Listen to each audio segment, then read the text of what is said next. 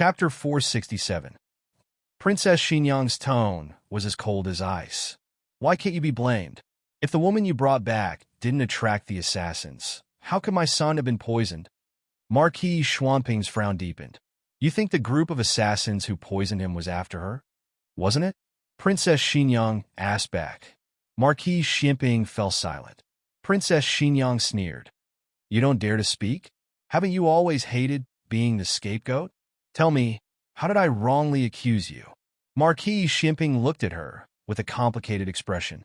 Qin Fengwan, will this affect your relationship with Xiaoheng? What do you mean?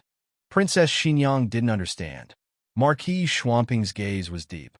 Do you think that group of assassins who came after his mother will make you resent him? Without waiting for Princess Xinyang's reply, Marquis Ximping continued. I'm not a good person to begin with. It wasn't easy for me to be a human, but I was wronged. Qin Fengwan, you asked yourself. No matter what the result is, don't blame me. Princess Xinyang felt an ominous premonition rising in her heart. Marquis Ximping looked at her, his gaze solemn and cold. Qin Fengwan, we agreed that you wouldn't fall in love with me, and it's best if I don't like you. On the night of our wedding, you told me not to touch you, and that we would always be husband and wife in name and not interfere with each other. But then, I touched you, and you got pregnant. Let me ask you, do you want this child? If you do, he'll be my legitimate son. I, Xiao Ji, will only have one legitimate son in my life, and that's your child. If you don't want it, I won't say anything. The stomach is yours, so it's up to you to give birth to it. You know very well whether I want this child or not. Back then, the princess's residence and Marquis Schwamping's residence were heavily guarded. It was even more impenetrable than the imperial palace. Not even a fly could fly in. Let me ask you, why would assassins poison the child? Princess Xinyang's eyes trembled. You, Marquis Ximping sneered and nodded. That's right, that's what I meant. There's a spy. There's a traitor around you. Princess Xinyang's expression changed. That's impossible. I have the dragon shadow guards guarding the two children day and night. How could they have the chance to poison them? Marquis Ximping's sneer froze on his lips, and his eyes turned cold. That's right. You have the dragon shadow guards guarding your children. Who would dare to poison them? Think about it yourself. Princess Xinyang's mind exploded like a thunderclap. Dragon shadow guard? No, that can't be. Why would the dragon shadow guard poison her child? This conjecture was too bold, and could even be said to be absurd. She laughed to herself. However, not long after, her smile gradually froze on her face. Marquis Ximping was right. At that time, the Marquis Ximping Manor and the Princess Manor were indeed heavily guarded. Not to mention outsiders. Even the Emperor's Dragon Shadow Guards might not be able to sneak in without alerting anyone, because she also had the Dragon Shadow Guard. In that situation, other than the Dragon Shadow Guard herself, no one else had the chance to make a move. However, she trusted the Dragon Shadow Guard too much, so she never considered this flaw. Princess Xinyang resisted the trembling of her body and tried to grasp the last possibility. Why isn't it that group of people? Isn't that group of people suspicious at all? Marquis Ximping said, when they came and when they targeted Xiaoheng, I really don't know. Because Xiaoheng was rarely by his side. When that group of people targeted Xiaoheng, he wasn't there, so he didn't realize it. He said seriously, but I can tell you clearly that when the two children were in trouble, that group of people had not yet arrived in Zhao country. Princess Xinyang looked into his eyes. Why are you so sure? Marquis Ximping met her examining gaze without dodging. She said it herself. She said that if she didn't die, she would attract that group of people. When he said this, there wasn't a trace of emotion in his eyes. Princess Xinyang moved her eyes away. What she said before she died? Yes, Marquis Ximping said. Then is she really dead? Princess Xinyang asked. Marquis Ximping sighed. In any case, I buried her myself. Princess Xinyang smiled bitterly. You even buried her yourself. That's rare. Marquis Ximping pursed his lips and didn't argue with her. He looked deeply at her. She didn't implicate Xiao Qing, and Xiao Qing didn't die because of her and Xiaoheng. Princess Xinyang's focus was on that name. You still remember his name? Marquis Xianping paused with a complicated expression and sighed. How can I not remember? I chose the name. Have you forgotten? Princess Xinyang cast a sidelong glance at him. That's because you only recognize that character, right? Marquis Xianping. After being married for so many years, could she give him some face? Marquis Xianping's feelings for Xiao Heng actually came very slowly, or more accurately, it came very complicated. At first, he recognized Xiao Heng as his legitimate son. When Princess Xinyang wanted to raise Xiao Heng by her side, he refused in his heart. But Princess Xinyang had just experienced the pain of losing her son, and he couldn't deprive her of her right to be a mother at that point. In the past, he really did treat Xiao Heng coldly. He wasn't a competent father, but Princess Xinyang was an excellent mother. She taught Xiao Heng very well. Aside from not practicing martial arts, he became very elegant. This was the opposite of his desire to teach a Xiao Ji who could kill in all directions. This child wouldn't even kill a chicken, let alone kill in all directions. I've said all that needs to be said. You can think about the rest yourself. After Marquis Xianping finished speaking, he lifted the curtain and had Chong Jing stop the carriage. He sat in the carriage behind and left. Are we going to the princess's residence? Chong Jing asked. Princess Xinyang was immersed in the terrifying storm of chaos and didn't hear Chong Jing's words. Yes, okay, Chong Jing said to herself and drove the carriage to the princess's residence. The princess's residence still retained its original appearance, including the 2 delivery rooms. She treated Marquis Xianping with respect and didn't interfere with each other. This was the agreement before the wedding. Marquis Xianping said that he touched her, but that was his way of saying that he took responsibility for everything. But actually, she couldn't blame him. She drank too much wine and took the wrong medicine.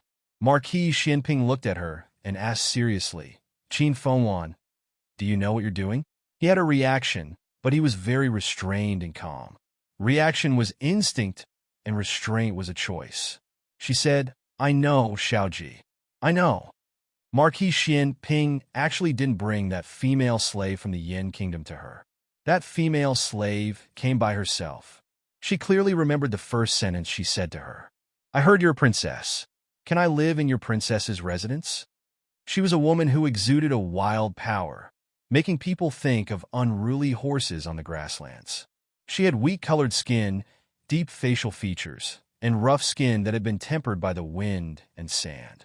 However, her eyebrows were exceptionally exquisite and deep. The women of the Zhao kingdom were beautiful with fair skin. When Princess Xinyang saw her, she realized for the first time that beauty had nothing to do with skin color. Her Zhao kingdom language wasn't very good. After explaining for a while, Princess Xinyang finally understood what she meant. It turned out that old Madame Xiao was overjoyed when she found out that she was pregnant. She was afraid that something would happen to her, so she sent 17 or 18 servant girls to serve her. She was very annoyed. I'm Marquis Xianping's wife. I know, but you don't love him. That's why you can live in my princess residence with your belly sticking out? Princess Xinyang didn't know whether to say that she didn't know what was good for her, or that she was extremely daring. In the end, Princess Xinyang still let her live in. There was no other reason than that she was a female slave from the Yin kingdom and knew many things about the Yin kingdom. Princess Xinyang was thirsty for knowledge. They got along very freely. She was different from the women of the Zhao kingdom. She had a different kind of free and straightforward character and didn't have many tricks up her sleeve. Thus, Princess Xinyang never expected that she would kill someone else's son in order to let her son live. But on second thought, wasn't this something she would do? She really was a ruthless and decisive woman. No wonder she could be brought back by Marquis Xianping. Marquis Xianping was dissolute and unruly outside, but he still abided by the rules in the residence. He wouldn't easily touch the servant girls in the residence. Old Madame Xiao had cried, made a fuss, and threatened to hang herself to get the 2 illegitimate sons. He also never brought back any woman. Xiao Heng's mother was the only one. He also wouldn't let other women offend her. There was once a courtesan who didn't know the immensity of heaven and earth who blocked her carriage and said she was willing to go home with her and be her cow or horse. She only asked to be able to wait by her and Marquis Xianping's side. The next day, that courtesan disappeared from the capital. After thinking about so many things, Princess Xinyang's emotions finally calmed down. She began to seriously consider the possibility of the Dragon Shadow Guards betraying her. The answer was almost impossible. If the Dragon Shadow Guards could betray their master, then they wouldn't be the Dragon Shadow Guards anymore. The Dragon Shadow Guards were given to her by the late emperor. They only listened to her and the late emperor's orders. But before she and Marquis Xianping were engaged, the late emperor had already passed away. Could it be that he gave the Dragon Shadow Guards the order to poison the two children from underground? How did he do it? A dream? Wait a minute. There was one person who wasn't the late emperor's Dragon Shadow Guards. Long Yi. Just as this thought flashed through Princess Xinyang's mind, she eliminated it. At that time, she had sent Long Yi to Fengdu Mountain to quell the chaos. He only returned when Xiaoheng was almost 1 month old. He simply didn't have the opportunity to commit the crime. So, was it really done by the other 4 Dragon Shadow Guards? But she couldn't figure it out. She didn't give them the order to poison the 2 children. The late emperor even more wouldn't. In this world, if there wasn't a third person who could also give them orders, then the late emperor really crawled out from under the coffin? It couldn't be that the late emperor, on his deathbed, had them plot against her and Marquis Xianping's son. The late emperor clearly knew that it was impossible for her and Marquis Xianping to have a child. Her thoughts came to an abrupt end. Princess Xinyang was stunned. She seemed to have inadvertently thought of something. At that time, Marquis Xianping was still young, but the late emperor saw his potential. He was the youngest marquis of Zhao country and was personally conferred the title by the late emperor. The late emperor regarded him as his right-hand man. But under the late emperor's regard, he was firmly on guard against Marquis Xianping. The late emperor had secretly arranged the marriage between her and Marquis Xianping. Why secretly? Because if the late emperor could live for a long time, he planned to personally kill Marquis Xianping. If he died early, then she would kill Marquis Xianping. But at the same time, the late emperor also understood that Zhao country was in danger and couldn't do without Marquis Xianping. So the late emperor decided to use Marquis Xianping to the greatest extent. As long as he didn't rebel, he would be allowed to live. If he had any thoughts of rebellion, he would be immediately killed. But Marquis Xianping was extremely vigilant. Normal assassins couldn't get close to him. The late emperor thought of a honey trap. Of all the princesses, the late emperor had chosen her because he knew that she would never be moved by Marquis Xianping. Only a person who wouldn't be moved by Marquis Xianping could kill him at any time. But the late emperor was born in the royal family and had been the emperor for so many years. How could he not understand that the affairs of the world were unpredictable? What if her heart was moved? The late emperor didn't allow her to give birth to Marquis Xianping's child. He didn't allow her to have an unclear and unbreakable bond with Marquis Xianping. Directly killing Marquis Xianping wouldn't work either. The country needed him. The only prerequisite for killing Marquis Xianping was that he had thoughts of rebellion. As long as he didn't rebel, he could live, but her child couldn't live. The Dragon Shadow Guard's initial target was little Xiaoheng. Unfortunately, even though little Xiaoheng was born half a month earlier, he was about the same size as little Xiaoheng when he was born. The Dragon Shadow Guard must have made a mistake the first time. The second time, he accurately fed the poison into little Xiaoheng's mouth. Princess Xinyang didn't know why he used poison and not something else. It was all the late emperor's consideration. Perhaps it was to prevent the investigation of the Dragon Shadow Guard. Or perhaps the late emperor left his grandson with the last bit of mercy and left him with a decent corpse. Princess Xinyang's strength was sucked out. Her legs weakened and she fell to the ground. Princess Eugene flew in. She didn't wait for Princess Xinyang's return at Jade Water Alley. Instead, someone from the princess's residence sent a message saying that the princess had returned, but the situation seemed a bit off. She hurried over. Princess, what's wrong? Eugene knelt in front of her and asked while holding her slightly trembling shoulders. Princess Xinyang's face was bloodless. Her eyes were empty, as if they were filled with endless sorrow, but she couldn't cry a single tear. Princess Yang said with dull eyes. I thought that when father gave the dragon shadow guard to me, he at least trusted me and thought I was the only one who could bear this heavy responsibility. Eugene supported her with heartache. Princess Yang laughed self-deprecatingly. But in the end, he still didn't trust me. He was on guard against Marquis Xianping and on guard against me.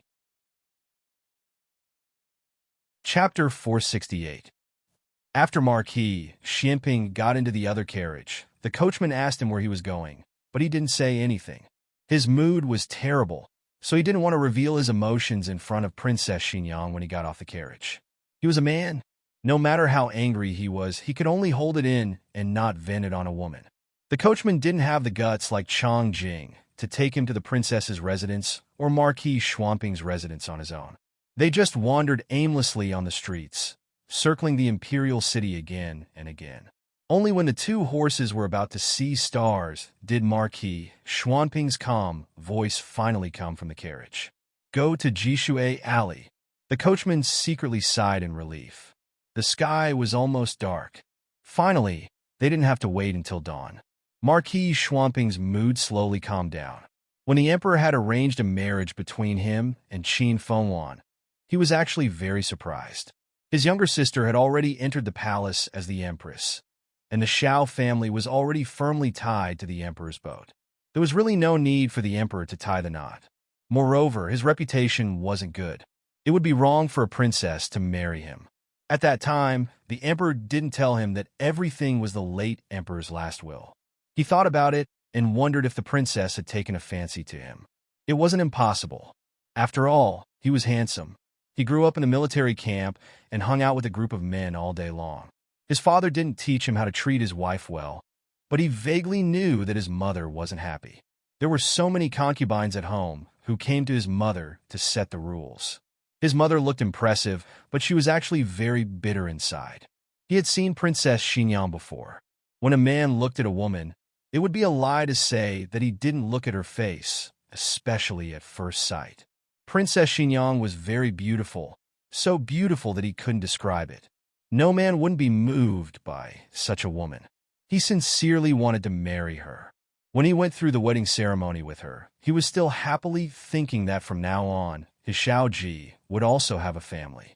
He was wearing a bright red wedding robe and happily lifted her veil. But she used an ice-cold dagger to point at his heart. Fuck. Marquis Xianping's emotions, which had finally calmed down, surged again. He tugged at his collar, and a trace of irritation flashed across his brows. Not there yet? The coachman was startled by this seemingly calm, but actually angry tone. He hurriedly said, Quick, quick, quick, quick. Don't go to Jadewater Alley, Marquis Xianping said. Ah, then where are we going? Aren't you changing your mind a little too quickly? It was not that Marquis Xianping did not want to see Xiao Heng, but he was a little irritated at the moment and was afraid that he would scare his son. After thinking about it, he wanted to find that old monkey Gu Chao to fight or something. When they arrived, they found out that old monkey had gone on a long trip. He didn't tell them where he was going. It seemed that he was going on a sightseeing tour. It was impossible to go sightseeing, not in this lifetime. The old monkey must have been sent by the emperor to do something. Marquis Xianping thought about it and obediently returned to Marquis Xianping's residence. He called Steward Liu over and listened to Steward Liu recount the recent events in the capital. Princess Xinyang had already mentioned the king of Ning. Old concubine Jing had learned about it from Steward Liu. Old concubine Jing had announced to the public that she had died suddenly. Steward Liu was in contact with Cunning Palace, so he naturally knew the inside story. Old concubine Jing was a remnant of the previous dynasty. She was the one who had ordered Xiao Heng to be poisoned when he was young. She was the one who had instigated the relationship between Empress Dowager Zhuang and the emperor. She was also the one who had planned Princess Ning An's marriage. Poor Princess Ning An, to fall into the hands of such a vicious mother. Steward Liu sighed deeply. Old concubine Jing's death had caused a stir in the capital for a while, but it had cooled down a long time ago. This was the first time Marquis Xianping had heard of it, so he should have been shocked. However, he had discovered that the old chancellor was targeting old concubine Jing before he left the capital, so he had more or less guessed that the old concubine wasn't as simple as she seemed. He just hadn't guessed that she had something to do with the remnants of the previous dynasty. According to Empress Xiao, old concubine Jing had been in close contact with the frontier fortress over the years. They all thought that she was communicating with Princess Ning, but in fact, she was contacting the remnants of the previous dynasty. The emperor had ordered Tang Yueshan to go to the frontier fortress as an imperial envoy. On the surface, he was there to visit Princess Ning, but in reality, he was there to clean up the remnants of the previous dynasty. The credit should have gone to my brother, but he's not in the capital.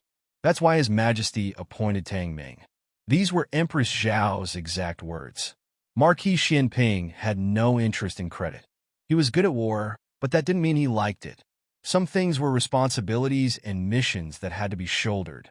If he couldn't protect his country, the country behind him would be destroyed, and his family would be destroyed. Empress Xiao didn't know about the old Marquis, but she didn't need to say anything. Marquis Xianping had guessed it himself. He must have gone north with Tang Yueshan. Tang Yueshan was a man who rejoiced in grandiose achievements. There was only one reason why he would allow the old monkey to travel with him. The old monkey wasn't going to war. Are they going to rescue Princess Ningyan? Marquis Xianping rubbed his chin thoughtfully. If the prince consort was also a pawn of old concubine Jing, then Princess Ning and situation wasn't optimistic. Marquis Xianping couldn't help but frown at the thought of Princess Ningyan. Back then, Empress Dowager Zhuang seemed to want to set him up with Princess Ningbin, but that girl was always like a frightened rabbit. He didn't like it. He was a man who didn't know how to be gentle with women. He couldn't be tainted by such a weak rabbit. "All right, you can leave," Marquis Xianping said tiredly. "Marquis," Steward Lu smiled. "Are we still going to bring the young duke back?" Emperor Xiao had contacted Marquis Xianping through Steward Lu. So Steward Lu already knew that the illegitimate child was the young duke. Marquis Xianping glanced at him coolly. "You haven't brought him back?" Steward Lu was rendered mute on the spot. He had gone to bring him back from the countryside, but he hadn't brought him back to the manor even after he'd gone to the capital. He hadn't known that he was the young duke, so he hadn't respected him. It was quite scary when he thought about it. Marquis Xianping had planned to rest for a while, but now he stood up and walked towards the door. "I have my own plans for this. Don't get involved. You don't have to go to Jade Water Alley in the future." "Marquis, you don't plan to announce the young duke's identity for the time being?" "Yes." Marquis Xianping would have announced it a long time ago. But this time, he was extra cautious. He wasn't afraid of those people, but he had lost Xiaoheng once. He couldn't lose him a second time. When he returned to the capital, he naturally had to report to the emperor. The emperor also expressed his regret that his son had killed Marquis Xianping's son. Marquis Xianping thought about it and decided not to tell the emperor. The emperor had taken away his mining rights before, so he was a person who held a grudge. Dusk fell. Marquis Gu finally got off work. The manor that Empress Dowager Zhuang had ordered was in the final stage and would be completed soon. In fact, he had ordered almost everything. He didn't need to supervise the work every day. However, the demand for bellows had increased recently. In addition, there were several farming tools from the people, water wheels, threshing machines, and grain elevators. The Ministry of Works was busy sending people to learn. With the bellows as an example, this time the Ministry of Works didn't dare to be arrogant anymore. They humbly asked the farmers from the people for advice. Speaking of which, it was strange. Were farmers all so awesome these days? The water wheels were much better than those of the imperial court. The water wheel technology of the Zhao state was also imported from the Liang state. The Liang state had the most advanced water wheels and axles. Combined with ponds, they could achieve a certain level of low water flow and high water flow. However, this kind of civilian water wheel took the advantages of vertical and horizontal wheels to the extreme. The height of water lifting was greatly increased. Even in places with steep terrain, the water flow could be low and high. Marquis Gu had been studying this all day. He hadn't had time to look at the threshing machines and grain elevators. He didn't know which talented person among the people had made such amazing things. The Ministry of Works had already sent people to investigate. Marquis Gu entered the courtyard. His family didn't seem to be there. Only 7 chickens were working in the vegetable garden to catch insects. There isn't even an old woman guarding the door. I asked 2 servants to come over, but they refused. Marquis Gu complained. After he finished complaining, he realized that a chicken had swaggered to his feet. He stopped and looked at the chicken. The chicken also looked at him. This was Little Chi. However, Marquis Gu didn't recognize it. In his eyes, it was just a chicken just like the other chickens. Speaking of which, it was really funny. Who would bring their chickens to the capital? Were there not many chickens in the capital? Thinking of this stingy behavior, Marquis Gu felt particularly embarrassed. His daughter was raised in the countryside, and his son-in-law wasn't any better. He was really worried that the little guy in Yin, and Yao Shi's womb would be led astray by them.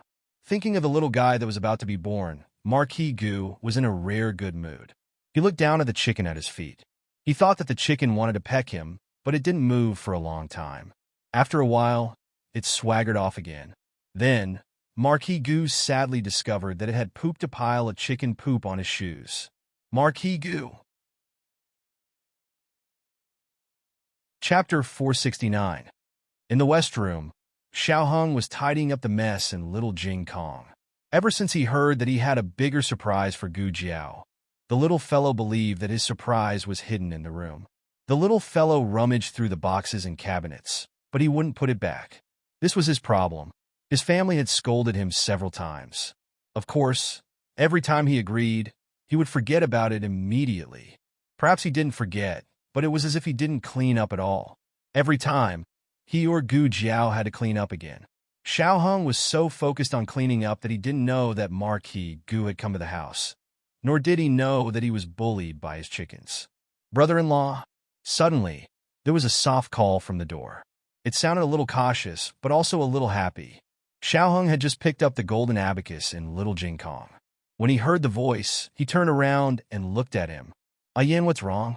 There were no classes in Qinghe Academy today. Gu Xiaoshan went to Master Lu in Nan Xiang's house. Gu Yin said that he was not feeling well and stayed. Gu Yin stood at the door with his hands behind his back. He looked a little reserved.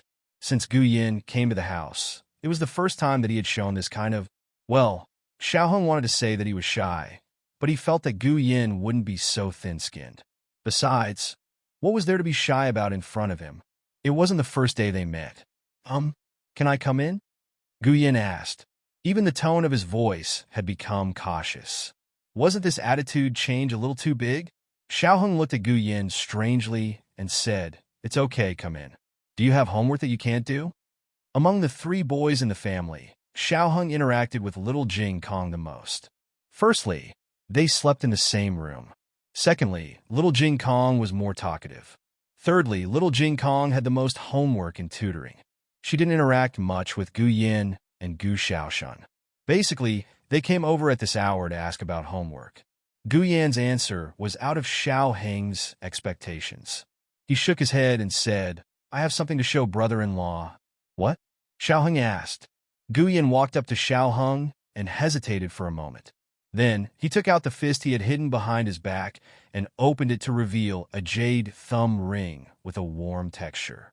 If Gu Jiao was here, she would definitely recognize that this was the jade thumb ring that she had accidentally put in her sleeve when she first resuscitated Gu Yin. Gu Yin treasured this jade thumb ring very much and didn't allow anyone to touch it. Gu Yin flew into a rage when Gu Jinyu accidentally touched it once. Gu Jiao was special. Gu Jiao touching it was equivalent to touching it himself, so Gu Yin didn't mind. Xiaoheng looked at the jade thumb ring in his hand and didn't know what he meant. Gu Yin took in his expression, and a trace of disappointment flashed across his eyes. He lowered his eyes and said bitterly, "You really don't remember." "I remember that it's your jade thumb ring," Xiaoheng said. He didn't know if he was right. Gu Yin said sullenly, "No, it's yours." "Mine?" Xiaoheng was surprised. There were 2 meanings to this sentence. One was that it originally belonged to him.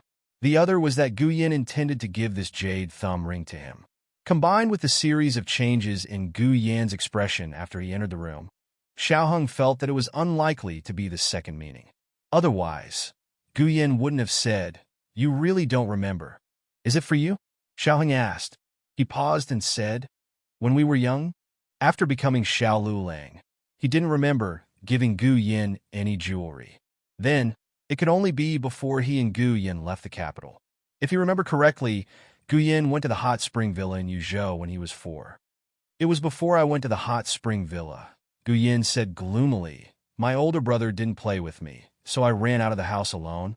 He left the house by ditching the servants and crawling out of the house. This way of leaving the house was a little embarrassing."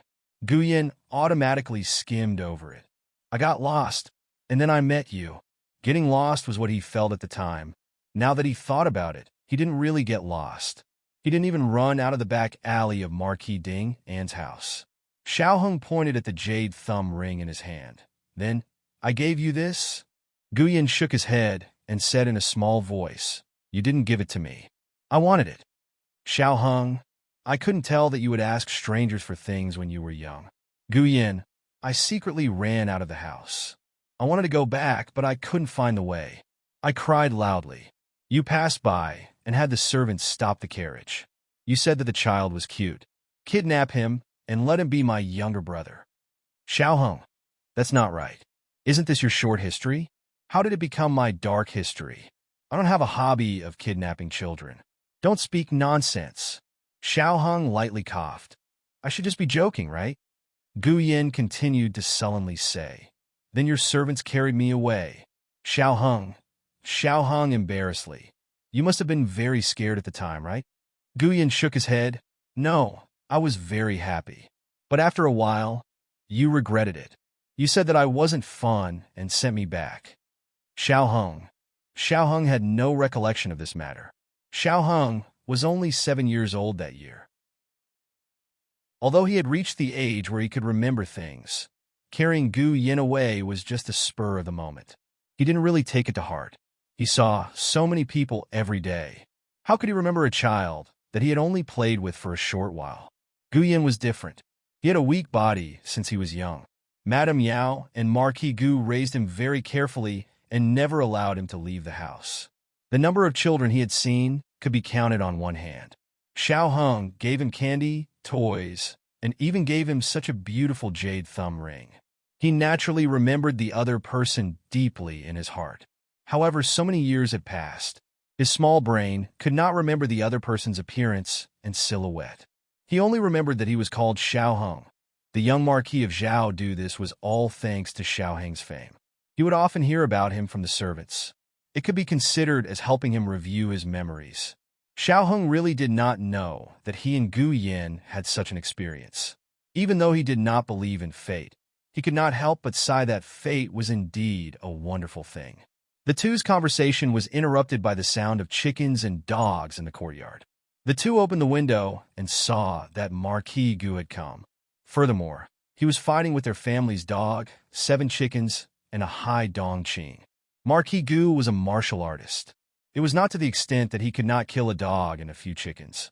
However, the dog was his son's pet, and the chickens were poultry that Madame Yao raised every day. He did not have any misgivings about this bird, but this bird was too good at flying. He could not catch it. Xiao Heng and Gu Yin went to the courtyard to stop the chaos. At this time, Marquis Gu was covered in chicken feathers. Marquis Gu was so angry that he hated that he couldn't kill those hateful chickens, especially the smallest one. It pooped on him several times. Gu Yin looked at his father's sorry state and suddenly could not help but laugh out loud. "Marquis Gu, stinky brat, do you still remember that I am your father?" Gu Yin's laughter continued until Madame Yao came back. Madame Yao was going to give birth next month. Gu Jiao calculated that her due date was the first day of next month, so there was still half a month left. Her limbs were slightly swollen, and it seemed that it was difficult for her to move. Marquis Gu immediately ignored Gu Yin and walked over to help her. "Why did you go out again? How did Senior Servant Fong look at you? You should be careful." Madame Yao's action of crossing the threshold really scared him. Was a pregnant woman walking so fiercely? In the past, Madame Ling did not dare to do this. In reality, Madame Yao also felt that this pregnancy was easier than the first. If it was not for the fact that she was getting older, it would have been easier. In the village, She had seen farmers work in the fields with their bellies protruding. Compared to them, she was very delicate. However, compared to the madams and mistresses of large families, she was still a bit fiercer. Marquis, how did you end up like this? Madame Yao looked at him in shock. The old Marquis could not say that he had been bullied by a few chickens. He could not lose face in front of his wife. He gently coughed and said, "It's nothing. The chickens ran out and I caught them." Madame Yao said, "I let them out. I had them catch insects in the vegetable slices." Other people's chickens would occasionally eat vegetable slices, but her family's chickens did not. They only ate insects and were very obedient. Marquis Gu awkwardly said, Then I'll let them out for you in a bit." Madame Yao looked at her family's recipe and said, "No need. We've caught enough for today. Marquis should quickly go change her clothes." Marquis Gu went to the carriage to change his clothes. Then he went to the backyard to talk with Madame Yao. He came today to visit Madame Yao and also to announce good news to Madame Yao. "Our son-in-law has been promoted." Madame Yao's eyes lit up. She unconsciously turned her head to look at Xiao Heng, who was chopping firewood with Gu Yan at the entrance of the kitchen. "Luling, you've been promoted?" Xiao Heng had only received the document in the afternoon and did not have time to tell his family. "Brother-in-law, you've been promoted?" Gu Yan looked excitedly at Xiao Heng. Xiao Heng held the chopper and nodded. "What position? What position?" Gu Yan's little fanboy asked. "Hamlin Academy's attendant." Xiao Heng said. "Heh." Marquis Gu laughed in disdain. "How great of an official am I? I'm just a Hamlin Academy's attendant. Royal Prince and is about to enter the cabinet as an assistant minister." Chapter 470. Gu Yan's eyes widened as he said, "So what if he's in the cabinet? My brother-in-law is the best." Marquis Gu chuckled. "If he's good, then why didn't he enter the cabinet?" Gu Yan angrily said, "My brother-in-law doesn't want to go. Otherwise, not to mention the cabinet, even the throne room would be open to him." "Oh my, this brat's tone is really big. Does he know what kind of place the cabinet is, and what kind of place the throne room is? In the country of Zhao, only those who have reached 5th rank have the right to meet the emperor. But that doesn't mean they can meet the emperor. Take him, for example. He is the assistant minister of the Ministry of Works, but he hasn't been to court many times. He can go if he wants to? Who do you think he is?" He. Gu Yan couldn't reveal his brother-in-law's true identity, so his face turned red from holding it in. "His surname is Xiao." Marquis Gu sneered. "So what if his surname is Xiao? There are so many people with the surname Xiao in the world. Do you think everyone is the young Marquis of Zhaodu?" Gu Yan was so angry he became a little pufferfish. What if he is?" Marquis Gu didn't hear that this was the truth and only treated it as a child's angry words. He pointed at Xiao Heng and said to Gu Yan, "He is the young Marquis of Zhao. Do I call you father?" Gu Yan looked at her father, at a loss for words.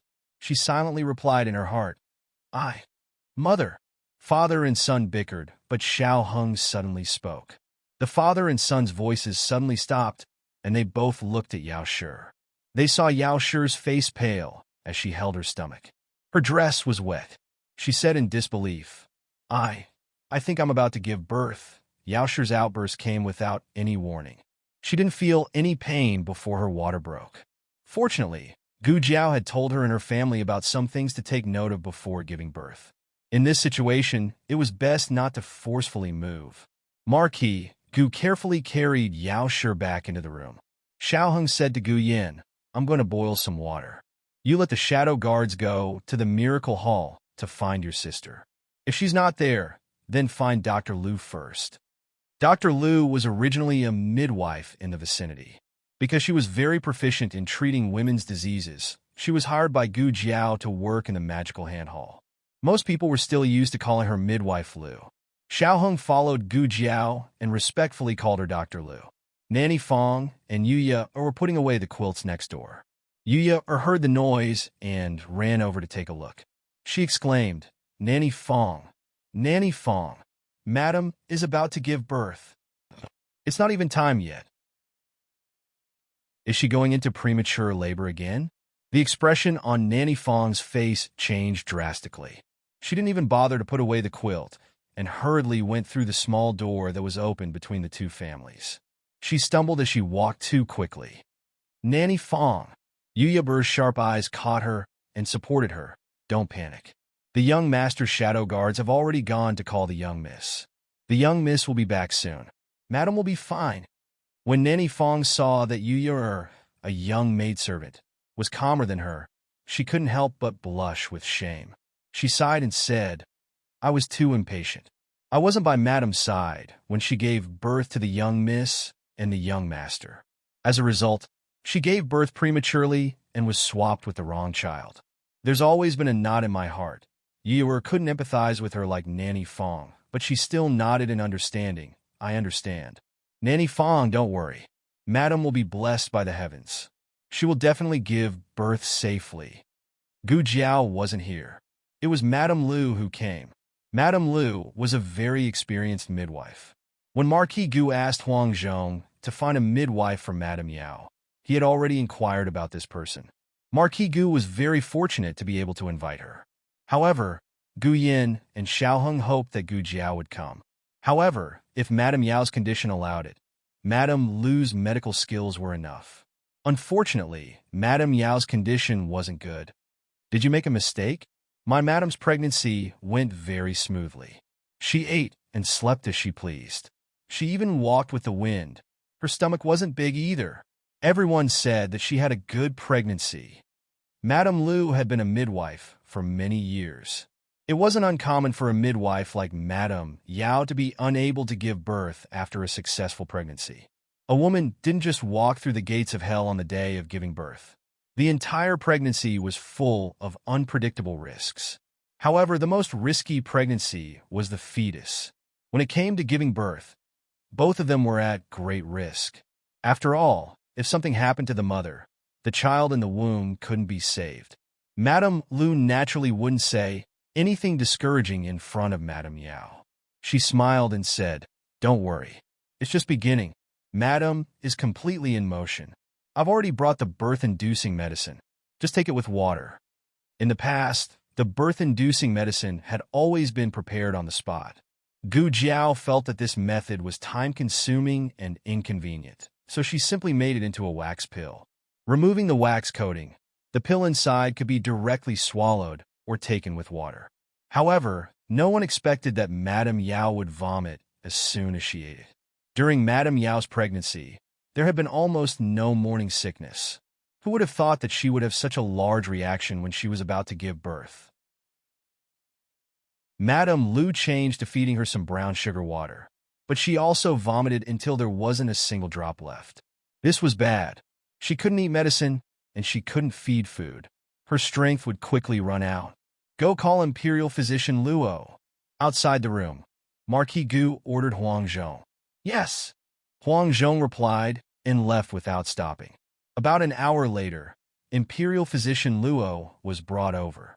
Imperial Physician Luo checked Madame Yao's pulse. His expression was just as serious as Madame Lu's. At this time, there was no need for him to say anything. Madame Yao had already realized that her pregnancy had not been easy. To be honest, when she was pregnant with Jiao Jiao and Yin Mer, her reaction was very large. 6 months later, she even vomited. That pregnancy had been very difficult, but the delivery could be considered smooth. Gu Yan's body was not good because he had been born prematurely. It wasn't that she couldn't give birth at the time. Imperial Physician Luo asked Madame Lu what she had done for Madame Yao. Madame Lu replied, I plan to give her some birth-inducing medicine. Unfortunately, she vomited everything she ate. She couldn't even drink water. Imperial Physician, how is my wife's condition? Marquis Gu was extremely anxious outside. Go make some more ginseng soup for Madame. If it really doesn't work, she can eat anything she wants. Also, tell Madame not to exert too much strength or cry. She needs to conserve her strength. Imperial Physician Luo left the delivery room after giving instructions to Granny Fong. He reported to Marquis Gu, Madame's condition is not optimistic. The possibility of a difficult birth is very high. Generally speaking, the first stage of labor for a virgin was 10 to 12 hours. The first stage of labor for a woman who was going through labor was 6 to 8 hours. From the time Madame Yao's water broke until now, less than 4 hours had passed. It was not yet time to diagnose a difficult birth. However, with Imperial Physician Luo and Madame Lu's many years of experience as physicians, as well as Madame Yao's pulse, the two had a tacit understanding of Madame Yao's condition. However, Madame Lu did not dare to say it, but Imperial Physician Luo did. Marquis Gu felt as if he had fallen into an ice cellar. His entire body was instantly soaked in cold air. Gu Yan's small face also became deathly pale. Xiao Heng stood beside him. He unconsciously pulled on Xiao Heng's sleeve. Xiao Heng pursed his lips and did not say anything. Gu Jiao had made a house call. He could not help with this kind of thing. He only hoped that Hidden Guard A could quickly bring Gu Jiao back. At that time, the two hidden guards had gone to the medical center. When they heard that Gu Jiao was not there, one went to the place where Gu Jiao had made a house call to inform her. The other went to bring Madame Lu over first. Gu Jiao had already received the news of Madame Yao's outburst. However, she was at the scene of the accident. A vicious attack had occurred in a casino. 3 people were seriously injured. It was unknown whether they were alive or dead. She and Dr. Song were busy rescuing the injured. Hemostatic forceps. She knelt on the ground and stretched out her hand. Dr. Song skillfully handed her the hemostatic forceps. She used the hemostatic forceps to clamp down on the injured patient's blood vessels. Aspirate, she said. The Research Institute's portable negative pressure aspirator had only appeared today. She did not know if it was because her strength had recovered, but the number of instruments in her small medicine box seemed to have gradually increased. If this was the case, then there was hope for Gu Yan's heart surgery. Dr. Song had been with Gu Jiao for so long, so he was not surprised by the strange things in her medicine box. He understood it immediately. He sucked out the blood and fluid in the patient's abdominal cavity. Gu Jiao found the remains of the dart that remained in the patient's abdominal cavity and took it out with tweezers. His spleen almost ruptured. She really did not know whether he was lucky or not. Gu Jiao was busy until midnight when she and Dr. Song finished rescuing all the patients. I will take them back to the medical center. You go back quickly, Dr. Song said to Gu Jiao. The shadow guards had been waiting outside the room for a long time. He knew that something must have happened at home. Gu Jiao nodded and returned to Bishui Alley with the shadow guard.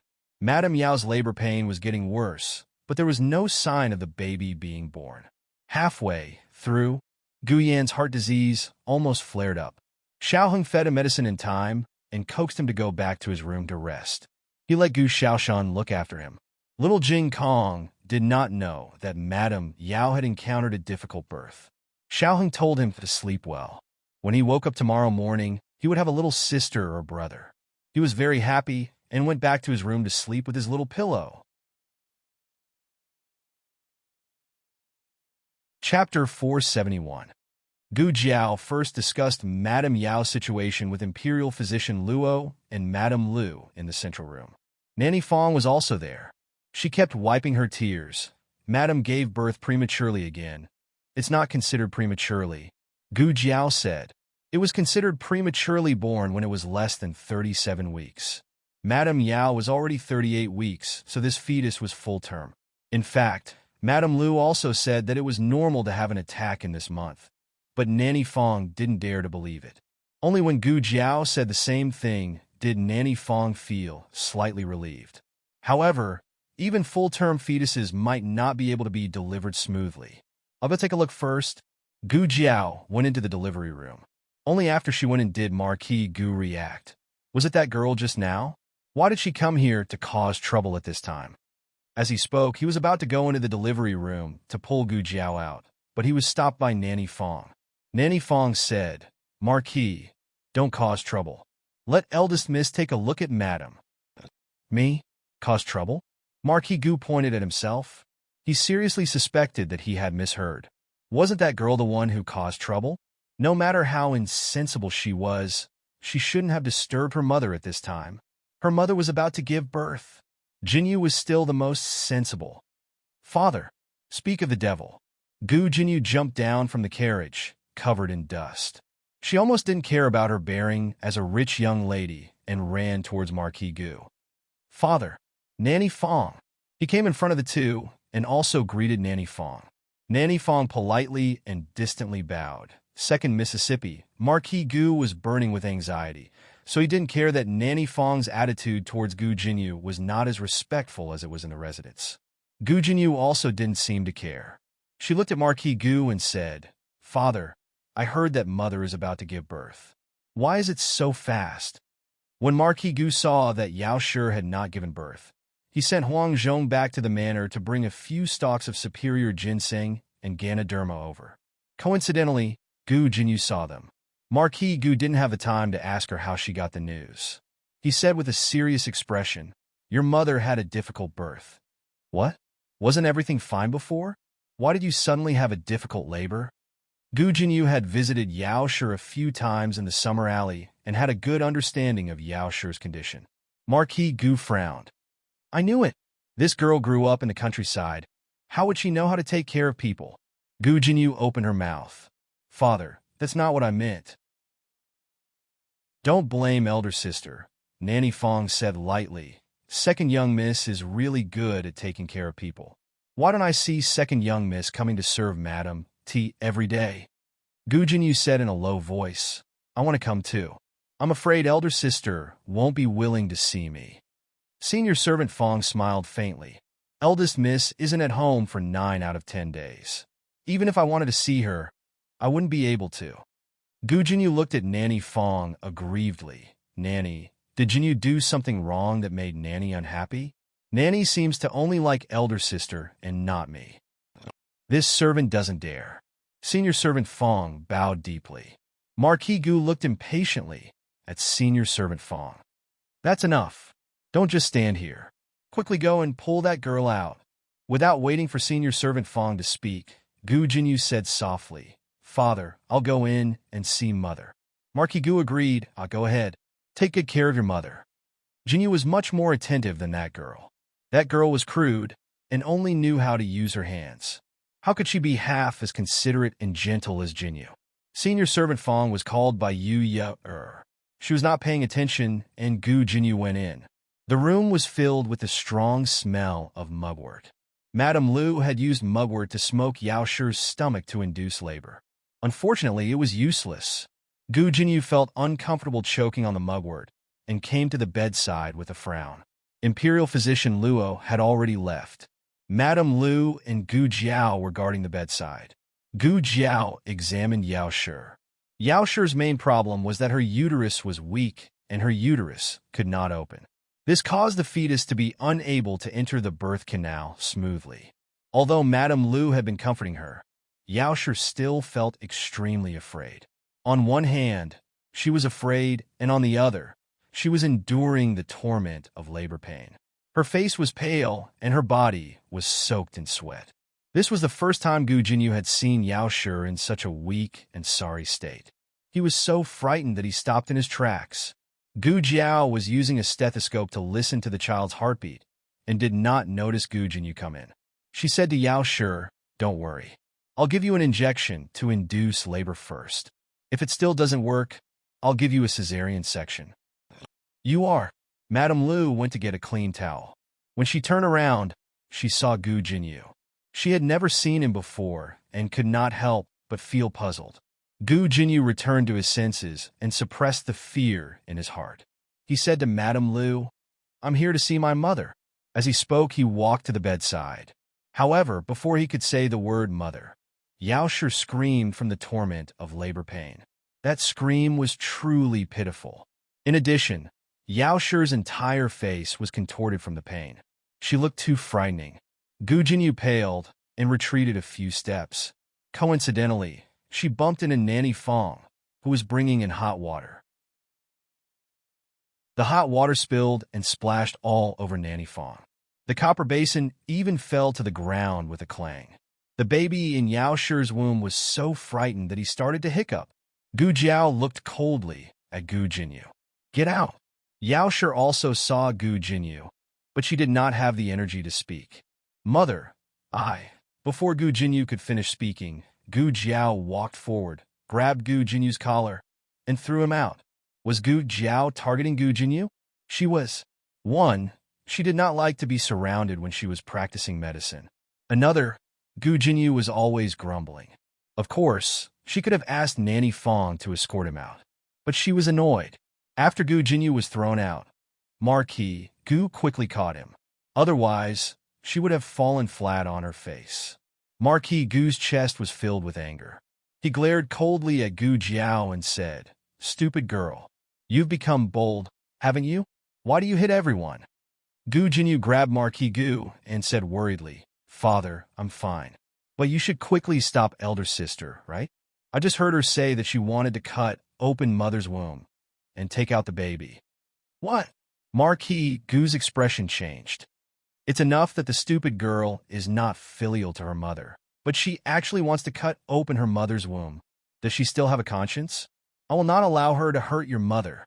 Marquis Gu rushed in aggressively. Unexpectedly, he had just taken a step when Shadow Guard A and Shadow Guard B both descended from the sky. Shadow Guard A sealed his acupoint with a whoosh.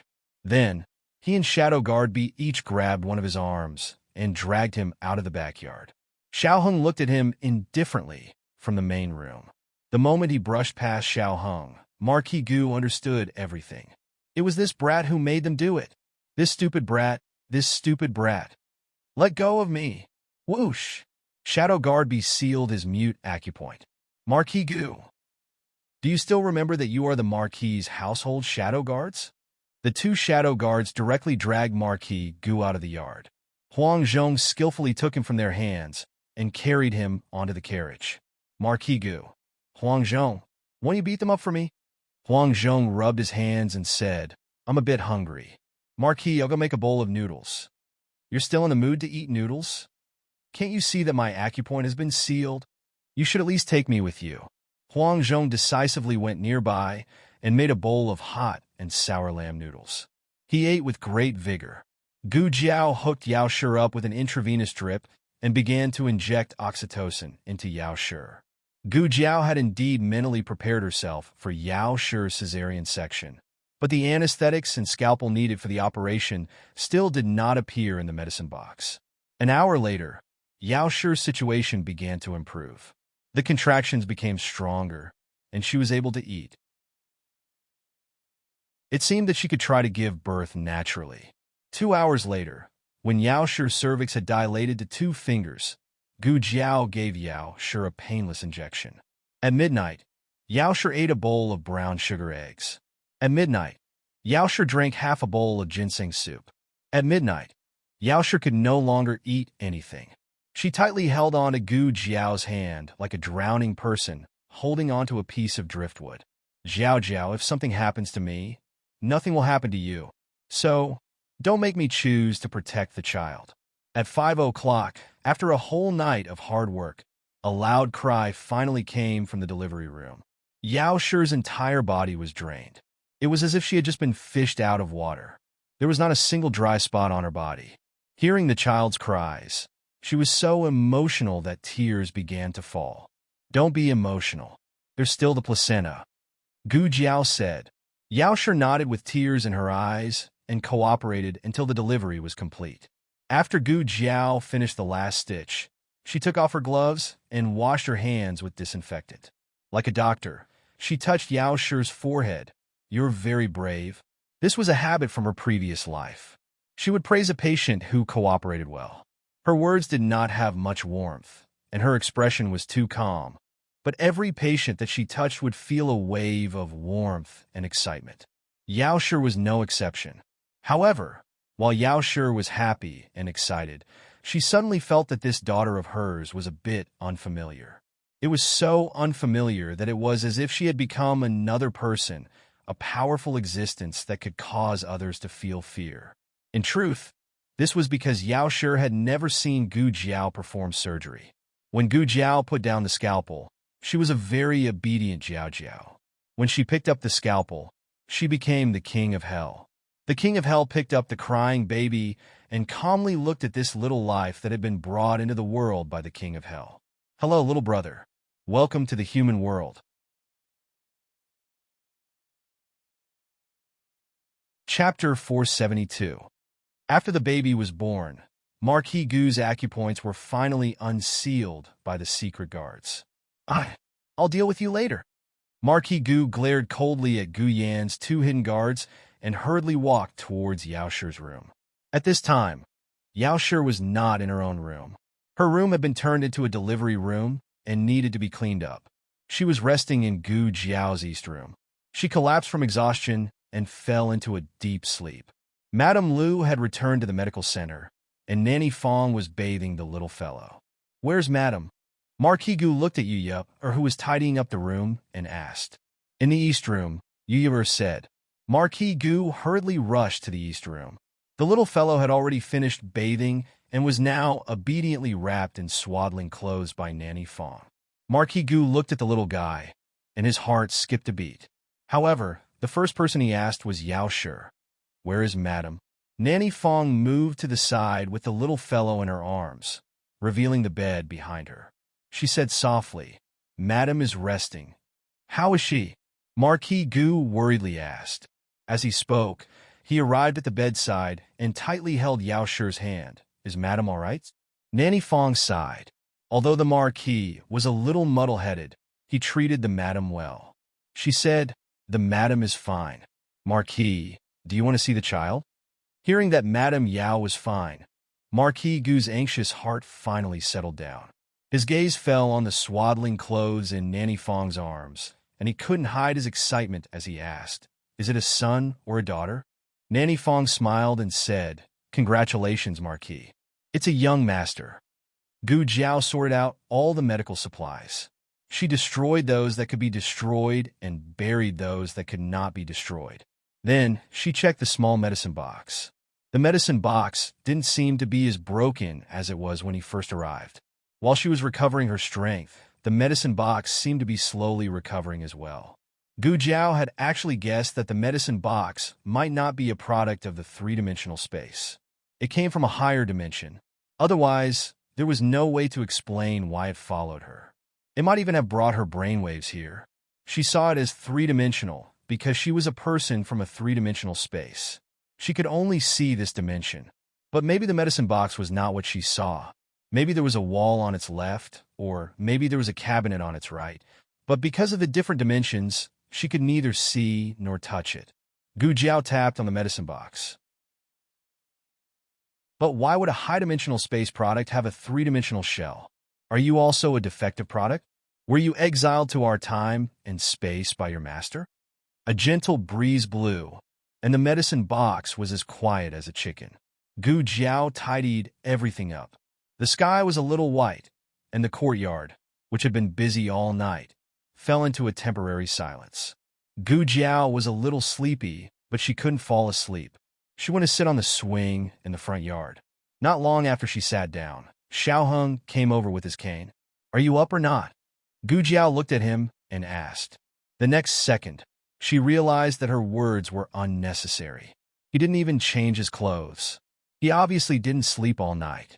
Xiaoheng sat down beside her and handed her a small yellow orange, saying, "Congratulations, Dr. Gu, on becoming an older sister." Gu Jiao peeled the orange and put half of it in his palm. "Congratulations to Lord Xiao for becoming a brother-in-law." Both of them laughed. The exhaustion of the night seemed to dissipate in each other's laughter.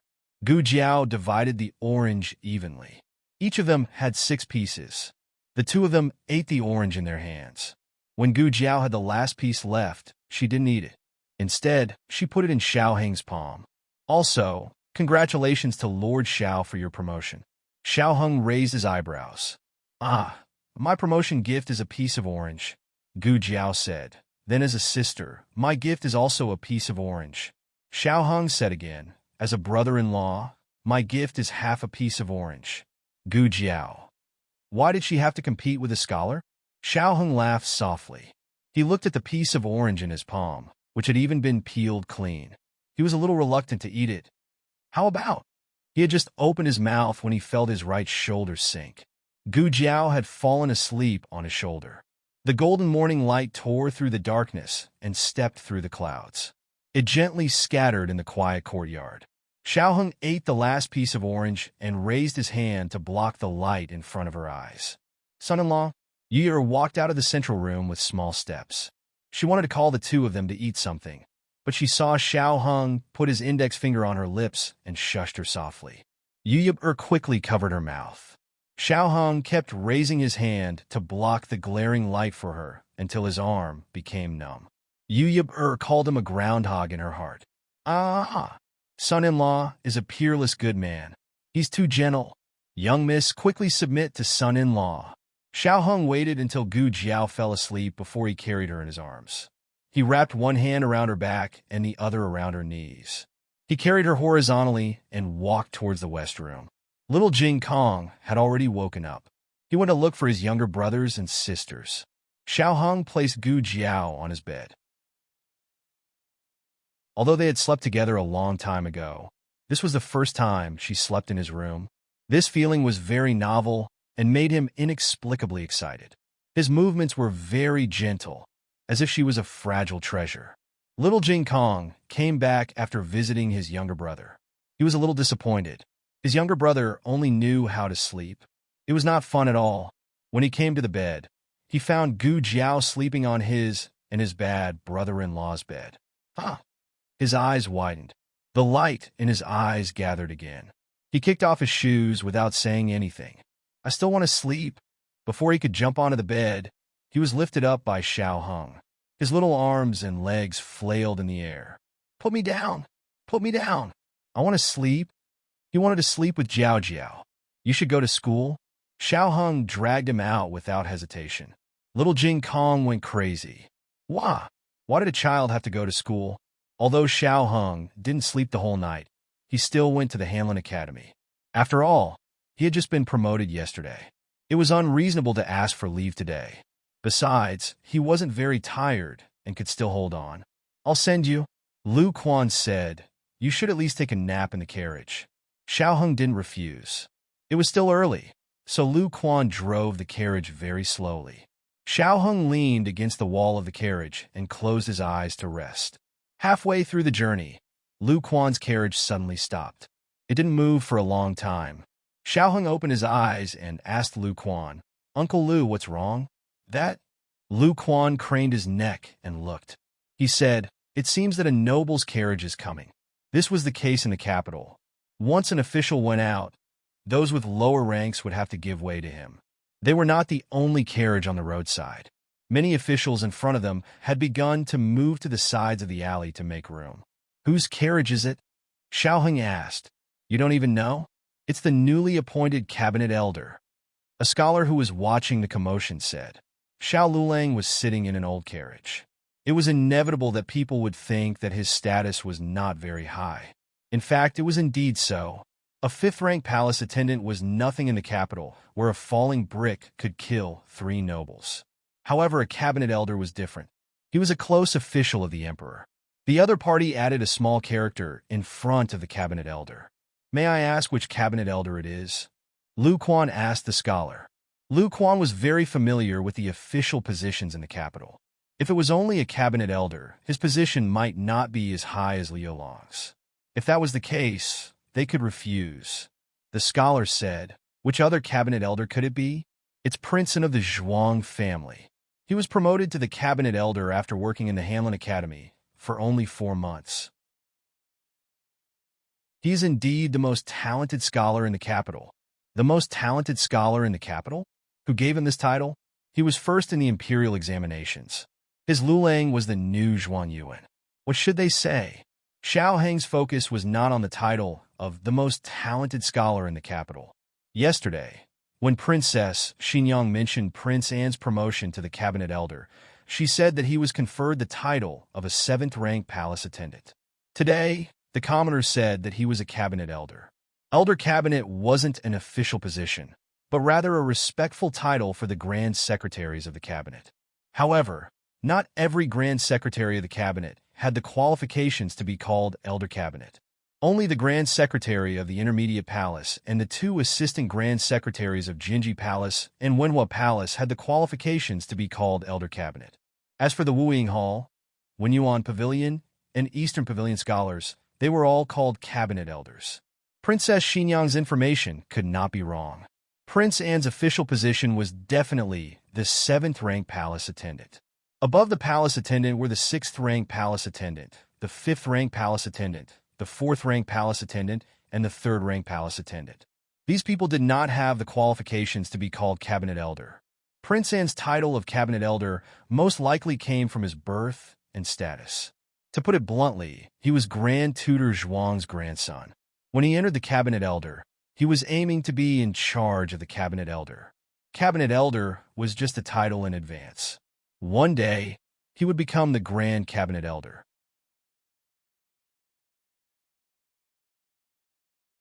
Chapter 473. Lu Quan looked back at Xiao Heng and asked, "Lu Ling, should we move aside?" In terms of official position, Xiao Heng was now a 5th-rank attendant, but the other party was Royal Princeton. They couldn't afford to offend him. "No," Xiao Heng said, "if anyone should move aside, it should be him moving aside." What a big tone. Royal Prince Anne's carriage came to the opposite side of Xiao Heng's carriage. The voice that came from inside wasn't Royal Prince Anne's, but rather Grand Tutor Zhuang's. Someone in the crowd recognized his voice and shouted, "It's the Grand Tutor!" No one expected Grand Tutor Zhuang to be sitting in Royal Prince Anne's carriage. The officials who moved aside for Royal Prince and secretly rejoiced that they didn't put on airs and obediently moved aside. Otherwise, they would be the ones being slapped in the face by Grand Tutor Zhuang. Who was this kid? His voice sounded very young. Perhaps he was young and immature and kicked an iron plate. Others couldn't recognize Xiao Heng's voice. But how could Grand Tutor Zhuang not recognize it? Opposing him at every turn, taking away the Empress Dowager's favor, causing the Empress Dowager to be distant and cold to the Zhuang family. It was all this Xiao Liulong's doing behind the scenes. Grand Tutor Zhuang was warned by the Empress Dowager not to make things difficult for Xiao Lulang, but he couldn't make things difficult for Xiao Lulang. Grand Tutor Zhuang simply had the coachman open the curtain. He sat in the spacious carriage, and the people could see the inside of the Zhuang family's luxurious carriage from different angles. It seemed modest and not high profile, but who would have thought that a simple armchair table was made of expensive gold-rimmed Phoebe Jinan wood? The curtain was only half opened, revealing Grand Tutor Zhuang's figure. Beside him was a pair of spotless official boots, presumably belonging to his grandson.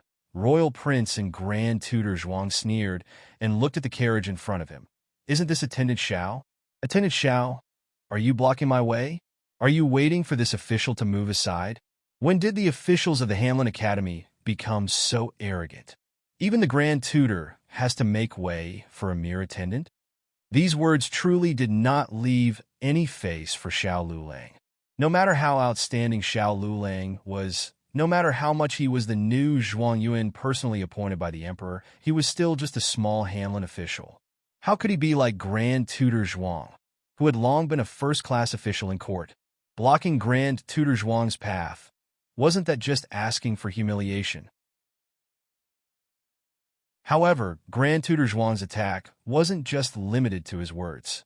He continued, "You can't possibly be relying on the fact that someone in the palace is supporting you to not put me in your eyes, right?" There was someone in the palace backing him up. Who was it? Grand Tutor Zhuang didn't point out that it was the Empress Dowager, so everyone naturally thought it was the current emperor.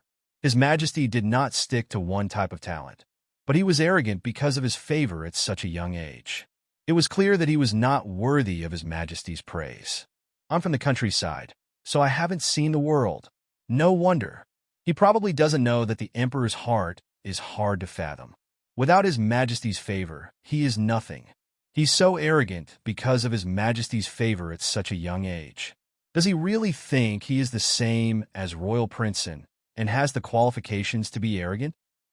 But Royal Prince and isn't arrogant. Royal Prince and is humble and courteous. He knows when to advance and when to retreat. He never oversteps his status. This is the demeanor of a great family. What's the saying again? A bucket full of water doesn't sway, but a bucket half full of water sways. Ha! Everyone was amused by an old man's teasing. People probably had a strange mentality. They liked to see people fall from a high place and enjoyed the pleasure of being judged. Everyone was waiting to see Xiao Lulang make a fool of himself. However, no one expected that a handsome man dressed in purple leisurely strolled out from behind the crowd. He had a powerful aura.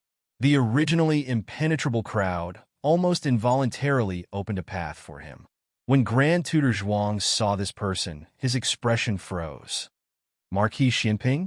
Marquis Xianping stopped beside Xiao Heng's carriage and looked at Grand Tutor Zhuang with a faint smile. Oh, isn't this Grand Tutor Zhuang? What a coincidence. You're also going to court? What time is it? Still going to court? Court has already been dismissed. No, he used the word also. Are you Marquis Xianping? So shameless?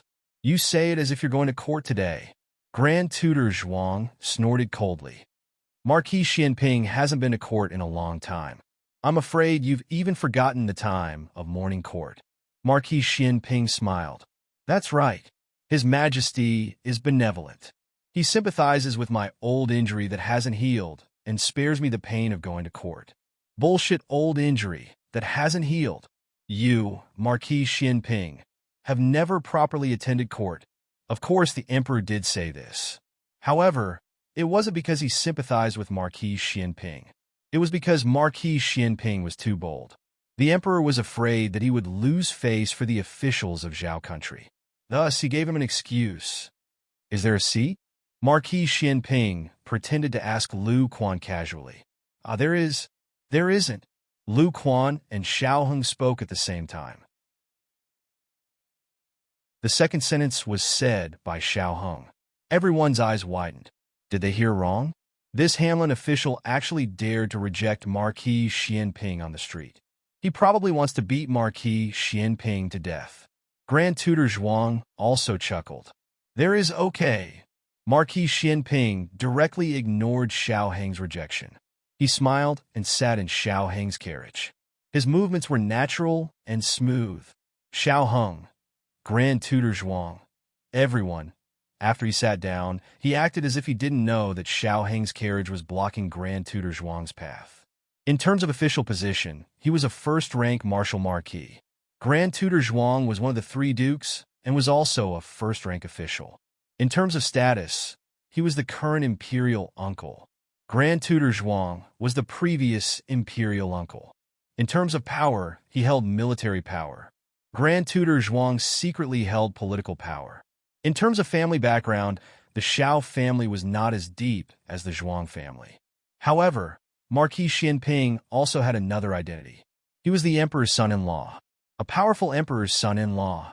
Since ancient times, those who married a princess were not allowed to enter the imperial court as an official. Marquis Xianping was the first. Marquis Xianping didn't care about the comments of others. He sat down casually and calmly looked at Grand Tutor Zhuang. His eyes were just short of saying, I won't make way for you. If worst comes to worst, I won't leave. Marquis Xianping was so arrogant, so shameless. Grand Tutor Zhuang was so angry that his teeth itched. Marquis Xianping lazily leaned against the wall of the carriage and raised his eyebrows. This marquis isn't worried about being late. I wonder if Grand Tutor Zhuang and your grandson aren't worried about being late? What kind of joke was this? How could Royal Prince and be late on his first day in the imperial court? Grand Tutor Zhuang was so angry that his head hurt. Marquis Xianping wasn't here to jinx him. How could there be someone as shameless as Marquis Xianping in this world? However, his anger didn't last long. He thought of something, and his expression relaxed. If we're late, wouldn't attendant Xiao be late? If he remembered correctly, this was also Xiao Liulong's first day of promotion. Didn't you, Marquis Xianping, want to stand up for Xiao Luling? Fine, you cause him to be late and get a demerit. Let's see if he still appreciates your kindness. Marquis Xianping's handsome face darkened. Fuck, I forgot about this. He narrowed his eyes and looked at old Fox Zhuang, then looked at the expressionless Xiao Heng. He leaned over and said softly as if he was coaxing a child, Don't worry, I won't let you be late. After saying this, he straightened his body. His voice was cold as he said faintly, Chongjing, move the obstacles away. Chongjing flashed to the front of the Zhuang family's carriage. Before the Zhuang family's guards could react, Chongjing had already lifted the entire carriage. Put it down gently. It's polite. Marquis Xianping reminded. Oh. Chang Jing really gently put the carriage to the side. Grand Tutor Zhuang almost exploded in anger and cursed in his heart. You fucking moved my carriage in the middle of the street, and you still have manners. Where did you get the face to say such words? Grand Tutor Zhuang was so angry that his entire body trembled. Marquis Xianping, don't go too far. If the news of Marquis Xianping's subordinates moving his carriage in the middle of the street spread, where would he put his face? Where would the Zhuang family put their face? Marquis Xianping was about to leave when Grand Tutor Zhuang suddenly shouted. He lifted the curtain and motioned for Lu Quan to stop the carriage. Lu Quan didn't dare to disobey and obediently stopped the carriage. Marquis Xianping casually walked down the carriage and came to Grand Tutor Zhuang's carriage. Royal Prince and suddenly had an ominous premonition. He was about to dissuade his grandfather, but it was too late. Marquis Xianping directly shattered the carriage. The walls of the carriage cracked and fell to the ground. Royal Prince and Grand Tutor Zhuang were exposed in front of everyone without any warning. The carriage was destroyed, and only a bench was left. The two sat on the bench as if they were suddenly stripped naked. They were so embarrassed that their faces turned red. Marquis Xianping looked at Grand Tutor Zhuang and arrogantly curled his lips. This is going too far. Grand Tutor Zhuang.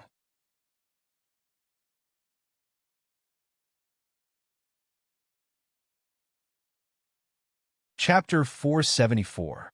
This matter was too big and had a bad influence. Grand Tutor Zhuang would definitely go to the emperor to complain about Marquis Xianping in order to save his old face. However, was Marquis Xianping afraid of him complaining? There were mountains of complaints about Marquis Xianping in the imperial study.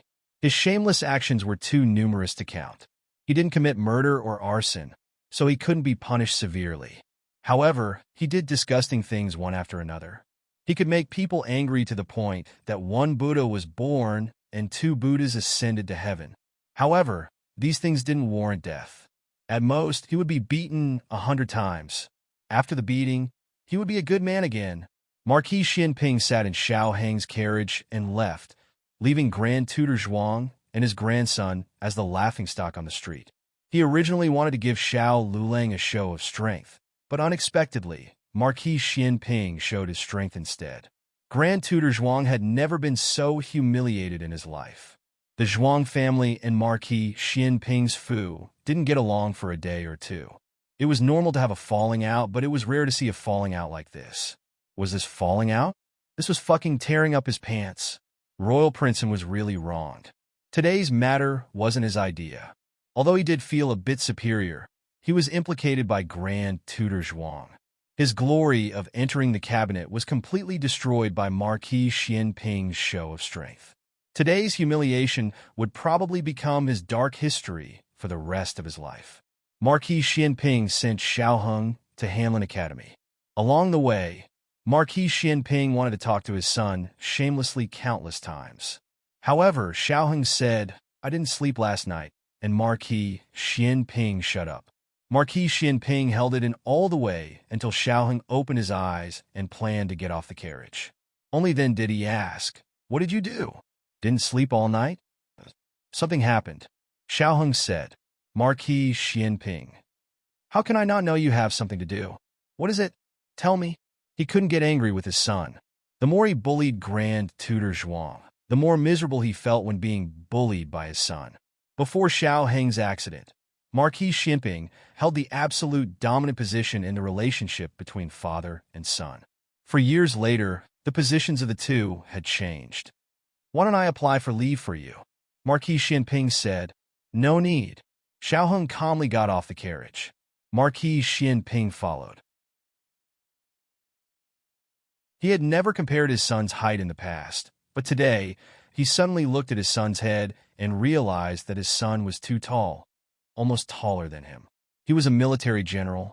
Since he was young, he had been rolling and crawling in the mud, so it was natural for him to grow taller. This brat did not do anything, nor did he see him run or jump, so how did he grow so fast? Seeing that Xiaoheng was about to enter Hanlin Academy, Marquis Xianping's sharp eyes noticed that his walking posture was very strange. He was someone who had survived the battlefield. Other than his face, there was not a single part of his body that was intact. He had probably suffered more injuries than Xiao Heng had fallen. How could they not see that his lame leg was different from before? He asked, "Your leg is better?" Xiao Heng's steps paused. "It's really better?" Marquis Xianping looked at him in surprise.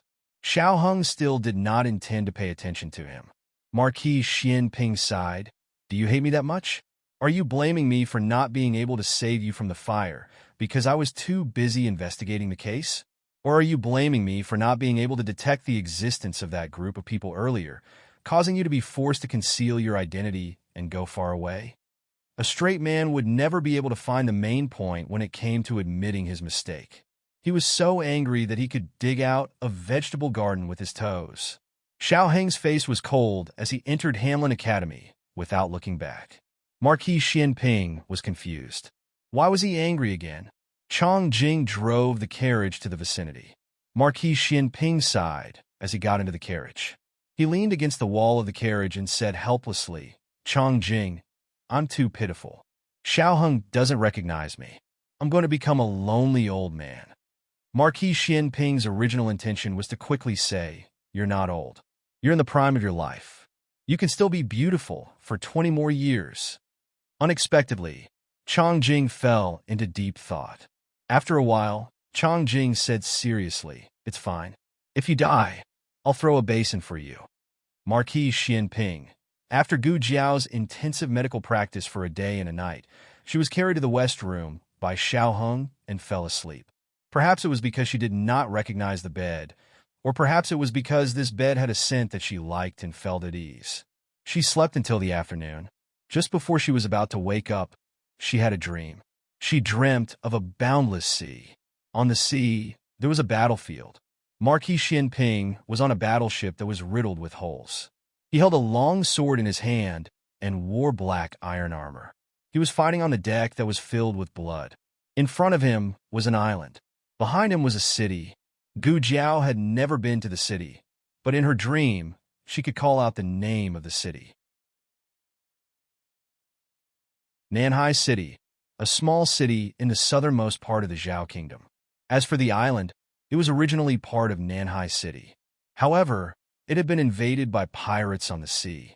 Marquis Xianping's goal was to wipe out the pirates and take back the island. This pirate incident was not simple.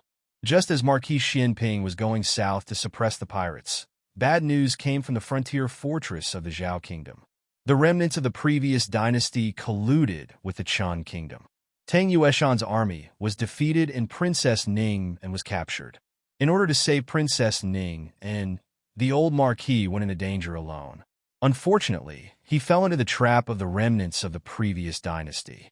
The frontier fortress lost 3 cities in a row. The emperor was furious. He immediately summoned Gu Chongqing, who was far away near Fengdu Mountain, back to the court. He ordered him to reorganize the Gu army and go north to attack the enemy. Unexpectedly, before the army set out, news came from the frontier fortress that Gu Chengfeng and the old Marquis had both died. It turned out that after Gu Chengfeng learned that his grandfather had been captured, he quietly left the capital and went to the frontier fortress alone to save his grandfather. He was a flying frost.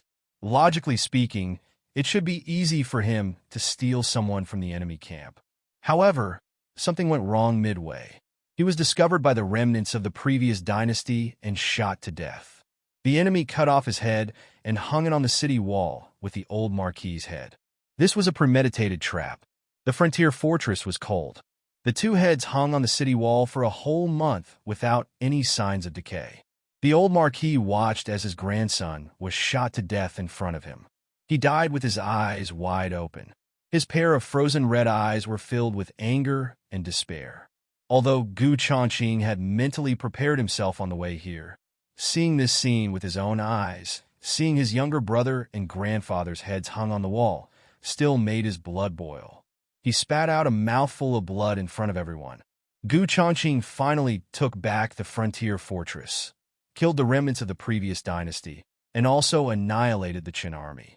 However, the price was his legs and the 100,000 soldiers of the Gu army.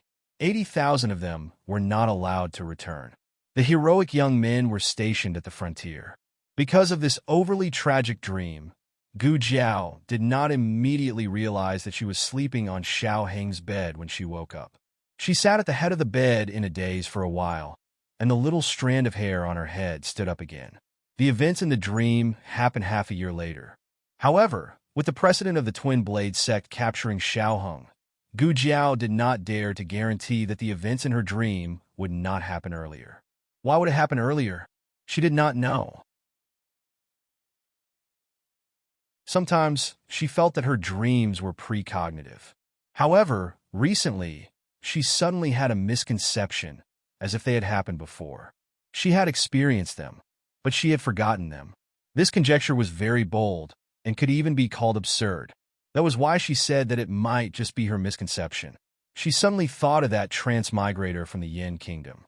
She wondered if he or she had experienced the same thing as her. It would be great if she could ask him in person. Forget it. Now is not the time to think about this. It was better to think about what happened in the dream. If her conjecture was correct, then the most important question right now was whether the tragedy of the Gu grandfather and grandson, as well as the 100,000 soldiers of the Gu army, would happen earlier. Your Majesty, Your Majesty, bad news. The Emperor was reviewing memorials in the imperial study when Eunuch Wei walked in with a hurried expression. What's the matter? The Emperor frowned and glared at Eunuch Wei. Eunuch Wei had been by the Emperor's side for a long time. He should not have been so unruly. Eunuch Wei felt bitter. He did not want to, but this time, something really big had happened. He reported, Your Majesty, Marquis Xianping has bullied Imperial Tutor Zhuang.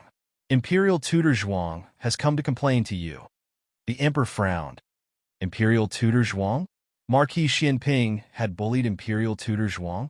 To be honest, he did not have a good impression of Imperial Tutor Zhuang. The Zhuang family had great power. On the surface, Imperial Tutor Zhuang respected him, the Emperor. However, who knew how many obstacles he had secretly set up? No matter what, Imperial Tutor Zhuang had been a senior official for 2 dynasties. He was also the Empress Dowager's older brother, so he was his uncle in name. The Emperor still summoned him to the imperial study. Grand Tutor Zhuang was a scholar, and all scholars had a sharp tongue.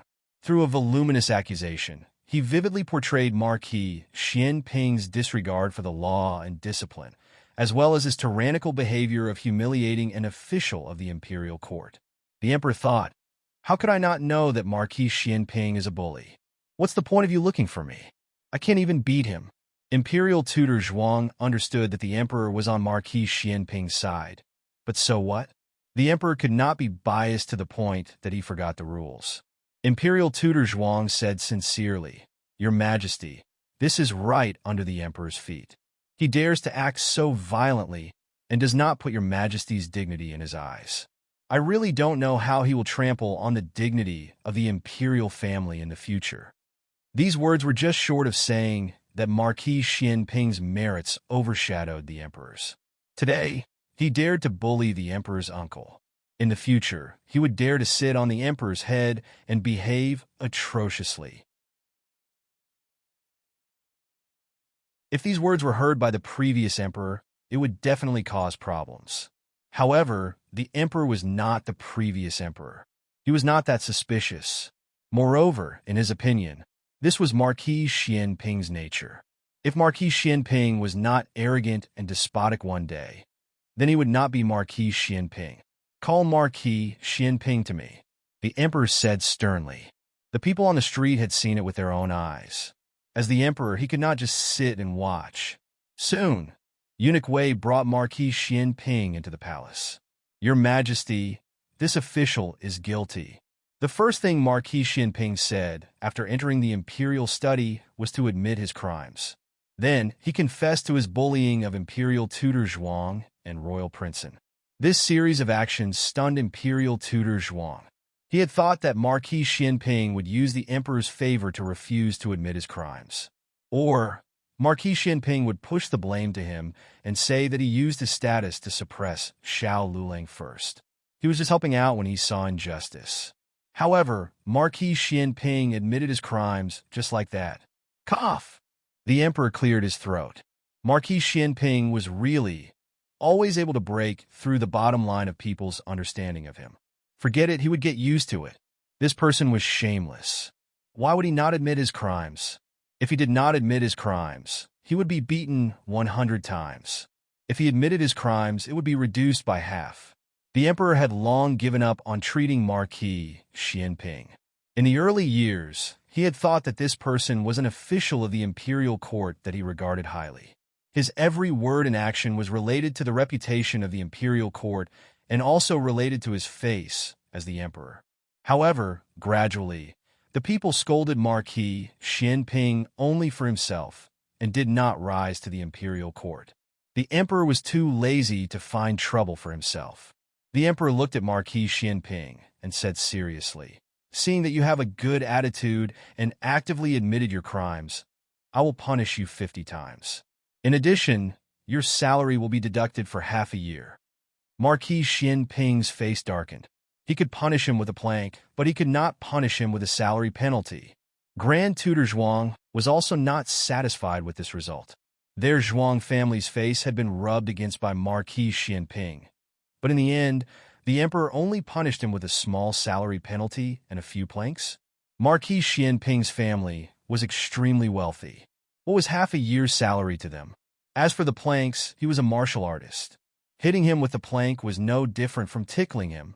Grand Tutor Zhuang was so angry that his face was ashen. He clenched his fists so hard that they made cracking sounds. Marquis Xianping calmly walked out and glanced at Grand Tutor Zhuang. He clicked his tongue and sighed. "How old are you? Haven't you weaned? You still want to complain?" Grand Tutor Zhuang.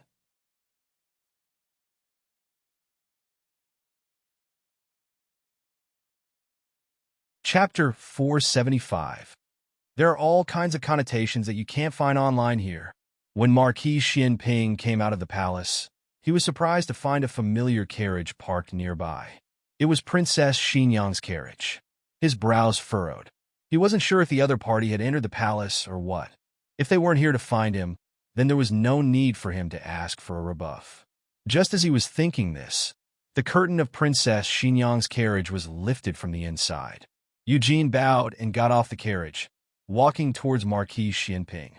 "Marquis." Eugene bowed respectfully. "The princess wishes to see you." That was a rare sight. After being married for so many years, the number of days that Princess Xinyang came to see him could be counted on one hand. He basically did not look for her. Ever since she had made a request on their wedding night, he had only maintained a superficial relationship with her. Marquis Xianping pondered for a moment, but still boarded Princess Xinyang's carriage. Marquis Xianping's carriage was also extremely luxurious, but the details were not as exquisite as Princess Xinyang's carriage. Princess Xinyang's carriage was obviously a woman's carriage, fragrant and exceptionally exquisite. If it was 20 years ago, Marquis Xianping would not be able to find a place to stay. Now, he was no longer the boorish fellow he used to be. He was also quite particular, elegant, calm, and refined. Well, at least on the surface. Marquis Xianping sat down on the bench next to Princess Xinyang. He raised his eyes and glanced at her, asking, "Is something the matter?" The Duke of Xinyang opened his mouth, a trace of hesitation passing through his brows. Marquis Xianping did not rush her. He casually picked up an orange and played with it in his hand. After a while, Princess Xinyang finally opened her mouth. "When did you know that there was a problem with the Dragon Shadow Guard by my side? You came looking for me just to ask this? Answer me." "Not long after Xiao Qing's accident," Marquis Xianping said honestly. "Did you find something?" "No. On the contrary, I didn't find anything. That's why I found it strange. Your Dragon Shadow Guard has always been in the shadows, but you already knew." "Yes." Xianping Ho did not deny it. From the first day Princess Xinyang married into the mansion, he had sensed several unusual auras in the dark. He had once felt a similar aura from the Dragon Shadow Guard by the Emperor's side, so he guessed that she also had a Dragon Shadow Guard by her side. But their identities were confirmed on the night of Xiao Qing's accident.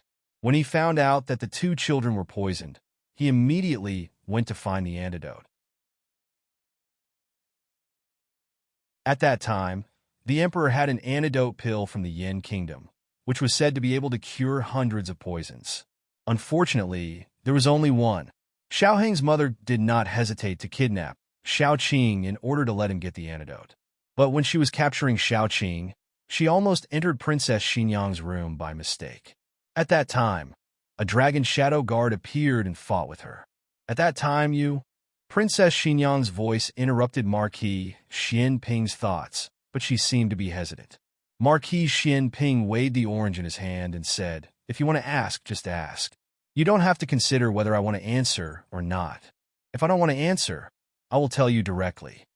Princess Xinyang said, "After you confirmed that the dragon shadow guard was the one who killed Xiao Qing, did you think about revenge?" Marquis Xian Ping faintly twitched his lips. "Would you believe me if I said I didn't?" Princess Xinyang pursed her lips. "Then why didn't you take revenge?" Marquis Xian Ping said seriously. "First of all, they were only executioners. The one who gave the order was the late emperor. There were only two people who could order the dragon shadow guard, the late emperor and Princess Xinyang. It couldn't have been Princess Xinyang who gave the order to kill her own son. It wasn't hard to come to this conclusion, but it was hard to accept it." Marquis Xian Ping chuckled. "Every injustice has its perpetrator, and every debt has its debtor. If I wanted to take revenge, I would go find the late emperor. Why would I make things difficult for a few executioners who only followed orders? Only a coward would vent his anger on a few subordinates instead of finding their master." This arrogant tone sounded like Marquis Xian Ping. Princess Xinyang said, "Just because of this?" Marquis Xian Ping looked at her strangely and smiled.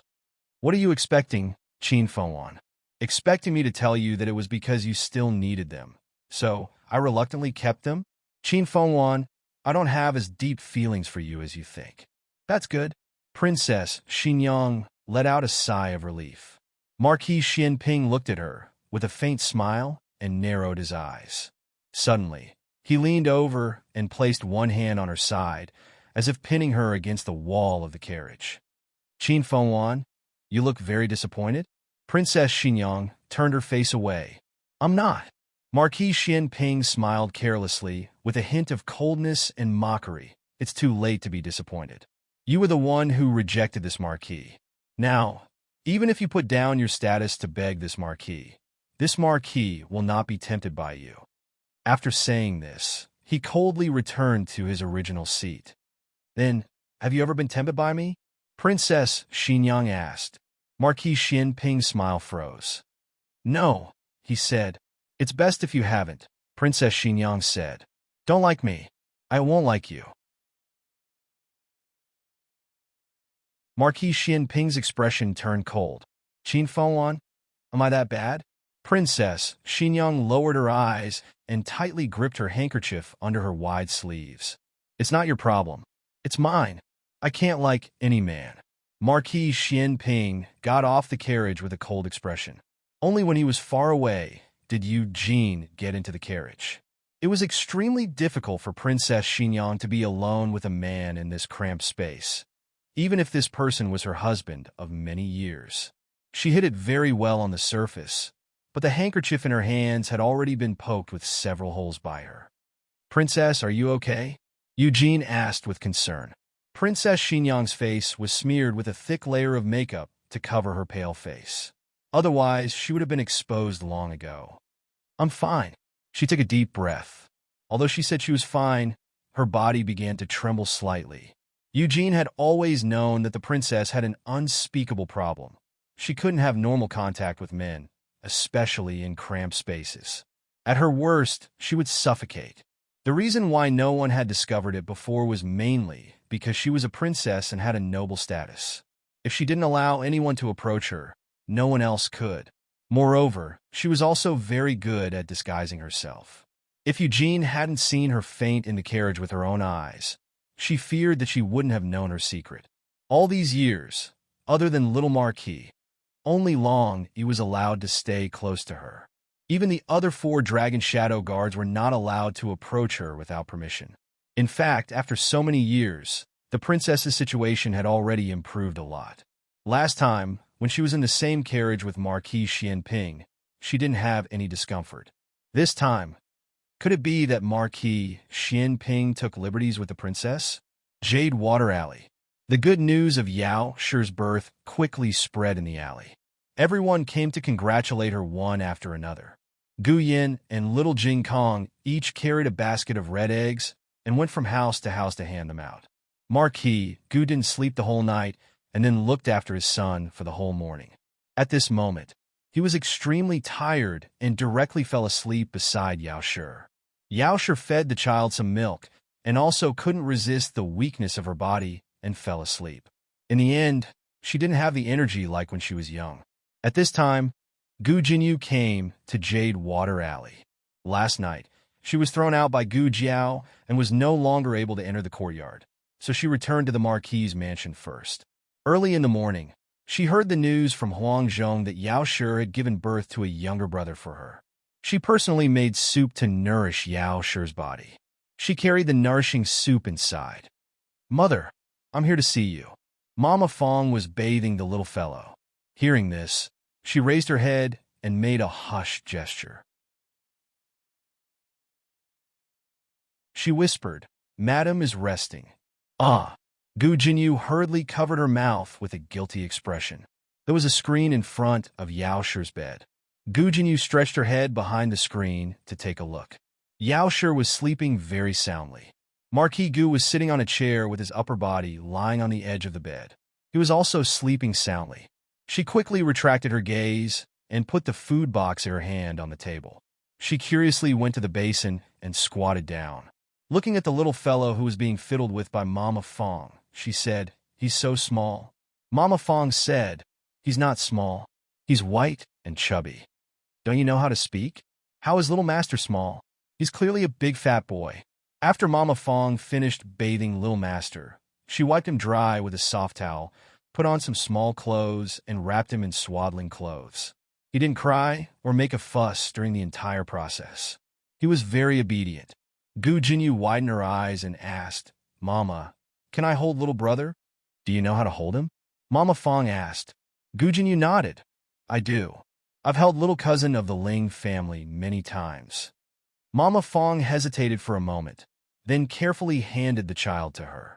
Gu Jinyu gently took the child and smiled as she looked at the little fellow in swaddling clothes.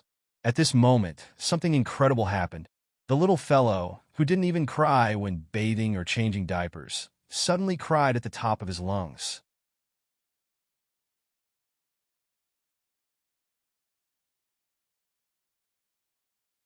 Chapter 476. There are novels with connotations that can't be found online here. Gu Jinyu was at a loss for what to do with the sudden crying. Nanny Fong was also shocked by the crying. Those who didn't know would think that Gu Jinyu was abusing the child. He was crying so heart-wrenchingly. Nanny Fong was rubbing the diaper, and her hands were wet. It wasn't appropriate for her to take the child, so she said to Gu Jinyu, "Put the young master in the cradle first." Gu Jinyu hurriedly put the child down. The child was crying too hard. Every cry sounded like someone was stabbing him with a needle. Gu Jinyu was so flustered that she lost her balance and stepped on the base of the cradle. She tripped and fell forward. The child in her hands also fell out. Her face turned pale. She wanted to catch the child, but it was too late. She fell hard on the ground. Her entire body was sore from the fall. One could imagine the terrible consequences of a newborn baby falling to the ground.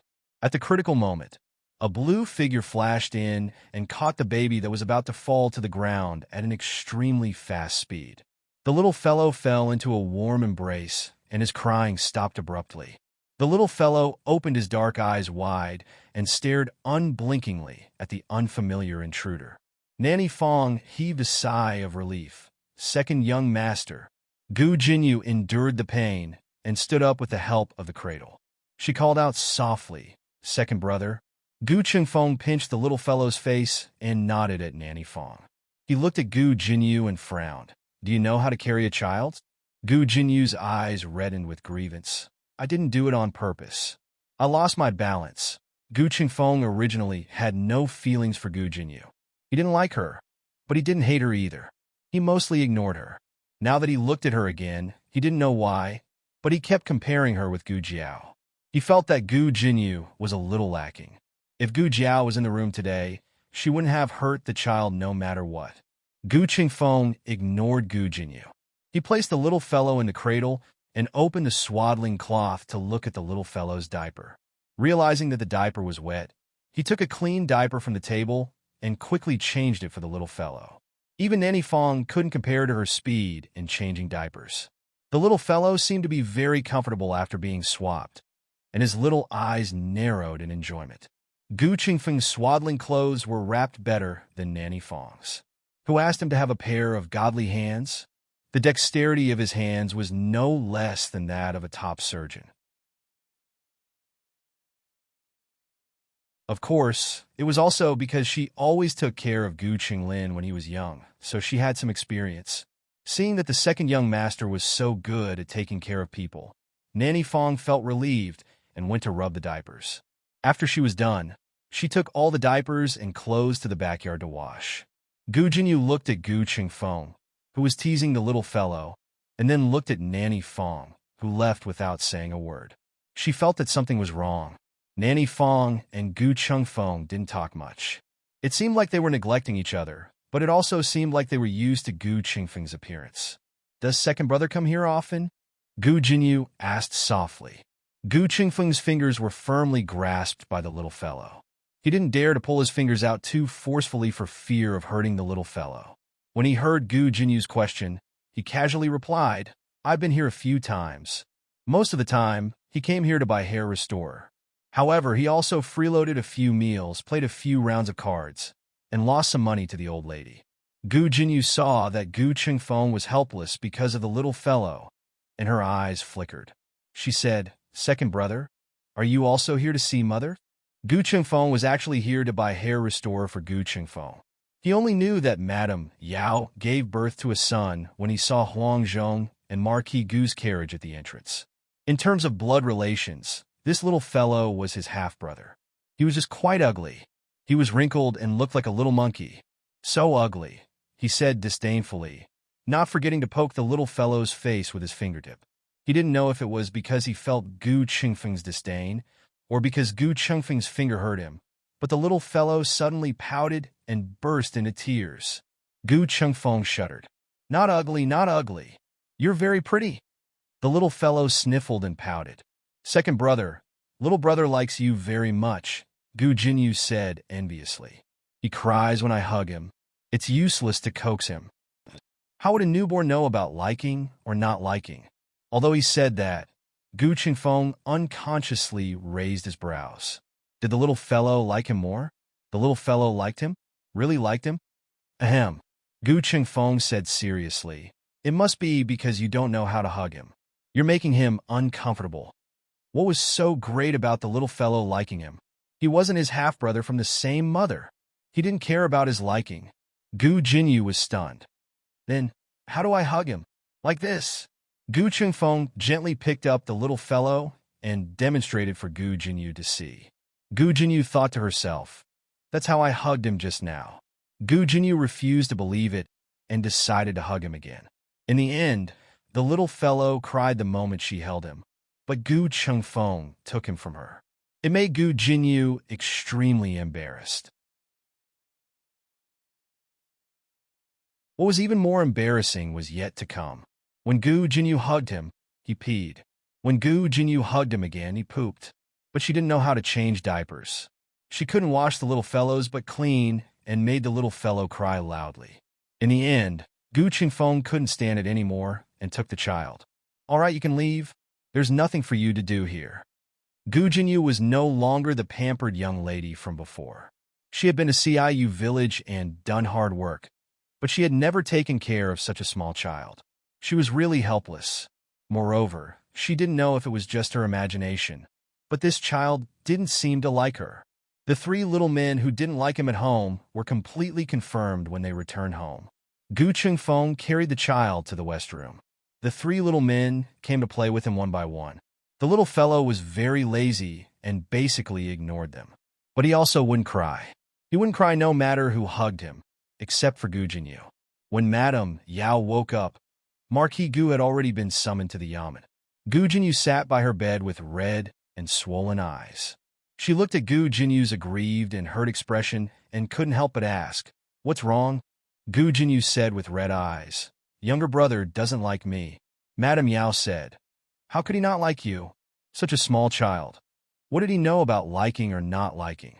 Gu Jinyu said aggrievedly, "It's true. He cries when I hug him. He doesn't cry when other people hug him." "Then it must be because you don't know how to hug him." Madame Yao's words were exactly the same as Gu Qingfeng's. Madame Yao had Nanny Fong carry her son over from the West Room. After feeding the child, she handed him to Gu Jinyu. "Try again." Gu Jinyu tried again. Something inconceivable happened. The little fellow, who had been wailing in her arms, suddenly became very quiet. Madame Yao smiled and said, "See, isn't this quite good?" Gu Jinyu was dumbstruck. "But just now Madame Yao said, "Just now, you must have felt uncomfortable hugging him." Gu Jinyu swore that she really had hugged him like that. He felt extremely comfortable. He just wanted to cry. Gu Jinyu bit his lip. Madame Yao looked at Gu Jinyu's aggrieved and angry appearance, but he was also holding back. She sighed slightly and said earnestly, "Jinyu, I know you have complaints in your heart. When Yin-Er was young, he didn't like you. Whenever you approached him, he would cry.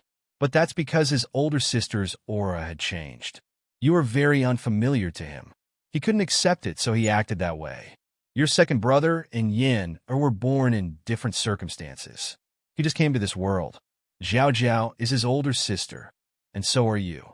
As long as you treat him well, he will treat you like his own older sister. You must not be prejudiced against your second brother because of Yin-Er's matter." "Mother, I'm not." Gu Jinyu really had unspeakable bitterness. When had she ever been prejudiced against her second brother? It was clear that her second brother hated her. "I'm going out for a while." Madame Yao needed to go to the toilet. With Nanny Fong's help, she went to the washroom. Once she left, the little fellow in her arms pursed his lips. Gu Jinyu carried the little fellow and stood up with a whoosh. "Mother, he's crying again." Madame Yao and Nanny Fong returned. The little fellow's mouth was wide open, and he yawned. Madame Yao said, "He's just yawning." Gu Jinyu refuted, "No, he was clearly about to cry just now." Madame Yao sighed and said, "He's very obedient." "He's not obedient. He hates it to death." Gu Jinyu was at a loss for words. She swore that she had not seen wrongly. This little fellow was about to cry just now. But when Madame Yao returned, he stopped crying. At this time, Gu Jiao did not know that Gu Jinyu had been repeatedly humiliated by the little fellow. She had just come out of the medical center. The critically ill patients who had fought in the casino yesterday had just passed the critical stage and were now being taken care of by Dr. Song and Dr. Liu. She went to the Liu residence. Liu Yixing was very surprised to see her. "Is it convenient to go in?" Gu Jiao asked. "Ah, it's convenient." Liu Yixing stepped to the side to let her in and opened the courtyard door wider. A white figure darted out and threw itself into Gu Jiao's arms. "A little sure?" Gu Jiao hugged the heavy white cat ball. "You've gained weight again." Little Sure meowed. "It was not fat. It was not fat at all. Why are you here today?" Liu Yixing asked. "I'm here to look for Yuan Tang," Gu Jiao said. "Did you hear that, cousin? She's here to look for me." Accompanied by a hearty voice, Yuan Tang swaggered out of the central room while fanning himself with a folding fan. He stood in front of Gu Jiao and knocked the white cat's head with his fan. He snorted, "You heartless little thing. Why don't I see you being so enthusiastic when I come over?" Little Shi threw itself into Gu Jiao's arms and slapped Yuan Tang's butt. Liu Yixing looked at Yuan Tang with a cold gaze. Yuan Tang automatically ignored his cousin's piercing gaze and smiled at Gu Jiao. "Tell me, why are you looking for this prince? It better not be a matter between a man and a woman. Otherwise, cousin will get jealous. I promised cousin that I only have him in my heart." Liu Yixing really wanted to throw this guy out. "It's business," Gu Jiao said. Yuan Tang let out a sigh of relief. "Do you want to talk in the courtyard or in the house?" He spoke like a master. "Either is fine," Gu Jiao said. There were no outsiders in Liu Yixing's house. There was only a mute slave and an elderly nanny, both of whom were trustworthy. It was autumn today, so it was the best time to bask in the sun in the courtyard. They finally sat down on the stone bench. Yuan Tang and Gu Jiao faced each other, while Lu Yixing sat in between them. Lu Yixing was in no hurry to sit down. He went into his room and brought out a plate of fresh tangerines. Yuan Tang's eyes widened when he saw the plump and bright tangerines. "Cousin, you're too biased. Did you have so many delicious tangerines? I've been here for so long, but I haven't seen you take them out." After he said this, his handsome face became extremely bitter. He said to Lu Yixing, "Peel one tangerine for me, and I'll forgive you."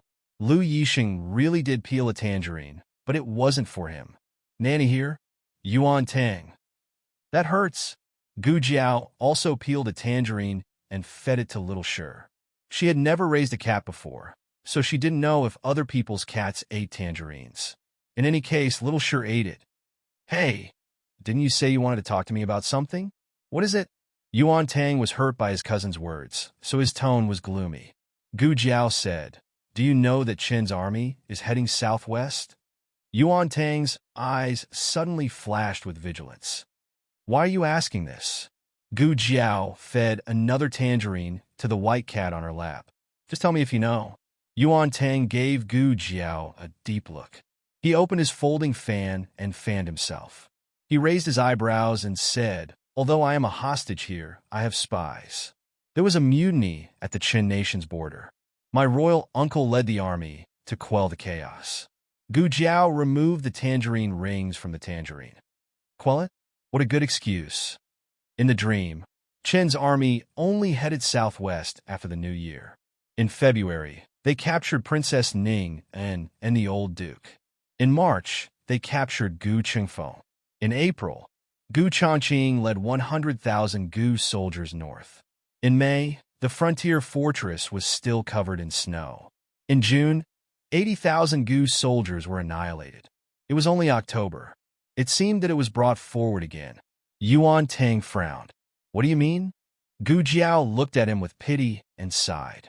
"It seems that you still don't know." This gaze made Yuan Tang frown even more. "What don't I know?" Gu Jiao looked away and continued to remove tangerine rings. "The two countries are going to war. As a hostage, you will soon lose your value." Yuan Tang closed his folding fan. Nonsense. These two sentences were nonsense. The reason why Qin sent its prince to Zhao as a hostage was to show its determination to surrender and ask for peace. If they dared to send troops to Zhao again, Zhao would definitely kill Yuan Tang. When Marquis Xianping sent troops to Qin, he first rescued in Junwang before sending troops. However, Qin's army had already advanced to the frontier fortress of Zhao, but Yuan Tang didn't make any moves. It was clear that Yuan Tang had been abandoned by Qin. To be more precise, he had been abandoned by his royal uncle of the state of Qin. Yuan Tang had always been good-tempered, but at this moment he couldn't help but get angry. "Hey, don't talk nonsense here, just because you have some friendship with me. You are trying to sow discord between my relationship with my father." Gu Jiao spread her hands. "It has nothing to do with your father. It's your uncle who wants to rebel. You can't be the crown prince of Qin anymore." When Yuan Tang heard that it wasn't his father, he subconsciously felt less repulsed. However, he still frowned and asked, "Which uncle of mine?" Gu Jiao said, "How do I know which uncle is the one who led the troops to quell the rebellion?" In fact, she knew. However, she wanted to know if Yuan Tang knew. Yuan Tang pondered for a moment. Suddenly, he got angry. "Are you talking about Prince Bo's uncle? That's impossible. He and my father are of the same mother. He is my father's most trusted brother. Even if there's a rebellion, it's impossible for him to do so." "Is that so?" Gu Jiao raised her eyebrows. Yuan Tang firmly believed that his uncle wouldn't rebel. "Besides, this time my grandfather and uncle went with him. Even if my uncle wanted to rebel, they wouldn't sit idly by." Gu Jiao said, "Oh, what if they rebelled with your uncle?" Yuan Tang looked at Gu Jiao like she was a fool. "Why would my grandfather do that? What good would it do him?" Gu Jiao ignored his contempt and calmly said, "This is your own family's business. If it weren't for Prince Bo and the Rong family, how could the Gu family's army suffer such a big loss? Yuan Tang felt that Gu Jiao was talking nonsense. I don't believe it. Where did you hear this gossip? It's up to you to believe it or not. Gu Jiao didn't say anything.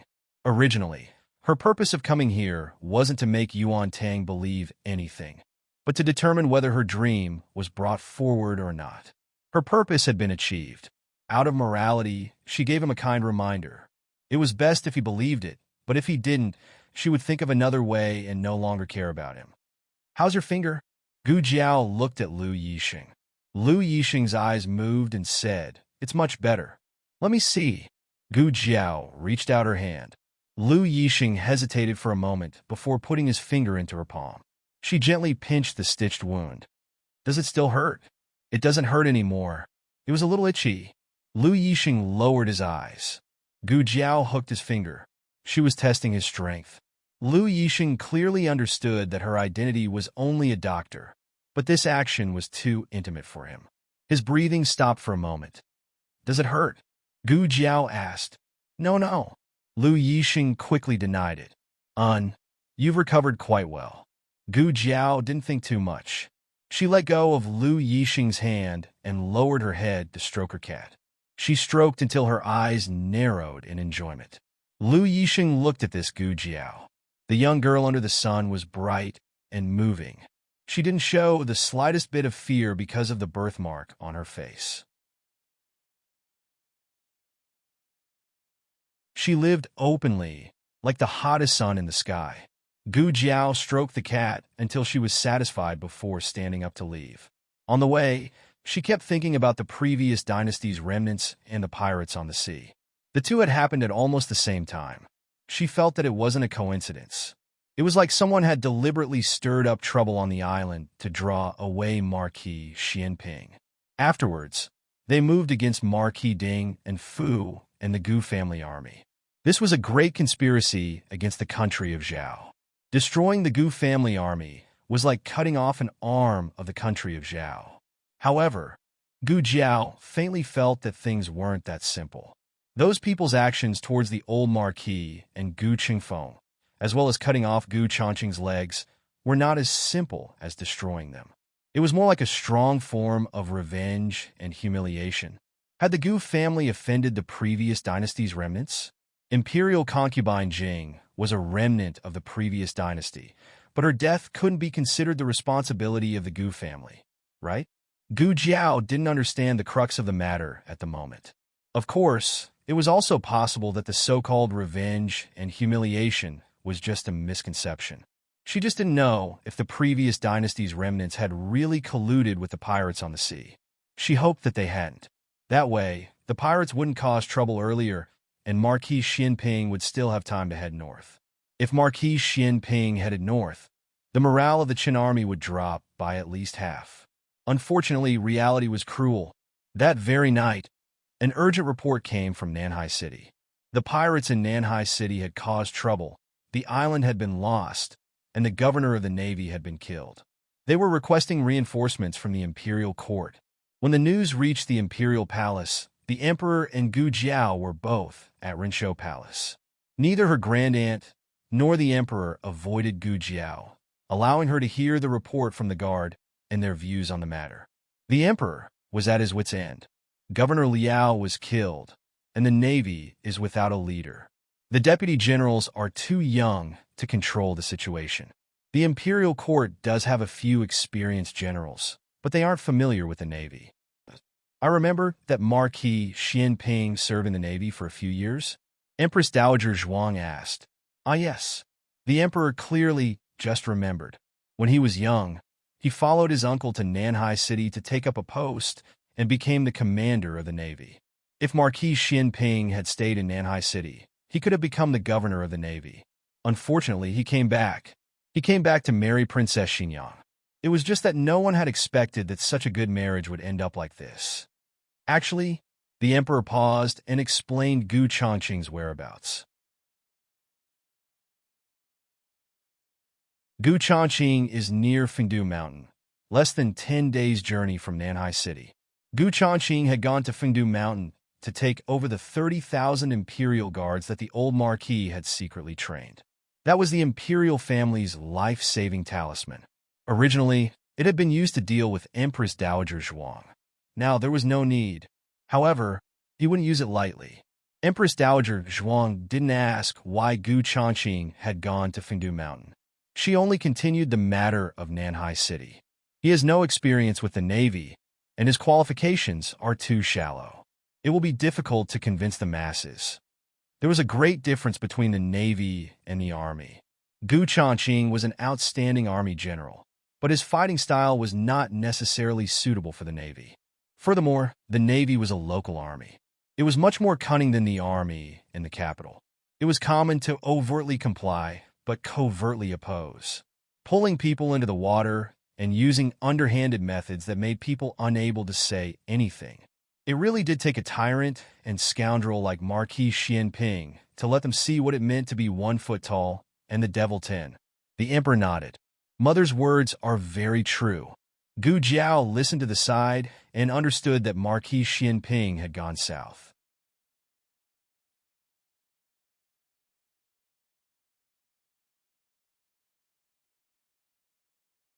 Chapter 477. Gu Jiao came out of Rinshou Palace and happened to bump into Yujin, who had gone to greet Empress Xiao. Aunt Yujin, Gu Jiao greeted her. Yujin smiled in surprise.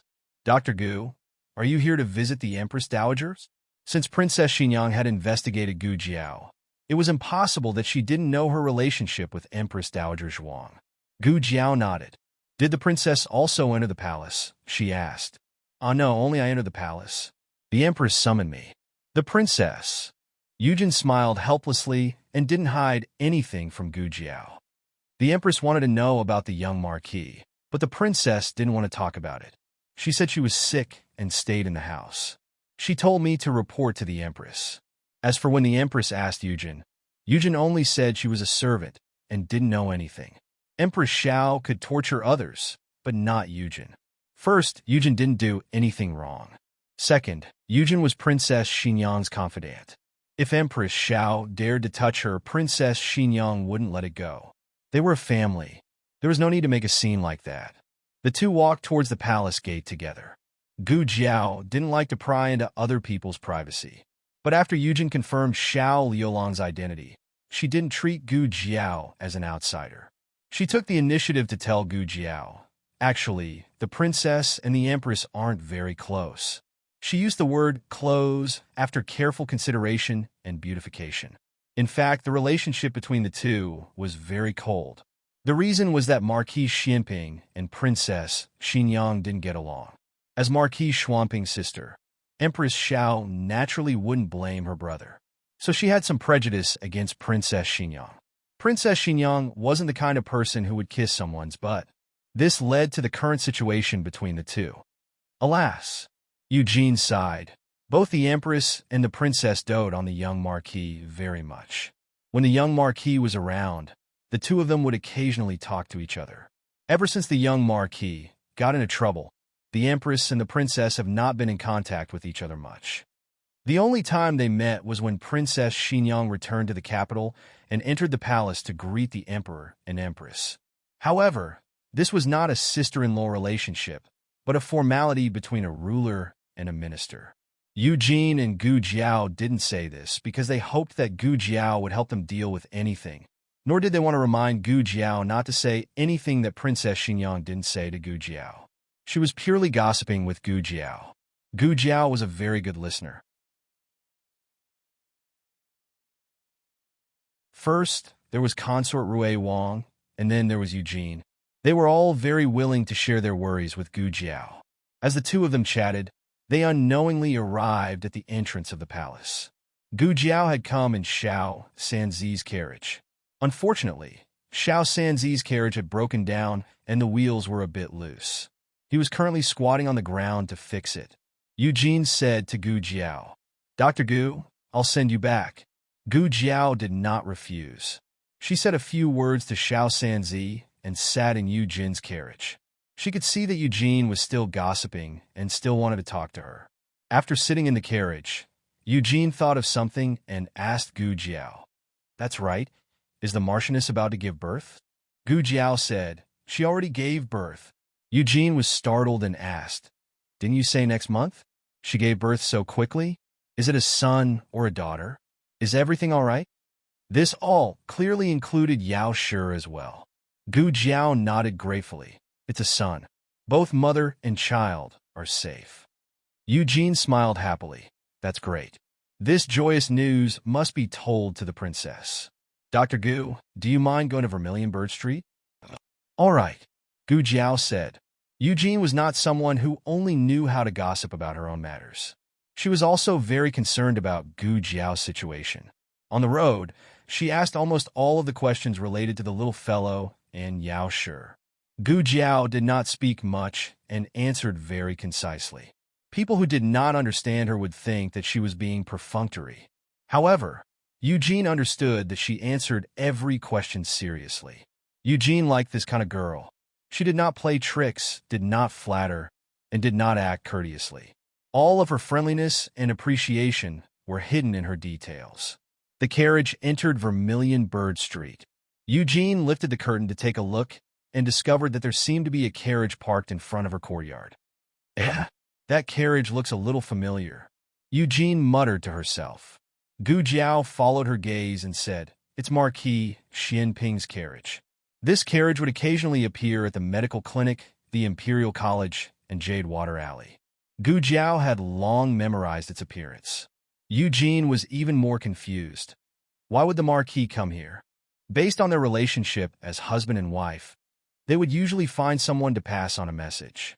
The number of times they would actively seek each other out could be counted on one hand, especially for Marquis Xianping.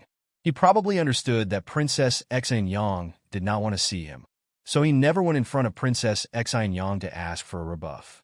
In reality, Marquis Xianping was just passing by today. He did not plan on finding Princess Xianyang. However, he heard Princess Xianyang's pitiful cries. It seemed that something had happened. He followed the sound to the attic of the study. Princess Xianyang was sitting on the ground. Her right foot was pressed down by a fallen bookshelf. The attic was cramped. She could not retreat or stand up. Marquis Xianping bowed and entered the attic. With Princess Xianyang's height, she could stand up straight at the highest point in the attic, but Marquis Xianping was too tall. He had to crouch the entire time. He removed the heavy bookshelf and the books that had fallen to the ground. Blood was seeping out of her shoes. It seemed that she had suffered a serious injury. Marquis Xianping frowned. How come I don't see your dragon shadow guards? Are they all incompetent? He had rushed over from the streets.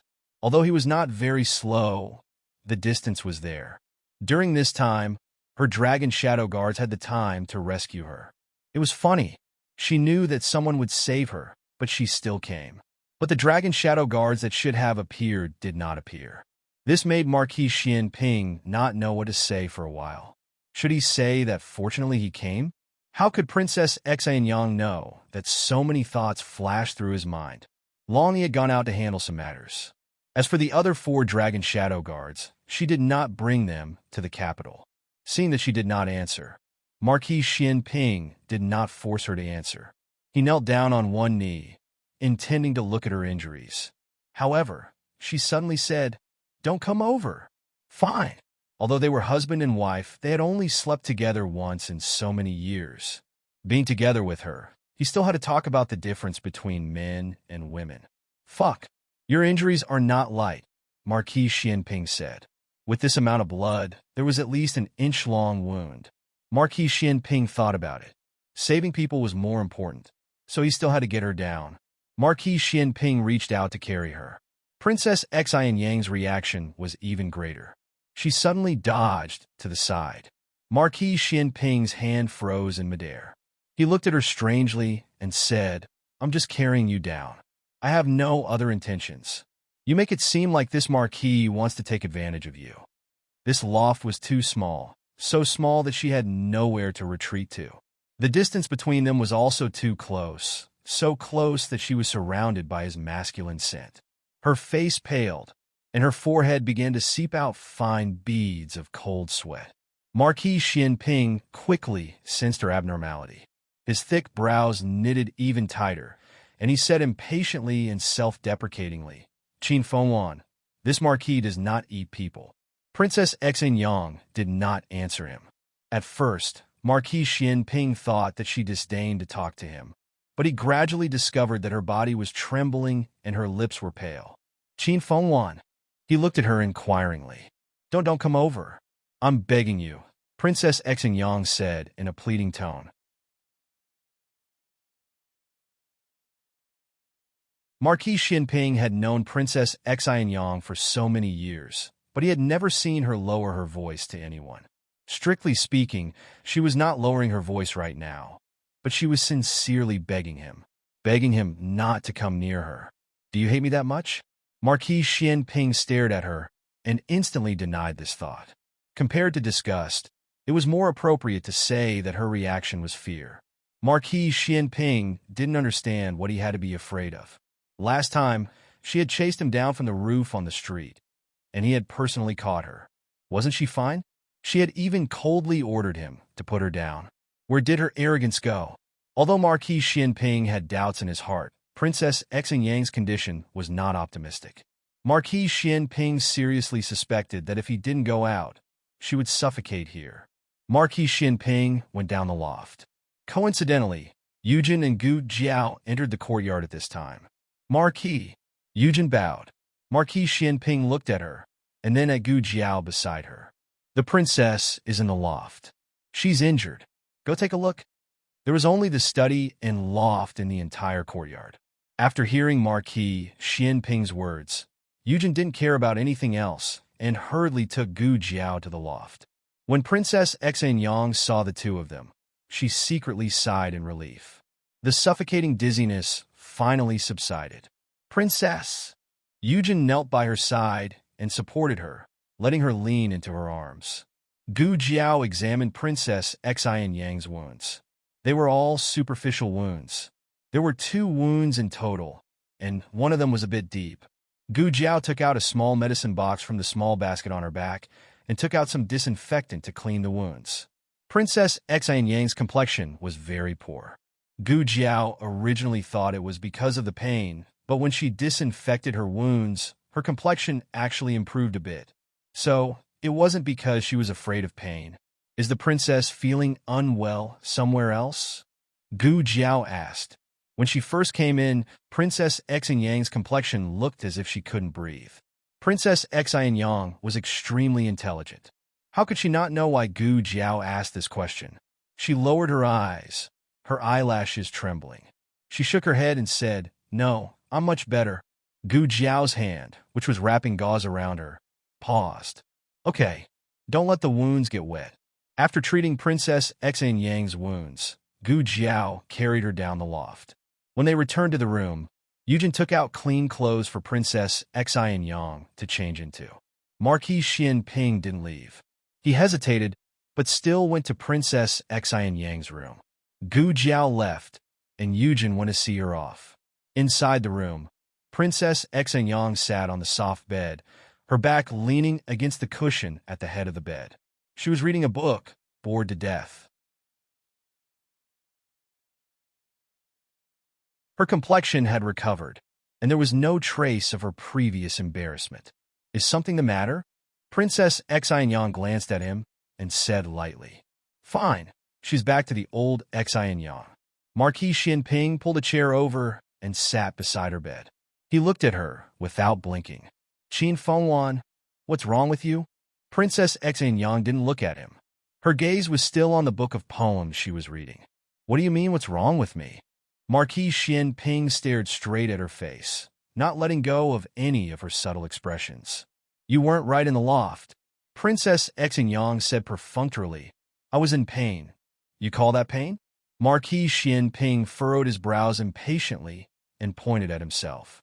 "Or do you think that after fighting for half my life, I can't even differentiate between pain and fear? You're afraid of me, Qin Fengwan." Princess Yang pursed her lips. Marquis Xianping was puzzled. "I didn't do anything to you, right? Do you need to be so afraid of me? I don't usually see you being afraid. You're not afraid now either, so why are you so afraid just in the loft?" As if to confirm his guess that she wasn't afraid of him, he leaned in front of her. Princess Xian Yang didn't speak. Marquis Xian Ping's gaze moved from her face to her hands. She was holding the book, and her knuckles were faintly white. Marquis Xian Ping sat back on the chair and distanced himself from her. He didn't think he had done anything to arouse her wariness. Between them, she was the one who was ready to raise her butcher's knife at any time.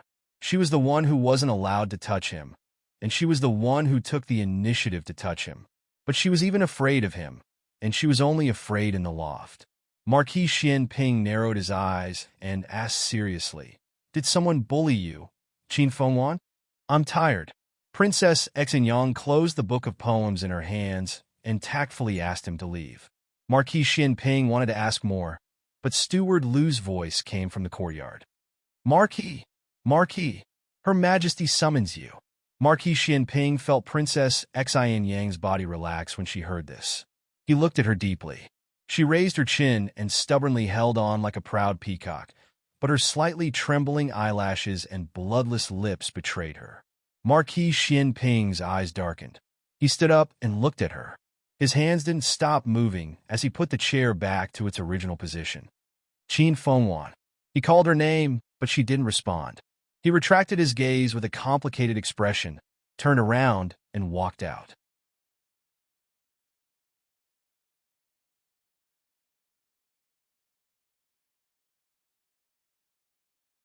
Chapter 478.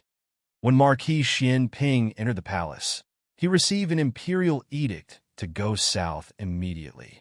The emperor appointed him as the Southern Patrol Imperial Envoy, temporarily acting as the governor of the South Sea City Navy. He must eliminate the bandits as quickly as possible and at the lowest cost, and take back the South Sea City Island. Marquis Xian Ping led 500 light cavalry out of the capital that night. Chang Jing was also in the ranks. After Gu Jiao came out of Princess Xinyang's residence, she took the carriage arranged by Yujin and returned to Jishui Alley. The house was very lively. The neighbors all came to see the baby. This really was a well-behaved and beautiful baby. Eunuch Qin and Eunuch Wei also came. Gu Jiao entered the palace this time to report the good news to her grand aunt and the emperor. Because of the bandits at sea, the two elders had gathered their important officials overnight for a meeting. They could not personally visit the baby in Jishui Alley, so they let Eunuch Qin and Eunuch Wei come. "You've been holding him for an hour. Let me hold him too." In the West Room, Eunuch Qin said to Eunuch Wei with hidden bitterness. Eunuch Wei turned his back to avoid Eunuch Qin's outstretched claws. He rudely said no. He snatched it first, and he snatched it from Sixth Aunt's hands. Heaven knows how much he paid for it. "You can come again next time." Eunuch Wei was determined not to give up the baby. Eunuch Qin was so angry that he ground his teeth. Little guy, after following the emperor, did he forget who was the #1 eunuch in the harem? Eunuch Wei did not care. If he did not want to give it up, he would not give it up. Eunuch Qin could not snatch it up. If he hurt the baby, wouldn't Empress Dowager Zhuang twist his head? Eunuch Qin tempted. "Let me hold him. Later, I'll send Daquan over for you to play with for 2 days." Daquan was Eunuch Qin's little tortoise. Eunuch Wei had been eyeing him for a long time. Eunuch Wei said without hesitation, "Go, go, go." With a baby, who would want your tortoise? The main reason was that he coveted Eunuch Qin's tortoise, not for fun, but to stew tortoise soup. In the end, Eunuch Qin failed to snatch Eunuch Wei, which made Eunuch Wei, who had always been suppressed by Rinshou Palace, feel proud and elated. The battle for the treasure only ended when little Jing Kong came back from the Imperial College. Once little Jing Kong appeared, the two of them basically had no chance. Who could snatch it from him? Little Jing Kong did not know how to carry a baby. He placed the baby in the cradle. It was worth mentioning that he was not as tall as the cradle, so he had to move a small stool and stand on it to look at his little brother. "Disciple's nose is like mine, my mouth is like mine, my eyes are like mine, and my eyebrows are like mine." Little Jing Kong puffed up his chest, shook his head, and said proudly, "What a handsome little man." Everyone. At the end of the day, you just want to praise yourself, right? During postpartum confinement, Babies only ate and slept, so they did not respond well to little Jing Kong's teasing. Little Jing Kong played for a while. Then his little brother lost interest and went back to the alley for a walk. Yao Shi temporarily lived in the East Room. She did not have enough breast milk, so Annie Lu introduced her to a wet nurse. The wet nurse was an honest person. She was a few years younger than Yao Shi and gave birth around the same month as her sister-in-law, so she handed her child over to her sister-in-law to feed. She moved over and lived in Yao Shi's original room. She mainly fed the child at night. If the child did not have enough to eat during the day, she would eat 1 or 2 more meals. Little Jing Kong was the happiest when he learned that Gu Jiao would be sleeping in the West Room later. I can sleep with Jiao Jiao. He washed himself until he smelled good, combed his buzz-cut hair until it was shiny, and went to the West Room valiantly. Jiao Jiao, I'm coming. He kicked off his shoes and climbed onto the bed. Unexpectedly, before he could climb onto the bed, he was lifted up by his bad brother-in-law. Xiaoheng said, "Go sleep with great-granduncle." Little Jing Kong struggled and said, I want to sleep with Jiao Jiao. Even if he did not want to, he had to.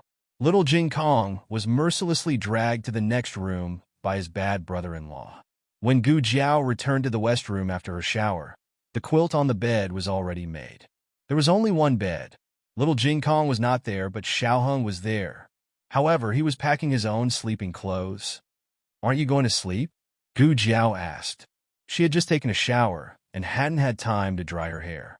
She wrapped a piece of dry cotton cloth around her head, leaving only a strand of wet hair hanging by her ear.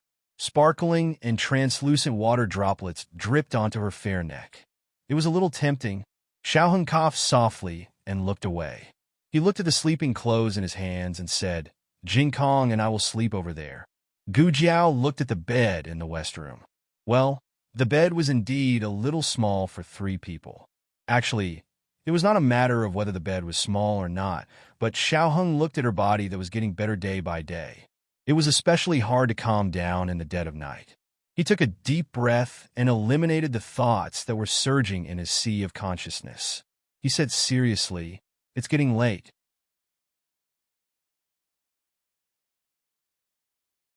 You should rest early. Remember to dry your hair.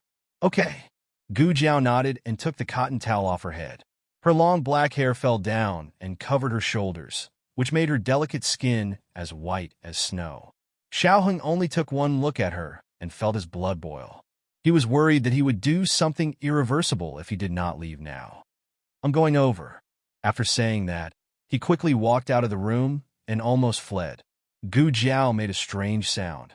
You're leaving so quickly. I still want to ask you about the princess. Princess Xi and Yang's reaction in the attic was clearly abnormal. Her first reaction was claustrophobia, but if she had claustrophobia, why would she go to the attic? Why would she be fine sitting in a carriage? Gu Jiao could not understand. Jiao Jiao, are you asleep? It was Yao Shi's voice. Gu Jiao put down the cotton towel in her hands and walked over to open the door. I'm not asleep. Why did you get out of bed? It's fine. I'm fine. I also got out of bed to walk around during the day. Yao Shi's labor this time took longer than last time, but the process was not as painful. Come in. It's cold outside, Gu Jiao said to Yao Shi. Yao Shi entered the room and sat down on the bed. She pulled her daughter's hand and warmly said, Your second brother came by. Gu Jiao made a no sound and said, He came to buy hair growth medicine. Did Gu Qinglin run out of hair growth medicine again? Had he used it too quickly? He also came to give you something. As Yao Shi spoke, she handed the brocade box in her hands to her. Gu Jiao took the brocade box. This is from him. Yao Shi smiled and nodded. I don't know what it is. Open it and take a look. Gu Jiao opened the box. Inside was a bag of dried meat. It was Gu Jiao's favorite flavor. Gu Jiao normally did not express her preferences. It was only Xiaoheng who was careful enough to notice that she liked dried meat. Had she ever eaten it in front of Gu Qingfeng? Gu Jiao did not have any recollection of it. Your 3 brothers? Yao Shi wanted to say something, but stopped. She did not know what to say. She and the 3 sons that the previous madam had left behind had indeed been very unhappy, but that was all in the past. Moreover, they They had been bewitched by concubine Mother Ling. What could little children understand? It was nothing more than what the adults taught them. It was true that there were some things that she could not forgive, but sometimes she had to learn to accept and accept. They had hurt Gu Yin, but they had also saved Gu Yin. If it was not for the fact that she had to distinguish which of the three brothers had done the most wrong and which of them had done the most, it was meaningless. No matter what, they were her daughter's blood relatives in this world. If there came a day when they, the elders, were no longer around, her daughter would at least have her older brothers to love her. Gu Jiao raised her eyebrows and said, "All right, since he gave me a gift, next time I'll sell him the hair growth agent at a cheaper price." Yaoshe could not help but smile. Over the next few days, Gu Jiao frequently went in and out of the imperial palace. She wondered if she should remind her grandaunt that there might be a lot of Chun country soldiers at the border. Reality proved that Empress Dowager Zhuang was able to command the court for many years without relying on a trace of luck. The moment Empress Dowager Zhuang discovered the bandits in Nanhai City, she immediately sent a messenger pigeon to Tang Yushan, telling him to investigate the movements of the Chun country's army. Tang Yushan's messenger pigeon arrived at Rinshou Palace 5 days later.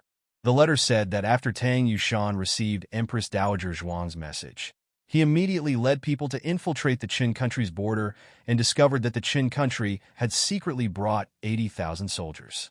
The Qin country's border was in chaos. Logically, 10,000 soldiers should have been enough. Why did they need 80,000? Empress Dowager Zhuang immediately guessed that they were going to war with the Zhao country again. This time, they had chosen to do it near the border.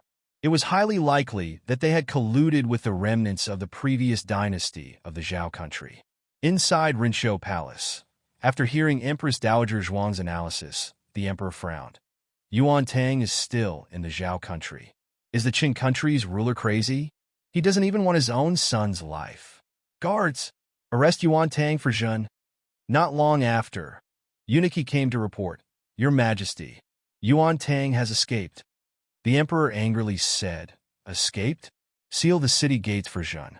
Zhun wants to see where he can run to." Empress Dowager Zhuang didn't care much about Yuan Tang. Since the Qin country dared to send troops at this juncture, it meant that they had given up on Yuan Tang. It didn't matter whether they arrested him or not. She pinched her sore eyebrows, stood up, and paced back and forth in the room. Qin country's 80,000 soldiers and the remnants of the previous dynasty's 50,000 soldiers. She closed her eyes. The border was in danger. What happened next confirmed Empress Dowager Zhuang's guess. Urgent news from the border. Princess Ning was arrested.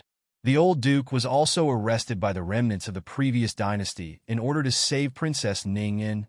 The Qin country's army entered the border. Tang Yushan's army was defeated. The border lost 3 cities in a row. 3 cities in a row. There were only 21 cities in the Zhao country. Empress Dowager Zhuang's eyes were cold. Her phoenix robe fluttered in the evening wind. "Pass my decree.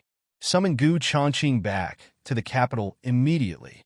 Reorganize the Gu army and go north to fight the enemy."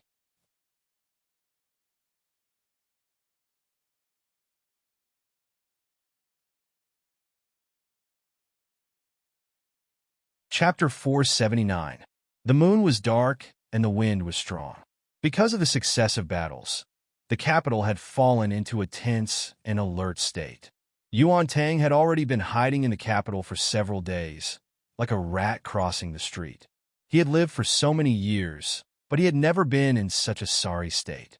When Gu Jiao told him that his royal uncle wanted to rebel, he didn't believe it.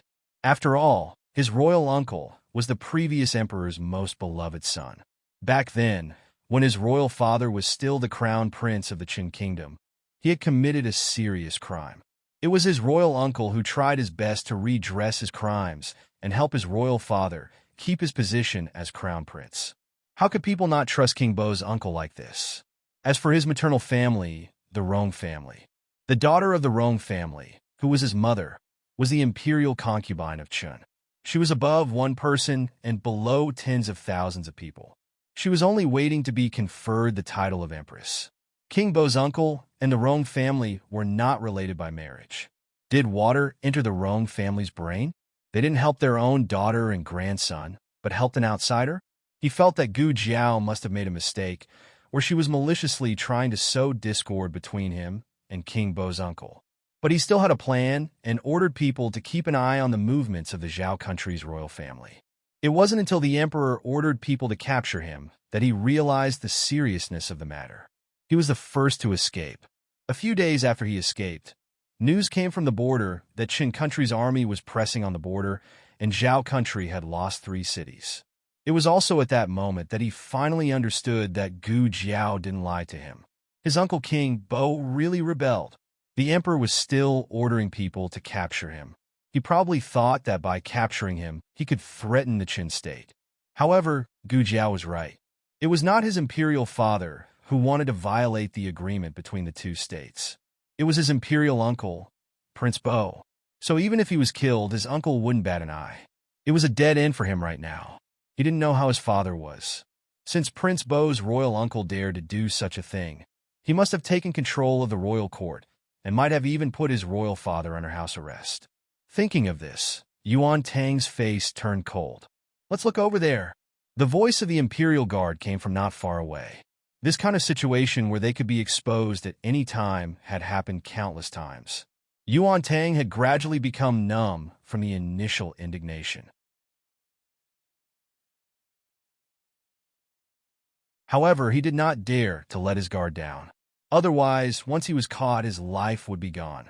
Imperial Uncle would not protect him, and Zhao country would not let him go. He was someone that both sides wanted to kill as soon as possible.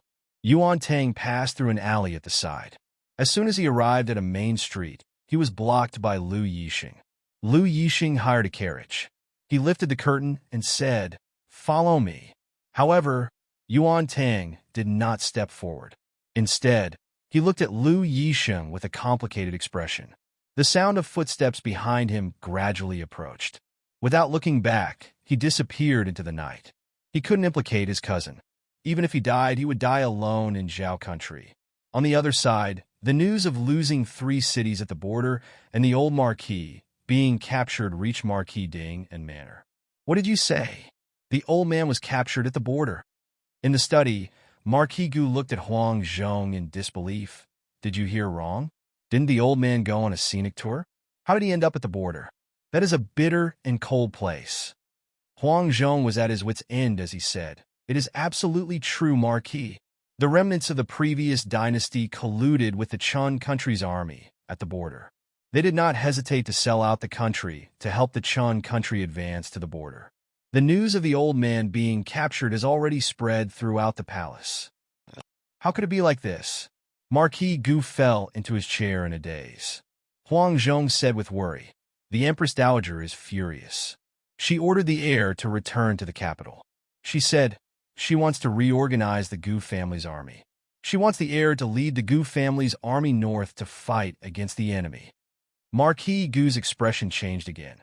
"Chongqing is also going to the border?" He was only 21 years old. He had never been to a battlefield so far away, nor had he experienced such a fierce battle. With 100,000 Gu family soldiers heading north, there would be a tough battle ahead. Outside the study, Gu Chengfeng, who had inadvertently overheard the conversation, felt as if he had fallen into an ice cellar. He knew that his grandfather had secretly gone to the border under the emperor's orders, but he never expected that his grandfather would not only fail to save Princess Ning, but also lose his own life. He didn't know who the remnants of the previous dynasty were, but based on concubine Jing, he could roughly deduce that they were vicious and merciless. His grandfather's life would be in danger if he fell into their hands. His eldest brother was far away, near Fengdu Mountain. It would take some time for him to return to the capital and reorganize the Gu family's army. If he were to head north to the border, he didn't know if his grandfather would live to see his eldest brother. His grandfather would not allow himself to be used as a bargaining chip to impede his eldest brother and the Gu family's army. If the remnants of the previous dynasty used him to threaten his eldest brother, his grandfather would rather die than submit. Gu Qingfeng returned to his own courtyard. He found his night clothes and put them on, then put on his mask and picked up a few hidden weapons he had bought from Thousand Secrets Pavilion. After doing all this, he went to the next room. At this time, Gu Qinglin had already rested. Gu Qingfeng came to the bedside and looked at Gu Qinglin, who was sleeping soundly. He tucked him in, touched his hair that had grown out a little, and stuffed the banknotes he had on him under his pillow. In the future, you'll have to buy your own hair restorer. After saying this, he reluctantly took one last look at his younger brother. At this time, he was actually envious of Gu Yin and the newborn. At least those two had so many people to care for them, while Gu Qinglin only had him left. But now even he had to leave. This time, he wasn't just going to do a simple mission. He was going to the border and infiltrate the enemy's camp. Whether he lived or died was unknown. If he didn't come back, if I don't come back, you'll have to take care of yourself in the future, understand? Gu Qinglin, who was sleeping soundly, didn't know that his brother had left. He turned over and slept peacefully and peacefully. In the end, Gu Qingfeng still left. He gently closed the door for his younger brother and went to the stable to secretly ride his father's Fergana horse. Jade Water Alley. The family had a busy day and went back to their rooms to rest. Gu Jiao went to the east room to check on the baby.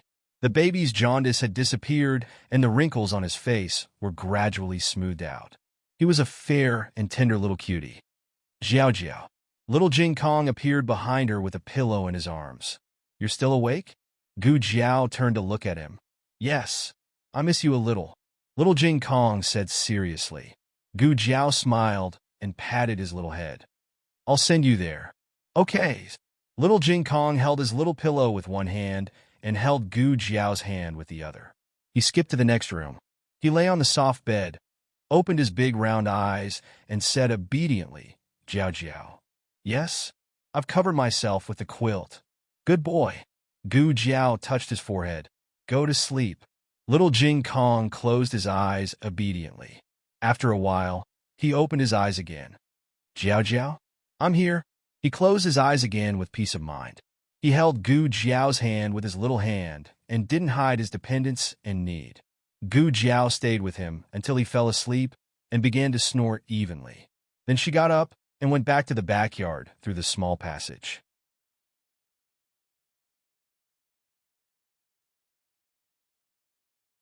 She went to Gu Yin and Gu Xiaoshuan's room. The two little boys had already fallen asleep. Gu Yin slept very well. Maybe because he was always bullied by his sister when he was in the womb, Gu Xiaoshuan didn't sleep well and half of his legs were hanging out of the bed. Gu Jiao put Gu Xiaoshuan's legs under the quilt and touched their foreheads. Among the children, Gu Xiaoshuan was the most worry-free, and Gu Yin was the most worrisome. Gu Yin's heart disease had always been a problem that Gu Jiao wanted to solve. However, the small medicine box didn't meet the requirements for the operation. Gu Jiao opened the bedside table and put the anti-heart failure medicine in it. After doing this, she went back to the west room and found some clean clothes. She rummaged through the cabinet and showed a puzzled look. Are you looking for this?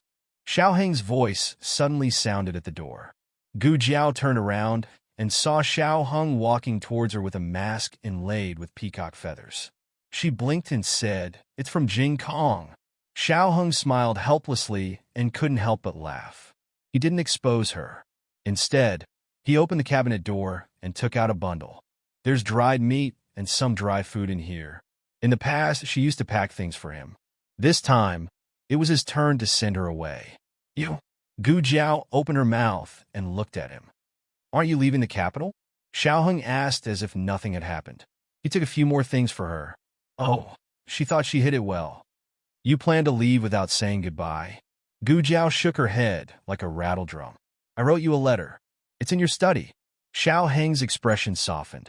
He handed the bundle to her and stared at her deeply. Are you coming back? This question was somewhat thought-provoking. If she was the real Gu Jiao's mother, it was impossible for her not to come back. Gu Jiao always thought that Gu Qingfeng was the only one who believed that she wasn't the real Gu Jiao's mother. And the reason why Gu Qingfeng thought this was most likely because he thought that she killed the real Gu Jiao's mother and replaced her with another person. Xiao Heng, on the other hand, clearly understood that this body belonged to Gu Jianyang. Then why would he ask such a question? He seemed to see the doubt in Gu Jiao's eyes.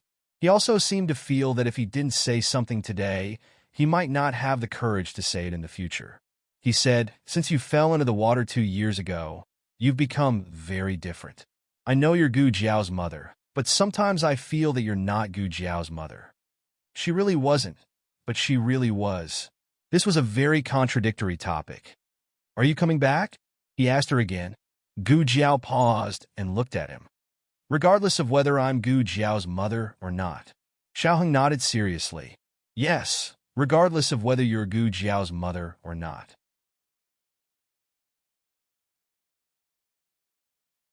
Of course, Gu Jiao rolled her eyes and swallowed the words at the tip of her tongue. She raised her eyebrows and said, "I'm coming back. Do you want me to see you bathe?" Xiaoheng never expected that she would be thinking about this at the moment of parting. He was stunned, but at the same time, he didn't know whether to laugh or cry. Well, what kind of girl was this? He chuckled softly and walked a few steps closer to her. His strong arm gently hooked around her waist. It seemed domineering, but he was also restraining himself.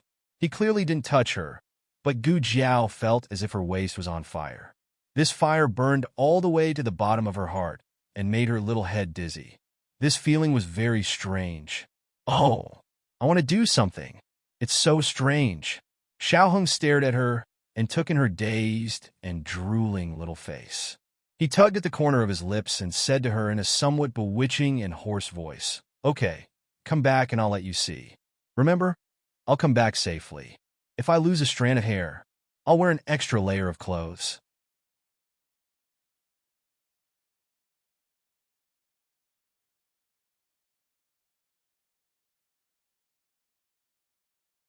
Chapter 480.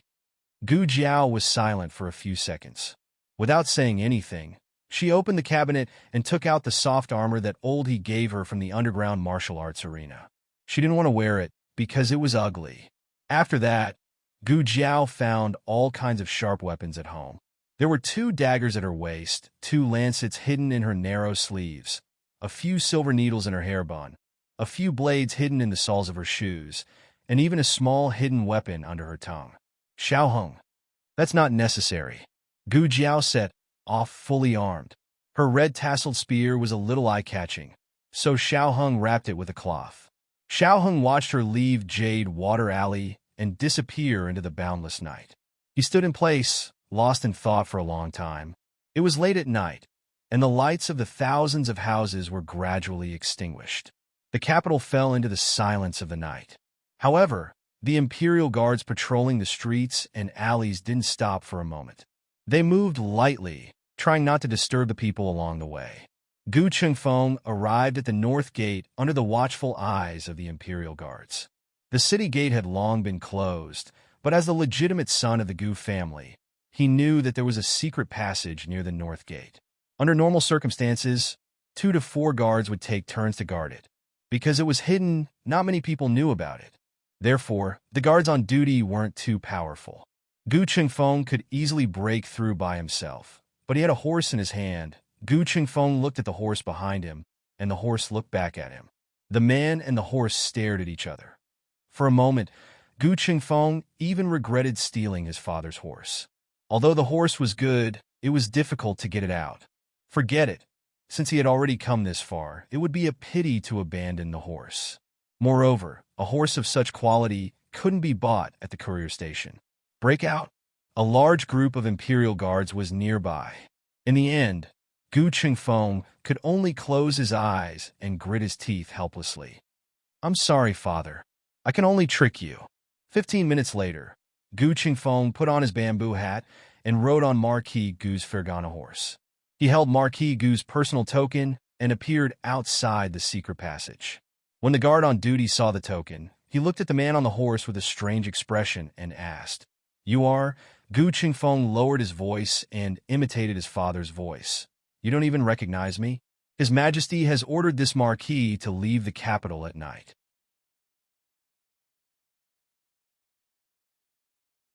"This Marquis has official business to attend to. So why don't you let this Marquis go with you? How many heads do you have to chop off for delaying His Majesty's important matters?" "I wouldn't dare." After the leader of the guards finished speaking, he hurriedly signaled his subordinates to make way, and he himself also stood respectfully to the side. In reality, they had never seen Marquis Gu and could not tell if Marquis Gu's voice was real or fake. However, the token that Gu Chengfeng showed was real. In addition, Marquis Ding and Fu was the emperor's trusted aide. In addition, the court had one incident after another, not to mention the Empress Dowager's order for Gu Chongqing to reorganize the Gu family's army. With everything put together, no one suspected that there would be someone pretending to be Marquis Gu to pass on the emperor's orders. This was a capital crime punishable by beheading. Gu Chengfeng estimated that his father would be brought to the emperor for questioning the next day. However, since the court placed his eldest brother and the Gu family's army in an important position, then they would not take his father's life. At most, they would punish his father for not teaching his son well. For example, they would give him 100 paddles or something. Marquis Gu was sleeping when he suddenly shivered. He did not know what had happened. After Gu Chengfeng left the city, he galloped all the way to the north. Fearing that the guards would realize what had happened, he galloped until the horse was panting heavily. Only then did he stop. He turned back to look. They shouldn't have caught up, right? Don't worry that they didn't catch up. A small, careless voice sounded from behind the trees. Gu Chengfeng shuddered and almost fell off the horse's back. In the middle of the night, there was a voice from behind the tree. Was it a person or a ghost? Wait, that voice was a bit familiar. Gu Chengfeng composed himself and turned his head to look in the direction of the tree. Earlier, he had not looked carefully because he was in a hurry. Now, using the thin moonlight, he saw a horse tied to a tall Chinese parasol tree. Beside the horse stood a young man in green clothes. The young man crossed his arms and leaned against the tree behind him. After saying that, the young man walked out from the shadow of the tree. Gu Chengfeng saw her face clearly. "It's really you?" He was shocked. Gu Jiao's finger pointed at the arm around her. She tilted her head and said, "Are you very surprised?" How? How can I not be surprised? What are you doing here in the middle of the night instead of sleeping? You've already left the capital. No, it was at least 20 to 30 li away from the capital. Gu Chengfeng looked at her suspiciously. "You're not going to make me run errands for you again, are you? I'm warning you. This time I won't go with you no matter what. I have something important to do. Something very, very important."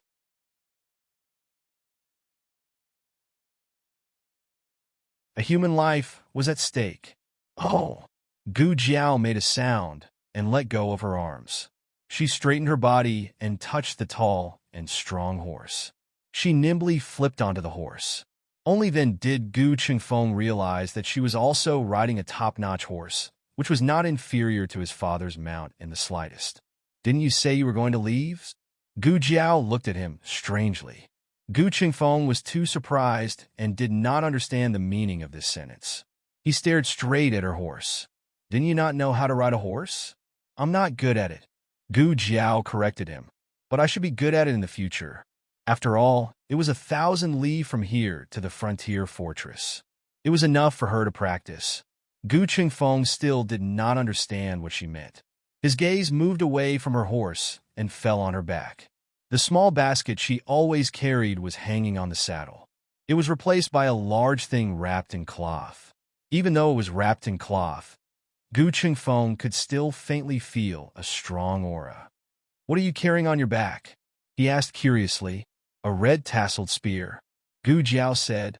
"What red tasseled spear is so big?" The suspicion in Gu Chengfeng's eyes grew heavier. "Also, why are you carrying this thing on your back in the middle of the night?" Gu Jiao looked at him indifferently. "Are you still going or not?" "Of course I'm going." Before Gu Chengfeng could finish speaking, Gu Jiao urged her horse forward. Gu Chengfeng looked in the direction she was going and reminded her, "Hey, are you going the wrong way? That's not the way to the capital." Gu Jiao said indifferently, "Who said I'm going back to the capitals?" Gu Chengfeng sneered. "If you're not going back to the capital, are you going to the frontier fortress with me?" As soon as he finished speaking, his eyes suddenly widened. He urged his horse to Gu Jiao's side and looked at her cold face. You can't be noisy." Gu Jiao directly took out a cornbread from her bag and stuffed it into his mouth. Gu Chengfeng's mouth was stuffed. He whimpered a few times and took the cornbread down. He urged his horse to ride side by side with her.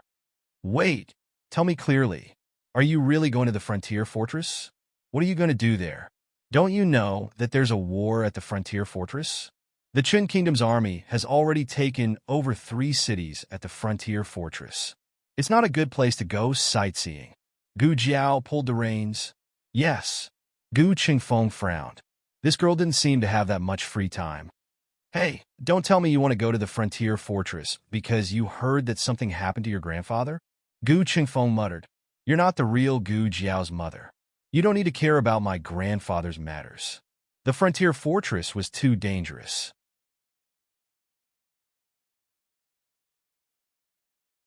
Princess Ning'an had 3 dragon shadow guards by her side, but they were still captured by the remnants of the previous dynasty. It was clear how difficult it was to deal with those people. This wasn't a muddy water she should wade into. Gu Qingfeng looked at her seriously. Tell me the truth. Are you going to the frontier fortress or not? And why are you going to the frontier fortress? Being able to ask the second question meant that Gu Qingfeng already had an answer to the first question in his heart. To save someone, Gu Jiao said. Who are you saving? Gu Qingfeng asked. A brother. Gu Jiao paused. And a fool? Brother? Then it didn't seem to be his grandfather. Gu Qingfeng wasn't in a hurry to ask who her brother was, nor did he ask who the fool was. In short, it couldn't be him. Gu Qingfeng said again. Speaking of which, how did you get out of the city?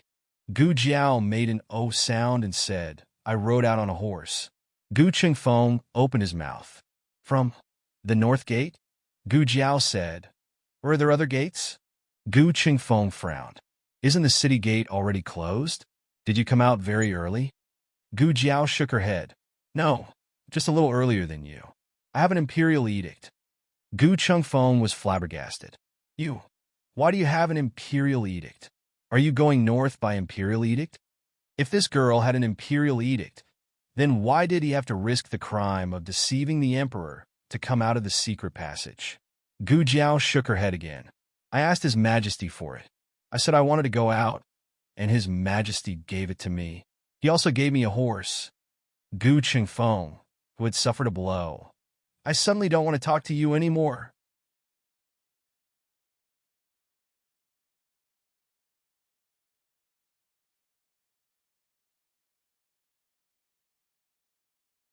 Chapter 481.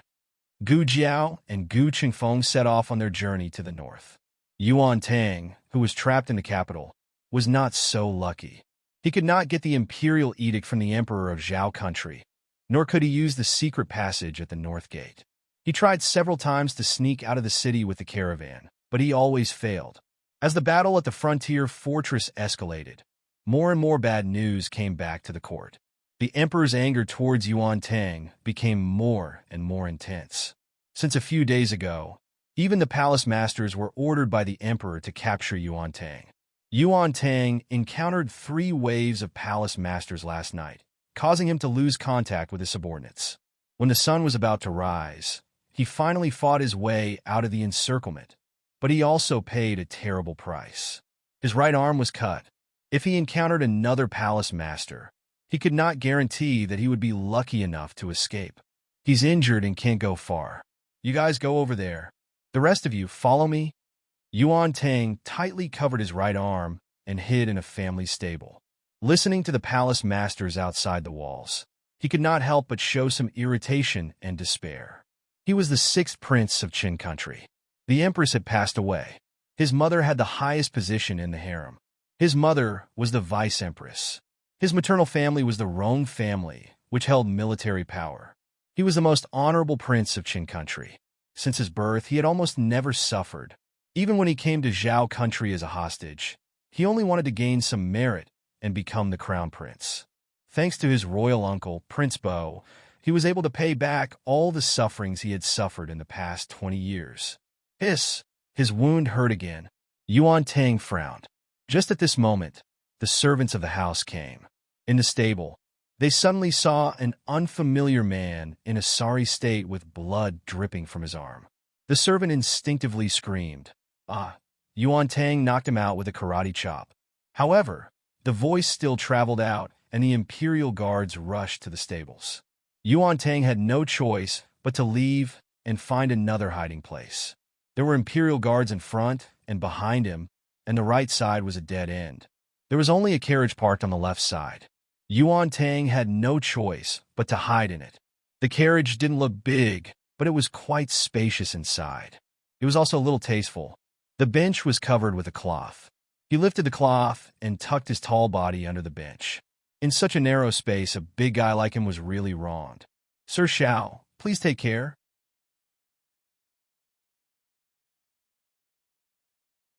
In the study room next to the carriage, the boss personally sent Xiao Hung out. "Please wait a moment." Xiao Hung nodded. After speaking to the boss, he turned around and boarded the carriage that was parked at the side of the road. The coachman came out of the study room with a large pile of the 4 treasures of the study. Xiao Hung had just received a transfer order from the Ministry of Personnel this morning, appointing him as a secondary grade 5 scribe of the Ministry of Justice. Clerks were mainly responsible for organizing files, managing official seals, and drafting documents. His official position in the Hamlin Academy didn't change. He only held the position of a scribe at the same time. This was the idea of the Minister of Justice. He had submitted it to the Ministry of Personnel last month. The positions of the 6 ministries were different from those of the Hamlin Academy. They weren't under the jurisdiction of the cabinet. After receiving the document from the Minister of Justice, the Ministry of Personnel first reviewed it internally and then submitted it to the Emperor for him to review. It was very rare for an official to hold multiple positions, especially across departments. The requirements for the official themselves were very high. Whether it was strength, energy, or accomplishment, they must be much better than their colleagues. The Emperor was worried that Xiao Liulong's body couldn't take it. Secondly, he was worried that he would be ostracized if he was too popular. The Emperor called the old Chancellor into the palace and asked for his opinion. The old Chancellor didn't think of this at first. Now that someone had taken the lead, he couldn't wait to send Xiao Hung to a high position. "Now that we are in need of people, Your Majesty might as well let Xiao Lulang try first. If he can't take care of both, then we can make other plans." The Emperor felt that the old Chancellor's words were reasonable, so he approved Xiao Liulong's official position. Xiao Hung had just reported to the Ministry of Justice and was about to return to the Hamlin Academy. When he passed by this study room, he remembered that he didn't have much ink and brushes at home, so he stopped the carriage to buy some. As soon as he entered the carriage, he felt that something was wrong. The curtain of the carriage was open. The carriage was very ventilated, but he still smelled a faint smell of blood. "Lord Xiao, I'll put the things here." The coachman put a big box of 4 treasures of the study on the floor of the carriage. He wasn't as sensitive as Xiao Hung and didn't find anything strange. "Are we returning to the Hamlin Academy now? Do you want to buy something else?" "No need," Xiao Hung said. "Okay, then I'll go out." The coachman put down the curtain and sat back on the bench outside. Xiao Hung wasn't in a hurry to sit down. Instead, he vigilantly looked at the bench covered with brocade cloth.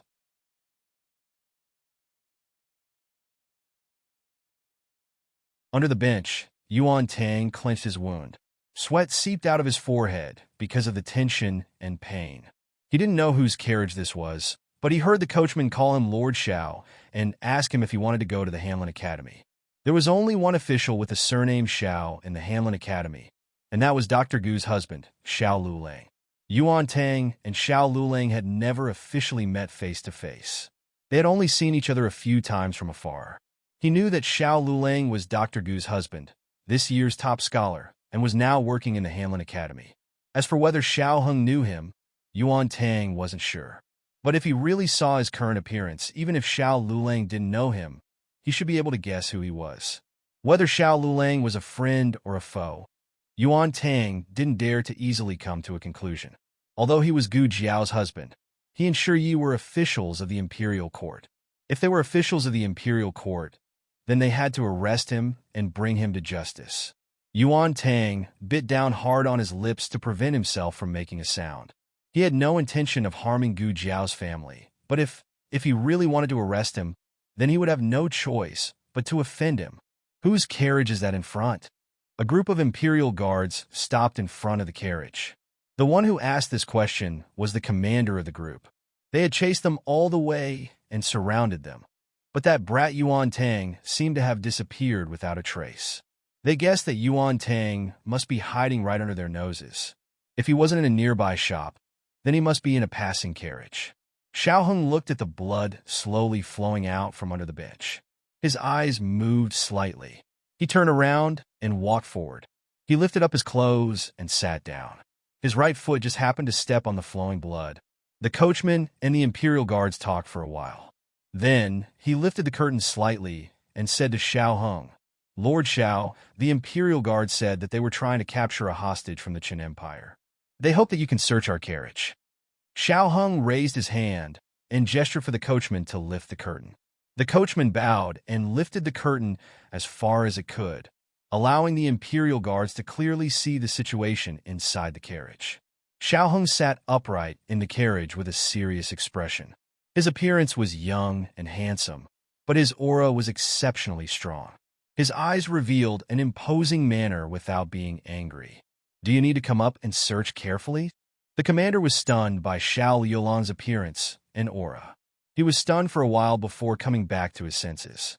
He probably realized that he had lost his composure. He hurriedly lowered his head and cupped his hands in salute. "There's no need. We have already seen clearly."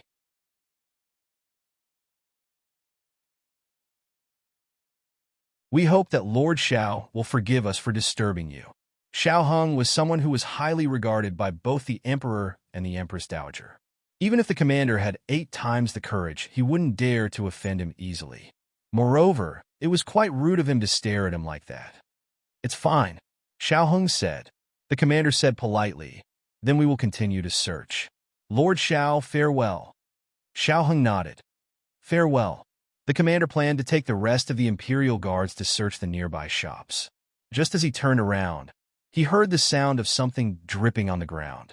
The sound was very soft, but there weren't many people on the street at the moment. The surroundings were very quiet. Yuan Tang's expression suddenly changed. His blood was dripping down the cracks in the floorboards. This was the end. He was going to be discovered. "What are you standing there for?" Xiao Heng snapped at the coachman. "How much longer are you going to make me bleed? Hurry up and go to the medical center." The coachman was stunned. Was His Excellency injured? When?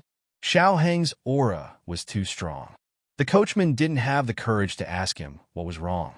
He hurriedly lowered the curtain and said, "Yes. Yes. We will go to the medical center now." The moment before the curtain was lowered, the commander saw that there was blood seeping out of Xiao Liulong's right foot. So His Excellency was really injured? The commander frowned. He was a little suspicious, but he was still afraid of Xiao Liulong's status. Sure, he also didn't think Xiao Lulang would lie. In the end, he didn't go to check. The coachman drove the carriage to the nearest medical center. Suddenly, he heard His Excellency say, "Don't go to the medical center. Go to the north gate." Ah! The coachman was startled again. "His Excellency Xiao, aren't you injured? We're almost at the medical center. I just remembered that the carriage has some medicine for wounds. I'll just apply some ointment myself." Then okay. The coachman was confused. He didn't understand how His Excellency's temper changed so quickly. "His Excellency wants to go to the north gate?" Xiao Heng's tone was normal. "I originally planned to go in the afternoon, but after thinking about it, I think it's better to go now." "Okay." The coachman's status was low, so he didn't dare ask about Xiao Heng's official business. He drove the carriage to the north gate. Xiao Heng flashed the Ministry of Justice's token. "Investigate the case." The city guards let them go. Xiao Heng went to the nearest courier station outside the north gate. "Feed the horses some food," he ordered the coachman. "Yes." The coachman unloaded the reins and shaft of the carriage, then took the horses to the courier station stable. Xiao Heng got out of the carriage with an indifferent expression. He sat in the courier station for a quarter of an hour before returning to the carriage.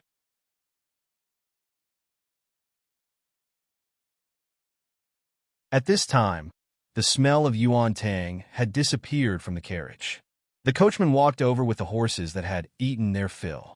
"His Excellency," Xiao Heng said indifferently, "return to the capital."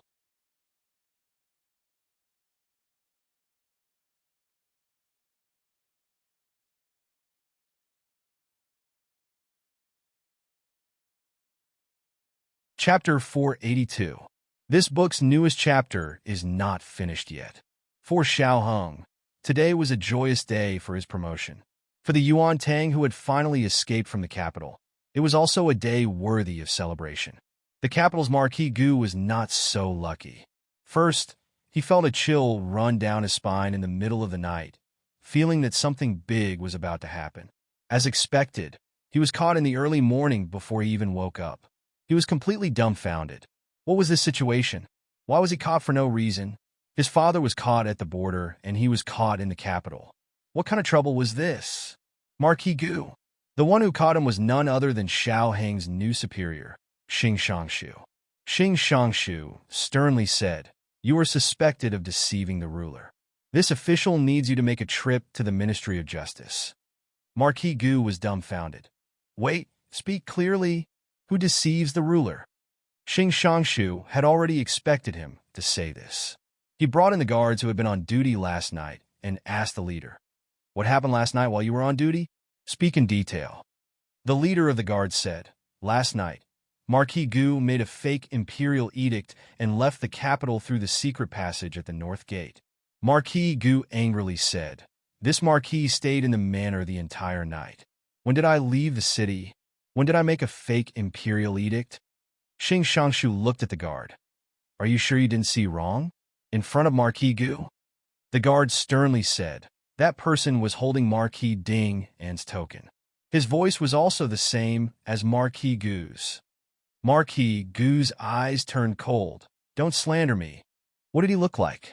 Xing Shangshu asked. The guard was intimidated by Marquis Gu's aura. He looked at Xing Shangshu and said, "He was wearing a bamboo hat." This one did not see clearly. Marquis Gu's anger had nowhere to vent. Go to the manor and investigate. This marquis did not leave the manor. There must be someone pretending to be this marquis. That token is also fake. This marquis token is clearly. Marquis Gu said and reached for the token in his wide sleeve, but unexpectedly, he touched nothing. Where's his token? Marquis. Not good. Second young master is missing. It was Huang Zhong's voice. Gu Qingfeng was gone. Marquis Gu's token was also missing. If Marquis Gu still couldn't figure out what had happened, it wouldn't make sense. "Marquis, your horse is gone too." Marquis Gu clenched his fists so tightly that his knuckles cracked. Unfilial son. This unfilial son. Why didn't he realize that his second brother was so daring before?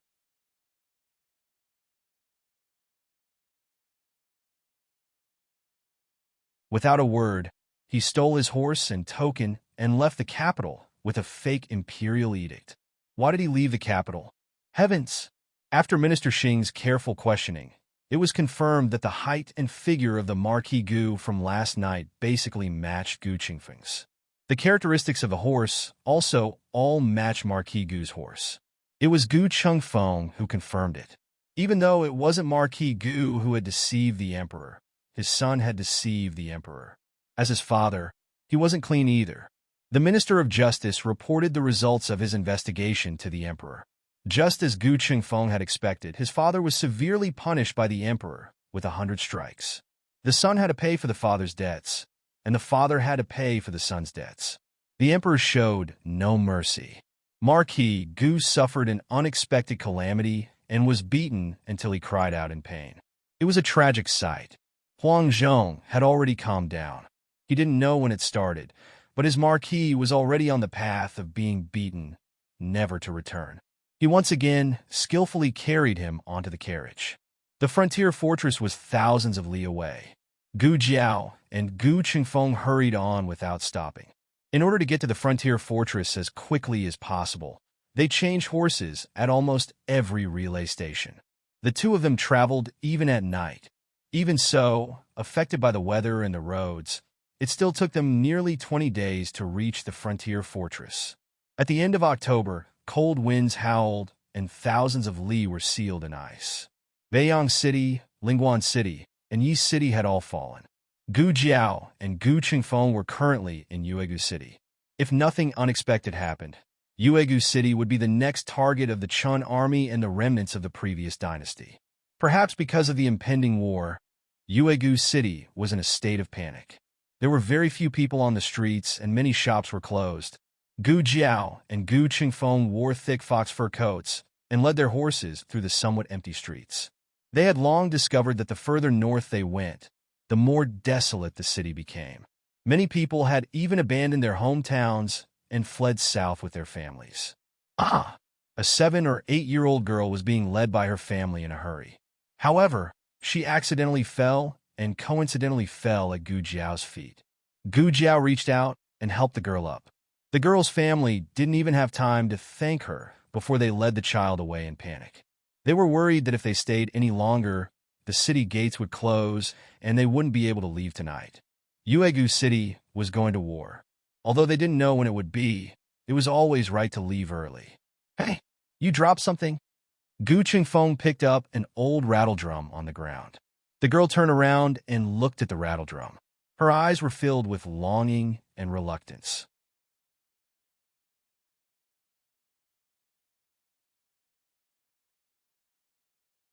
However, her family pulled her away without looking back. So really? Gu Qingfeng wanted to say something, but stopped. It was useless for him to take the rattle drum. Since they didn't want it, he could only throw it away. The situation in Yuegu City was worse than he had imagined. He sighed. It's already like this before the war. I don't know what it will be like when the war starts. Gu Jiao knew that in her dream, blood flowed like a river. Starving people were everywhere. Mountains and rivers were broken. The people were displaced. The strong men were killed. The women and children were bullied. And the frontier fortress became a living hell. Are you staying at an inn or a relay station tonight? Gu Qingfeng asked. Neither, Gu Jiao said. Then where are you staying? You can't stay on the streets. Gu Qingfeng looked at the dark sky. I think the weather isn't right. There might be a big snowstorm at night. If you really sleep on the streets, you'll freeze to death. Gu Jiao didn't plan to sleep on the streets. She stopped and stood on the snowy street. She felt as if she had been here before. Clearly, this street didn't appear in her dream. She pondered for a moment, then led the horse to the right. Hey, where are you going? Gu Qingfeng asked.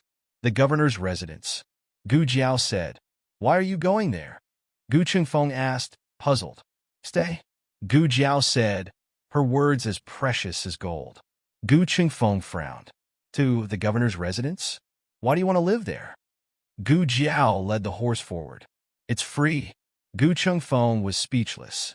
Gu Qingfeng didn't ask how Gu Jiao knew where the governor's residence was. Along the way, she was like a walking map. She knew everything, but thinking that there was something called a map in this world. Gu Qingfeng understood. The two arrived at the governor's residence. There weren't many patrolling guards on the streets, but the governor's residence was heavily guarded. Who are you? A guard walked towards Gu Jiao and Gu Qingfeng. Gu Jiao didn't say anything. She just threw a token to him. The guard was just a small soldier at the border. He didn't know anything about the capital, but Gu Jiao's aura was imposing. In addition, she and Gu Qingfeng were both wearing high-quality fox fur coats. One look, and he could tell that they weren't ordinary people. The guard took the token and entered the governor's residence. About half an hour later, a middle-aged man wearing an official's robe ran over. He held his official's hat and lifted the hem of his robe.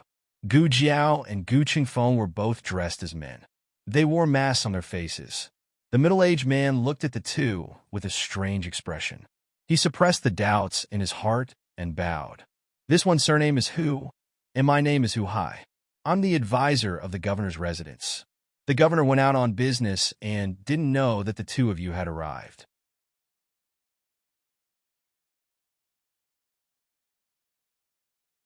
Please forgive me for not coming out to meet you.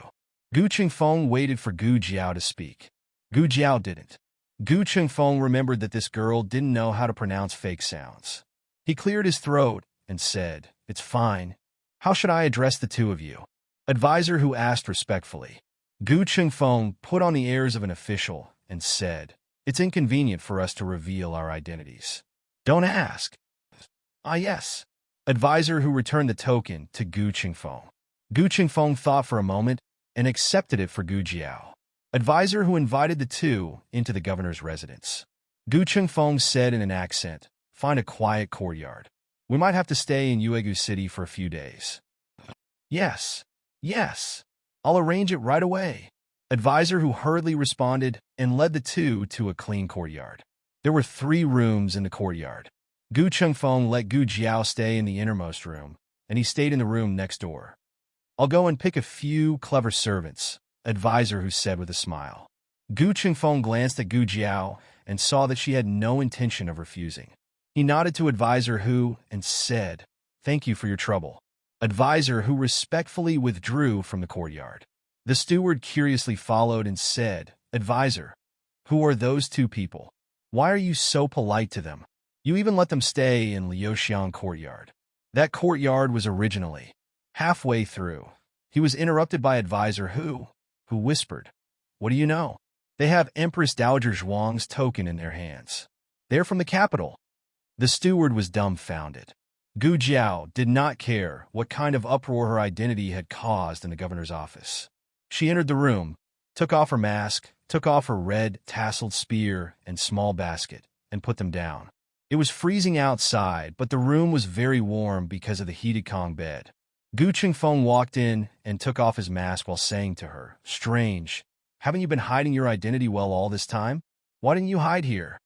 Gu Jiao took off her deerskin gloves and said, "There's no need to hide. Our whereabouts have been exposed." Gu Chengfeng's eyes widened. "When were we exposed? Why didn't I know?" Gu Jiao said, "We were exposed when we entered Uegu City." In the dream, Gu Chengfeng was targeted in Uegu City.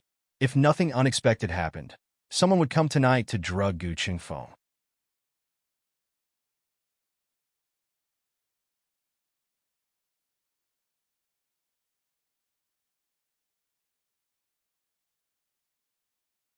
Chapter 483. Gu Jiao and Gu Chengfeng entered the governor's residence in the afternoon, but the governor did not return until evening. Advisor who asked the kitchen to prepare dinner, and he personally brought it over. Since Gu Chengfeng was with Gu Jiao, Advisor who also brought the food to this room. At this moment, Gu Jiao and Gu Chengfeng both took off their masks. When he saw Gu Chengfeng, Advisor who only thought that this official was born with good looks, but he was too young. Why would Empress Dowager Zhuang send such a young man to the frontier fortress? Then he saw Gu Jiao at the side. Advisor who was stunned by the birthmark on Gu Jiao's face. Was the imperial court so careless with its personnel? Gu Chengfeng took in all of Advisor who's reactions. He didn't care when Advisor who was sizing him up, but when Advisor who stared at Gu Jiao with such a strange gaze, it made him angry for no reason. His expression turned cold. "Is there anything else, Advisor who?" No. Teacher who came back to his senses in an instant and sensed the displeasure of the other party. He smiled sheepishly and took 2 steps forward with the tray. "My lords, this is your dinner. I'll put it here for you." As he spoke, he respectfully placed the tray on the table in front of the 2 of them. Along the way, Gu Chengfeng and Gu Jiao had spent many nights in the open. They had been to rich cities and barren towns. The further north they went, the colder the weather was, and the harder the life of the people seemed to be. But he did not expect that the food in the governor's residence would be so bad. After all, he was the highest-ranking official in the region. Gu Chengfeng looked at the wretched-looking cornbread, 2 boiled eggs, and a plate of pickled vegetables in the bowl. He was dumbfounded. As if sensing Gu Chengfeng's confusion, Advisor who smiled awkwardly and said, "The frontier fortress is a bitter and cold place. It cannot be compared to the capital. I hope my lords will forgive us. Even the governor's residence is so poor?" Gu Chengfeng could not help but ask. Wasn't there a saying among the common people that 3 years of being an honest magistrate is worth 100,000 snowflakes of silver? There were only poor commoners in the world. How could there be poor officials? Advisor who lowered his head and sighed helplessly. "Sirs, you may not know this, but Uegu City is poor and the people don't have enough to eat. The prefect was born in a poor family and loves the people as if they were his own children. His salary has been used to provide relief to the victims of the disaster. He usually eats whatever the people eat."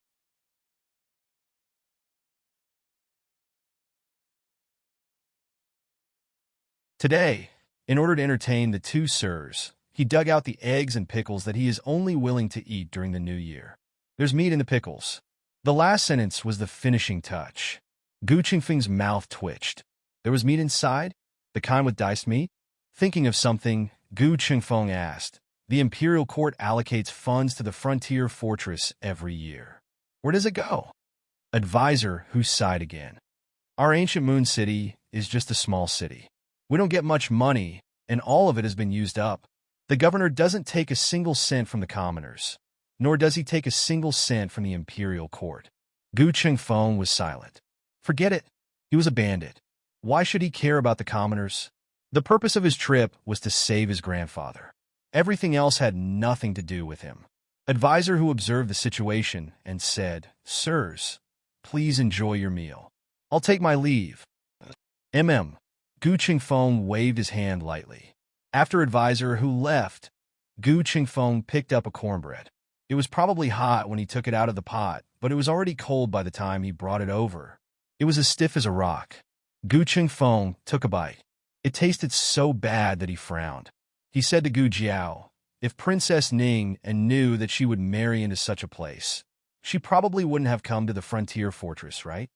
I don't know, Gu Jiao said. Gu Qingfeng pursed his lips in disdain. She always had a way to end the conversation. He looked disdainful, but he was very careful when he picked out the cornbread for Gu Jiao. He peeled off the dried outer skin and put it in his bowl. The warm and soft core was placed in Gu Jiao's bowl. He also carefully picked out the pickled vegetables for a long time before picking out the diced meat and giving it to Gu Jiao. He wasn't so natural in the beginning. The first time was at the first relay station after leaving the capital. At that time, the food wasn't bad. They actually ate a plate of prawns. He was used to taking care of his younger brother, so he peeled one for Gu Jiao. When he put it on Gu Jiao's plate, he felt that something was wrong. Gu Jiao wasn't his younger brother or sister. He wouldn't admit it. The most awkward thing wasn't that he peeled the prawns for Gu Jiao, but that if Gu Jiao suddenly asked, "Why are you so nice to me?" Unexpectedly, Gu Jiao didn't say a word. She didn't even lift her eyelids, as if this action wasn't out of line and didn't matter. This made Gu Qingfeng secretly sigh in relief. After that, he unconsciously did something similar a few times. She always accepted it calmly. If he didn't do it, she wouldn't ask him why. Gu Qingfeng felt that this girl wasn't very difficult to get along with. Or more accurately, she was very easy to get along with. Even Gu Jinyu in the residence wasn't so easy to get along with. Gu Jinyu was too fragile and needed someone to protect her at all times.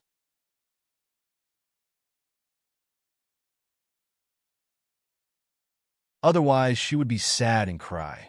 Gu Jiao wasn't like that. She only knew how to make others cry.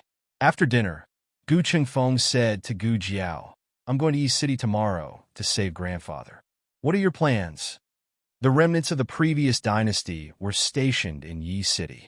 His grandfather and Princess Ning had also been captured there. Yi City was the most heavily guarded of the three cities. Not only were there remnants of the previous dynasty, but also the Chen Kingdom's army. It was easy to defend and difficult to attack.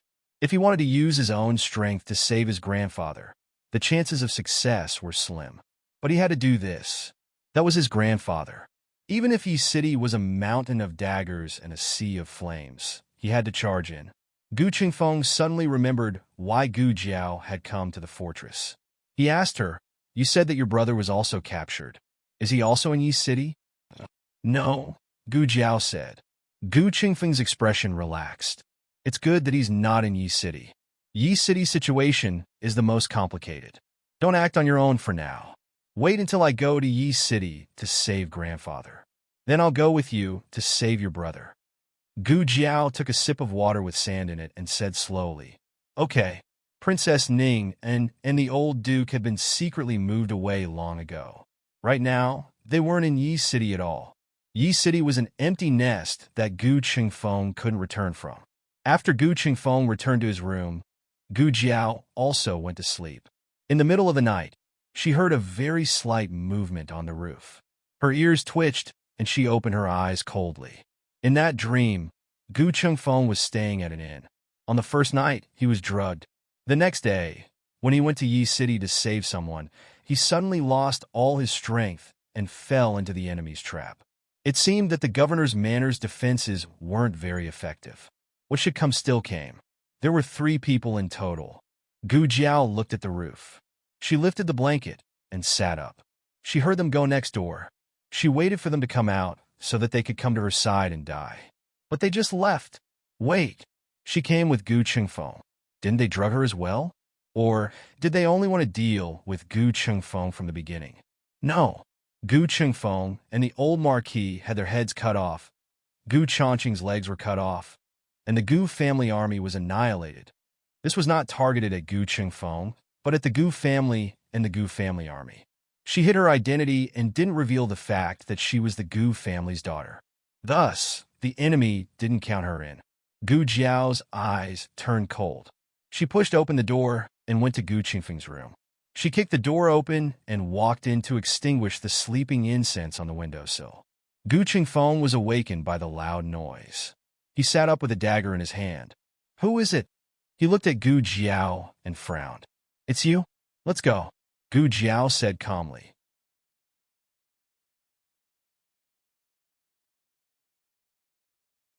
What for? Gu Qingfeng asked. Gu Jiao threw the extinguished sleeping incense out of the windowsill. Didn't you want to save someone? Gu Qingfeng followed her movements and looked. What did you just throw away? Gu Jiao took out a handkerchief and wiped her hands. Sleeping incense. Gu Qingfeng frowned. You gave me sleeping incense? Gu Jiao said calmly. Yes, I wanted to kill you. Gu Qingfeng's face darkened. Of course, he didn't believe that Gu Jiao would kill him. Therefore, the sleeping incense wasn't given by Gu Jiao. He looked at Gu Jiao and then at the door that she kicked open. His face darkened. Did someone come here just now? You're not too stupid. Gu Jiao kept the handkerchief and said. Gu Qingfeng's expression turned serious. He was Fei Shuang. Only he knew how alert he was. Gu Jiao said that they were targeted when they entered the city. At that time, he only thought that the other party was far away and he couldn't find them in time. However, tonight, the other party was right under his nose, and he didn't even notice. Gu Jiao walked out. If we don't leave now, we won't be able to catch up. At this point, it would be a bit pretentious to tell Gu Jiao that she didn't need to take the risk with him.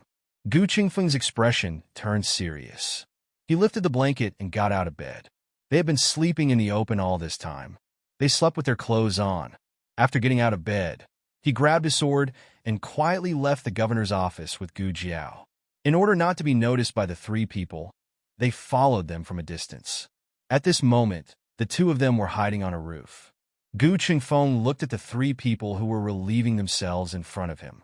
He raised his hand and covered Gu Jiao's eyes. Gu Jiao was speechless. Thank you. I wasn't interested anyway. Gu Qingfeng whispered. Do you think they're remnants of the previous dynasty or masters of the Chen kingdom? Remnants of the previous dynasty, Gu Jiao said without hesitation. Are you sure? Gu Qingfeng was surprised. Gu Jiao nodded. She had thought about it carefully just now. The remnants of the previous dynasty had colluded with the Chen kingdom's army. It looked like they were all working together, but in reality, they all had their own goals. For example, it seemed like the Chen kingdom's army's idea to let the 100,000 Gu clan soldiers never return. And it seemed more like the remnants of the previous dynasty's plan to deal with the Gu clan's grandfather and grandson. She didn't know how the Gu clan had offended the remnants of the previous dynasty for them to take such savage revenge. Actually, Gu Qingfeng also felt that it was more likely the remnants of the previous dynasty. After all, his grandfather had fallen into the hands of the remnants of the previous dynasty. Gu Qingfeng continued, Princess Ning and son-in-law is also a remnant of the previous dynasty.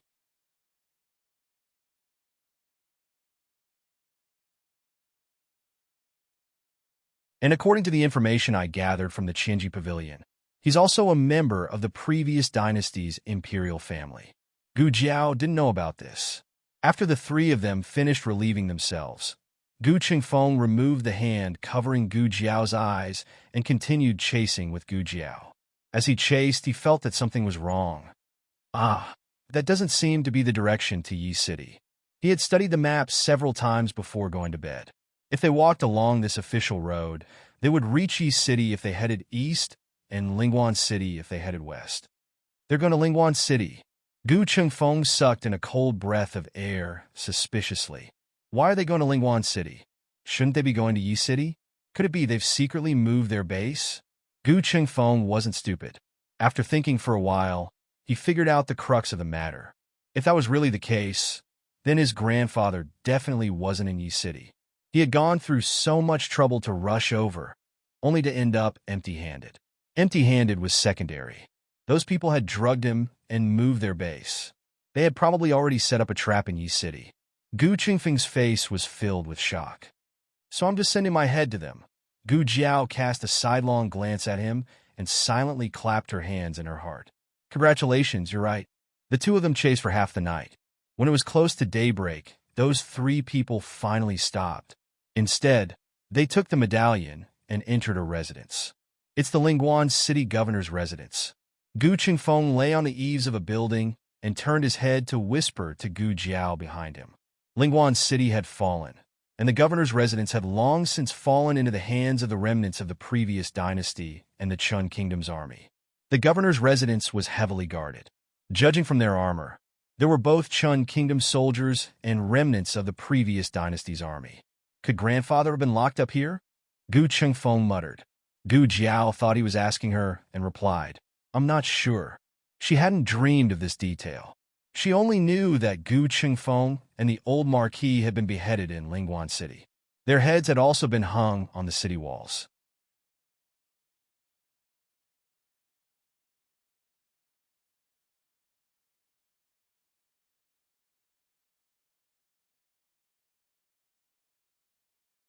Chapter 484.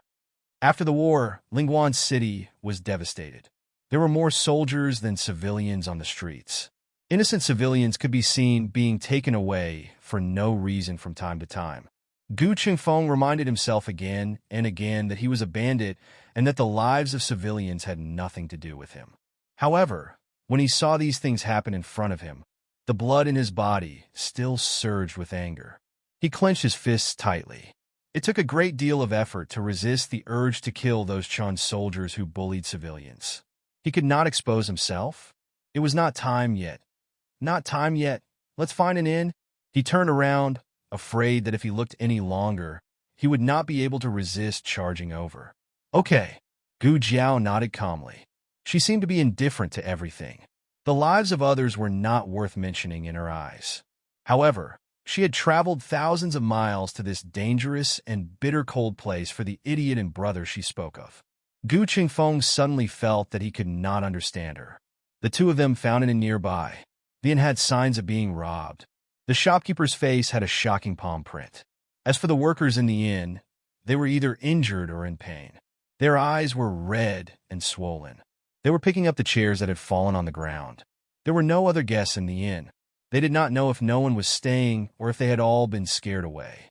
Gu Jiao and Gu Chengfeng came to the counter. The innkeeper pulled himself together and looked at the two of them. His voice was still trembling after choking with sobs. Are you two guests eating or staying? Gu Chengfeng said to the shopkeeper, Give us a room. If there's food, send it up. If there isn't, then forget it. The two of you, please follow me. The shopkeeper held back his grief and brought Gu Jiao and Gu Chengfeng to the second floor. He pointed to a room that could be considered clean and tidy. This is our inn's best room. 100 copper coins a night, including 2 meals. 100 copper coins? Gu Chengfeng suspected that he had heard wrong. The shopkeeper hurriedly said, Do you think it's expensive? In that case, I can give you a discount. How about 80 copper coins? Gu Chengfeng opened his mouth. That's not what I meant. 100 copper coins was really too cheap. They had never stayed in such a cheap inn on their way here. Moreover, it was the best room with 2 meals included. 100 copper coins it is. Gu Chengfeng couldn't bear to see the shopkeeper lose, so he didn't raise the price. The shopkeeper said gratefully, Thank you, sir.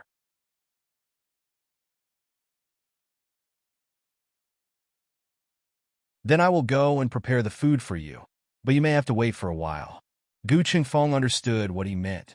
Those soldiers had ransacked the inn, so they probably didn't even let go of the good stuff in the kitchen. They had to go buy groceries again. Gu Chengfeng had mixed feelings. Gu Jiao continued to eat and sleep as if she didn't have a care in the world. There wasn't the slightest bit of annoyance or pity on her face. The corner of Gu Qingfeng's mouth twitched as he looked at a certain someone who was sleeping soundly on the bed while hugging her red-tasseled spear. How could a little girl's heart be bigger than a man's? After dinner, the two were ready to set off. The two of them changed into their night suits, put on their masks, and prepared to set off. Unexpectedly, as soon as Gu Chengfeng opened the door, he immediately closed it again. "Someone's here?" Gu Jiao asked. Gu Qingfeng's throat moved. He composed himself and said, "It's the Chun Nation soldiers."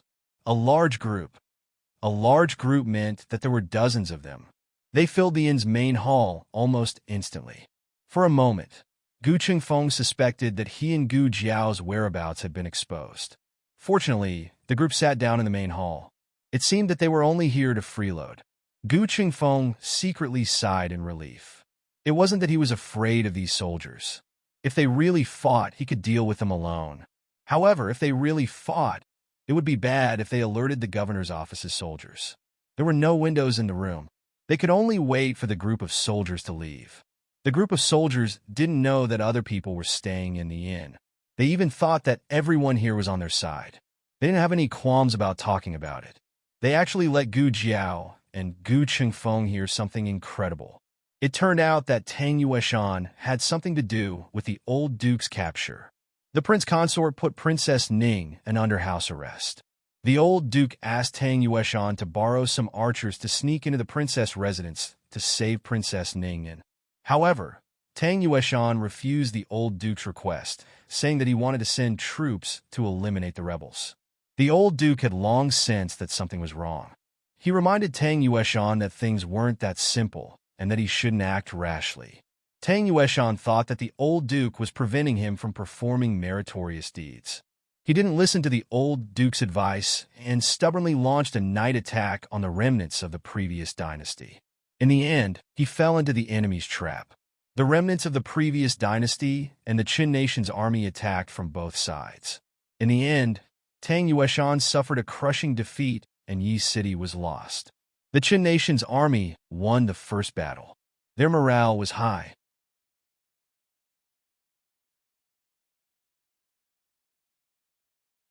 On the other hand, the Zhao Nation's local army naturally didn't have much morale after seeing that the world's marshal had been defeated.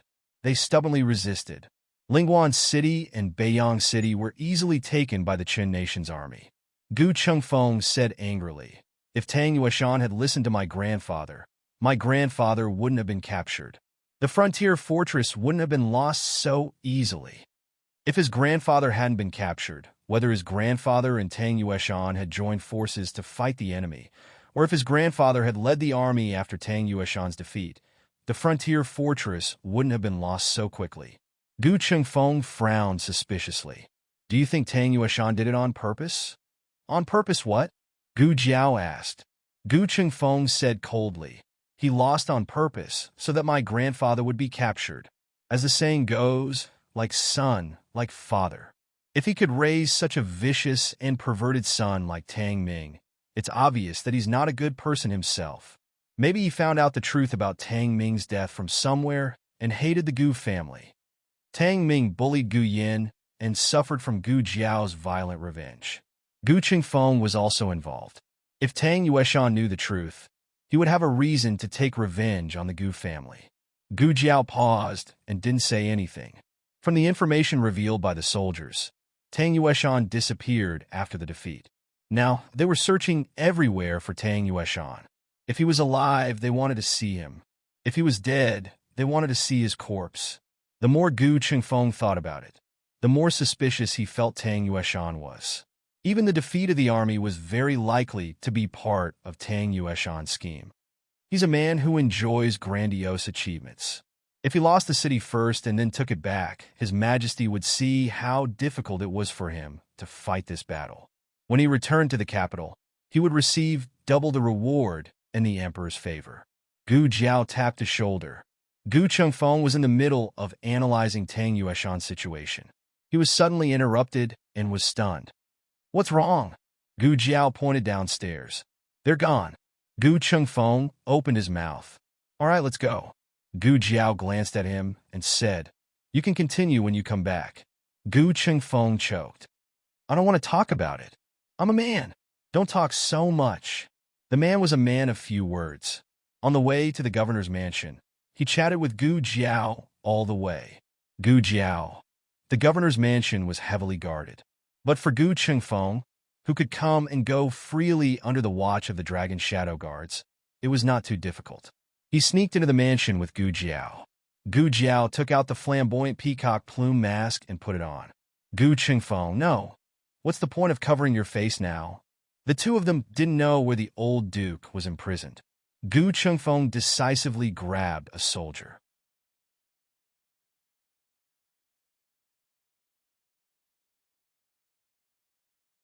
Gu Jiao gave him a dose of drug, and the soldier fell asleep immediately. Gu Chengfeng looked at her syringe. "Your drug doesn't work every time." Gu Jiao put away the syringe and said calmly, "Find it yourself." Gu Chengfeng snorted. "How can we find such a big mansion? Do you want to find it until dawn?" Gu Jiao clapped her hands indifferently. "We've already searched the Ning prince's mansion. Why should we be afraid of a mere governor's mansion?" Gu Chengfeng said disapprovingly. "How can it be the same? The Ning prince's mansion only had a few storerooms, and they were all in his and Princess Consort Ning's courtyard. In front of the governor's mansion is the government office, and behind it is the private mansion. We don't know where they're keeping grandfather. It could be a woodshed, a dungeon, or a secret room." Before he finished speaking, Gu Jiao pushed open the door beside her. It was a wine cellar used to store fine wine. Gu Chengfeng shook his head. There was no need to look for such a place. It was not a good place to keep a hostage. His gaze swept across the room, and he was stunned. Grandfather? The old man with shackles on his hands and feet, covered in bruises and fainted on the ground, was none other than his grandfather. Gu Chengfeng was stunned. How? How did you know my grandfather was imprisoned here?" Gu Jiao spread her hands. "I don't know. I just randomly found it." Gu Chengfeng's mouth twitched. What kind of luck did this girl have? She could even find him here. What happened to searching until dawn? What happened to the 100 ways he thought of to avoid detection by the Chun soldiers? Huh? Was there no place to use it?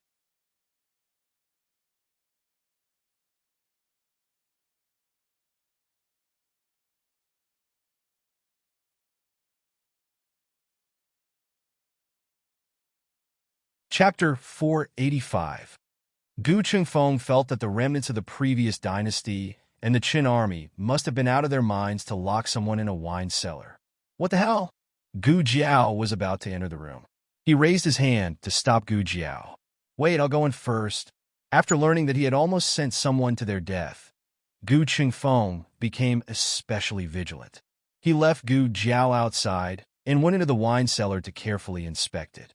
After confirming that there were no hidden traps or dangers, he said to Gu Jiao, "Come in." Gu Jiao entered the room and closed the door behind her. There were no windows in the wine cellar. Once the door was closed, the room became so dark that one couldn't even see one's fingers. Gu Chengfeng took out a match. After lighting it, he went to the old marquee and knelt on the cold ground, reaching out to help the old marquee up. Wait. This time, it was Gu Jiao who stopped Gu Chengfeng's hand. The old marquis's breathing was very weak and shallow. It didn't look normal. As a doctor, she had an almost instinctive intuition about this situation. Gu Jiao took off the red tasseled spear on her back and placed it on the ground. Then she knelt down on one knee beside Gu Chengfeng and used the light of the match to see the old marquis's appearance. It wasn't enough to describe him as covered in cuts and bruises. He had clearly been brutally tortured. There wasn't a spot on his body that wasn't covered in blood. "Bring the match closer," Gu Jiao said to Gu Chengfeng. Gu Chengfeng brought the match closer to him. The light from the fire could actually hide some of one's complexion. But even so, the old marquis's paleness couldn't be hidden. Gu Chengfeng's heart clenched. His Adam's apple bobbed as he endured and called out in a small voice, "Grandfather, grandfather." The old marquis didn't respond. Gu Chengfeng's heart clenched even tighter. Gu Jiao's expression did not change in the slightest. She calmly took off the old Marquis's clothes and began to check his injuries one by one. For Gu Qingfeng to be able to train to his current level, he naturally had his fair share of injuries and had seen others get injured. However, if the injured person was his own grandfather, he didn't dare to look down. He didn't know how this girl was able to remain so calm. After all, she wasn't Gu Jiao's real mother. To her, his grandfather was just an ordinary patient. The lighter wouldn't last long, and there wasn't enough light. Gu Jiao opened a small medicine box and took out a small emergency flashlight. She turned it on and handed it to Gu Qingfeng. Light it. Gu Qingfeng was no longer surprised by her strange things.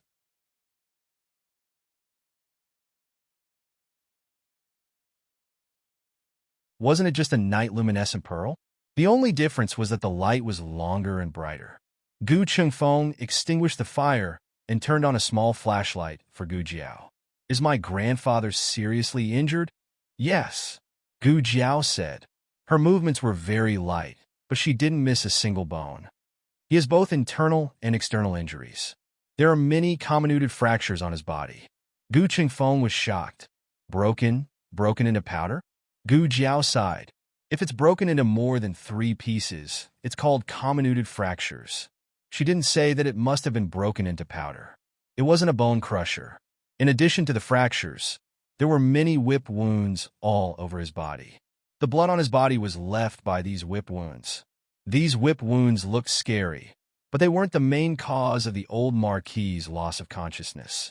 Gu Jiao took out a sphygmomanometer and measured the old Marquis's blood pressure. Strange, why is his blood pressure so low? The reason for the old Marquis's loss of consciousness was found. It was hemorrhagic shock. However, the old Marquis's whip wounds were only superficial and mottled with blood. In fact, the total amount of bleeding was not large. Internal bleeding? Gu Jiao murmured and narrowed her eyes. Gu Qingfeng didn't understand a single word she said. Even if he understood, he felt that it might not be what he understood. Gu Jiao took a pair of gloves from the small medicine box and put them on. Then, she took out a long needle. Gu Qingfeng's eyebrows twitched. What was this girl doing now? After watching Gu Jiao suture Gu Qinglin's surgery, Gu Qingfeng hadn't eaten a single bite of meat for half a year. Gu Qingfeng's psychological trauma had just recovered. He couldn't let this girl poison his little heart. He decisively turned his face away. Hey, Gu Jiao called him. I'm not scared, he said sternly. The flashlight is crooked. Gu Jiao reminded him. Crooked? Where is it crooked? Gu Qingfeng didn't dare to look back. Gu Jiao pulled his hand and moved the flashlight forward. Don't move. Gu Qingfeng, okay. Gu Jiao performed a peritoneal puncture on the old Marquis. The blood extracted was not coagulated, which meant that the patient had bloody ascites. Combined with his injuries, it should be a substantial organ rupture. Gu Jiao put away the needle and quietly looked at the old Marquis's abdomen. Then, she began to gently press down along the direction of his ribs. When she pressed on the upper left abdomen, his body spasmed slightly. He didn't completely lose consciousness. He could still feel a little pain. That should be where the problem was. Gu Jiao's eyes turned cold. This place was the spleen. Are you done with the examination? If you are, let's hurry up and get my grandfather out of here. I feel that it's not safe here.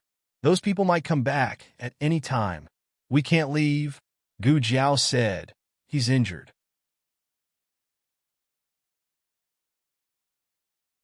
Can't we go back to the inn to heal?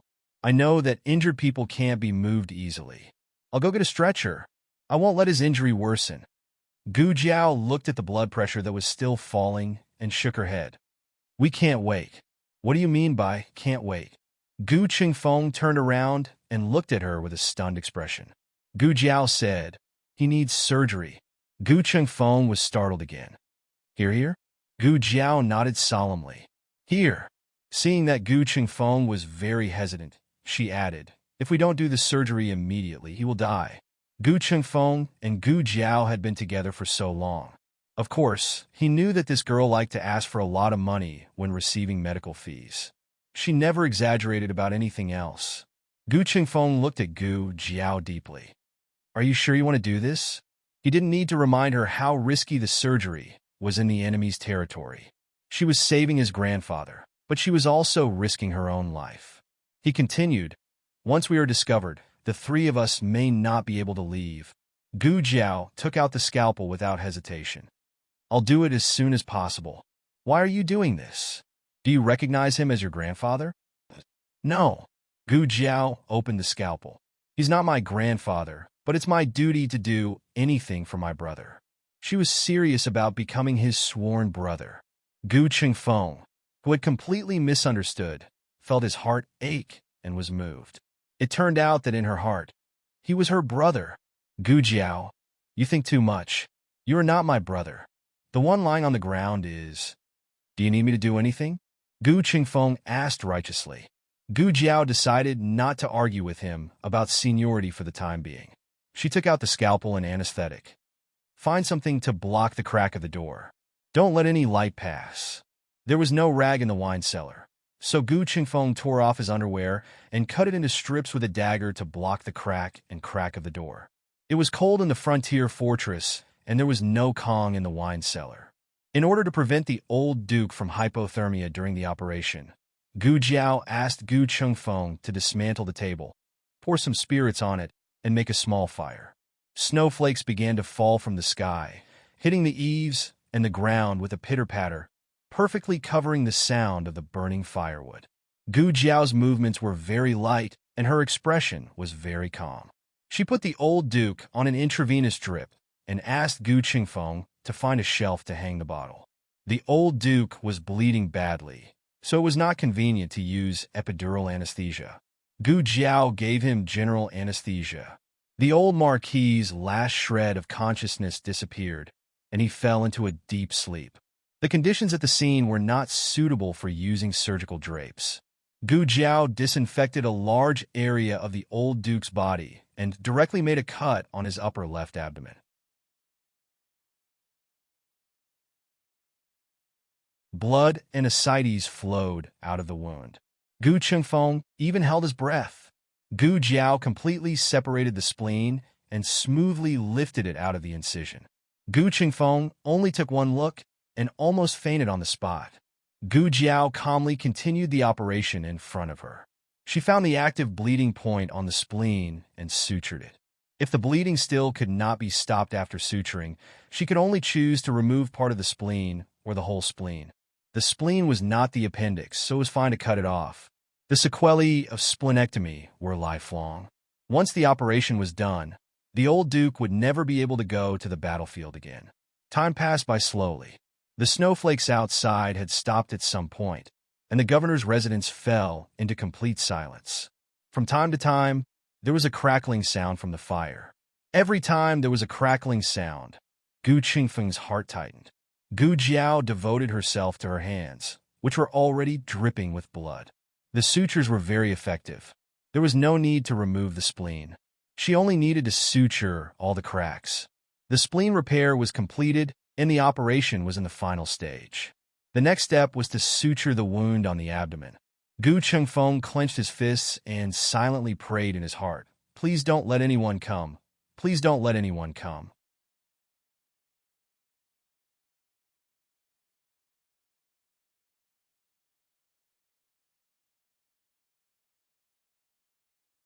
Chapter 486.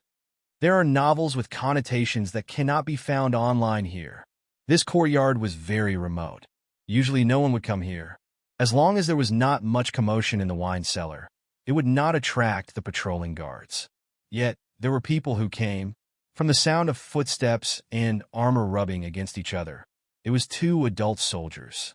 Generally speaking, this governor's office was controlled by the remnants of the previous dynasty. The Qin army was mainly stationed outside the governor's office. Thus, Gu Qingfeng deduced that these two were the minions of the remnants of the previous dynasty. Gu Qingfeng quietly came behind the door. He could not see the situation outside clearly. He could only try his best to pay attention to the movements and sounds of the people coming.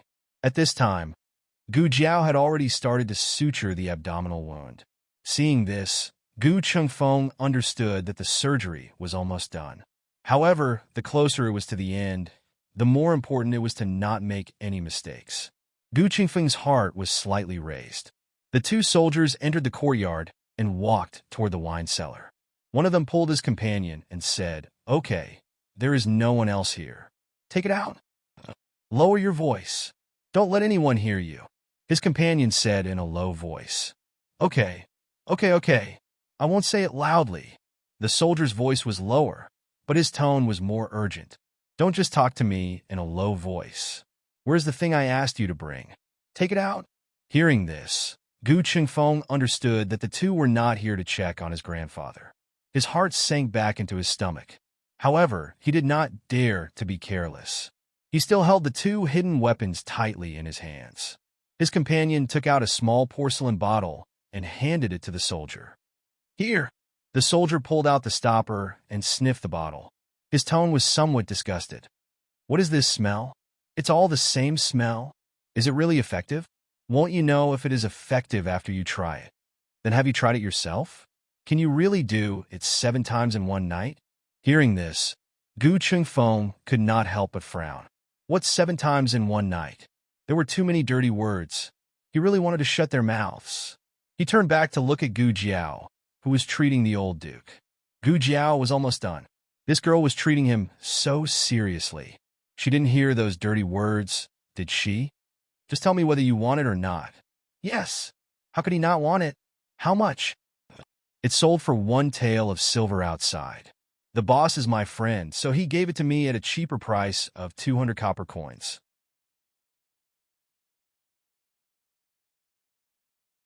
If I were to sell it to someone else, I would have to pay an additional 50 copper coins. You're my brother, so based on our friendship, I won't charge you more." Gu Qingfeng sneered in his heart. This kind of despicable thing was already expensive for 10 copper coins. How could they be brothers? In the end, the soldier decided to be a sucker and spent 200 copper coins to buy the bottle of all-aspect nourishment pills. "Let's go," the soldier said to his companion. "Wait, what happened? Over there? What's going on over there?" The soldier looked around and asked. "Oh, the wine cellar." Gu Qingfeng's heart tightened. "I heard that Lingguan City's governor's office's wine is new or red, which has been stored for more than 10 years. His companion walked towards the wine cellar as he spoke. The soldier pulled him back. "Hey, who was the one who said not to be discovered? You're hugging a wine jar in the middle of the night. Do you think you're not discovered fast enough? If you want to drink wine, I have plenty in my house. I'll give you a jar when we get back." "All right." His companion was convinced by the soldier and left the courtyard with him. Gu Qingfeng finally let out a sigh of relief. His entire back was soaked in cold sweat, and his forehead was sticky. He raised a hand to wipe his sweat and asked Gu Jiao, "Is it done?" Gu Jiao cut off the last thread and used gauze to cover the wound. "Not yet. The fracture needs to be fixed. The old marquis's 4 limbs were fractured and needed to be stopped first. Otherwise, it would be very dangerous to move." Half of the table was thrown into the fire. There was still half left. Gu Jiao first made do with cutting a few boards. Gu Qingfeng went over to help her. But at this time, something unexpected happened. The 2 people who had already left actually turned back in a hurry. "Not good. It's Captain Liu. If he finds out that we didn't patrol properly and came here without permission, he will definitely punish us." It was that soldier's voice. "Hurry and hide," his companion said. "Where do we hide?" The soldier asked fearfully. "The wine cellar." Gu Qingfeng's eyebrows jumped. His hand that was fixing the boards paused. He instinctively glanced at Gu Jiao. Gu Jiao acted as if she didn't hear anything and calmly and quickly continued what she was doing. Gu Qingfeng's eyes moved, and he looked coldly in the direction of the door. "Why can't the door be opened? Is it locked from the inside?" "Impossible. Let me do it." The soldier's companion pushed open the door with great force, and a flash of fire suddenly entered his eyes. He was slightly startled, but before he could react to why there was fire inside, Gu Qingfeng shot out 2 concealed weapons. His body stiffened and he fell forward. He didn't fall to the ground. Gu Qingfeng's figure flashed in front of him and caught him. Everything happened in a flash. The soldier didn't have time to react.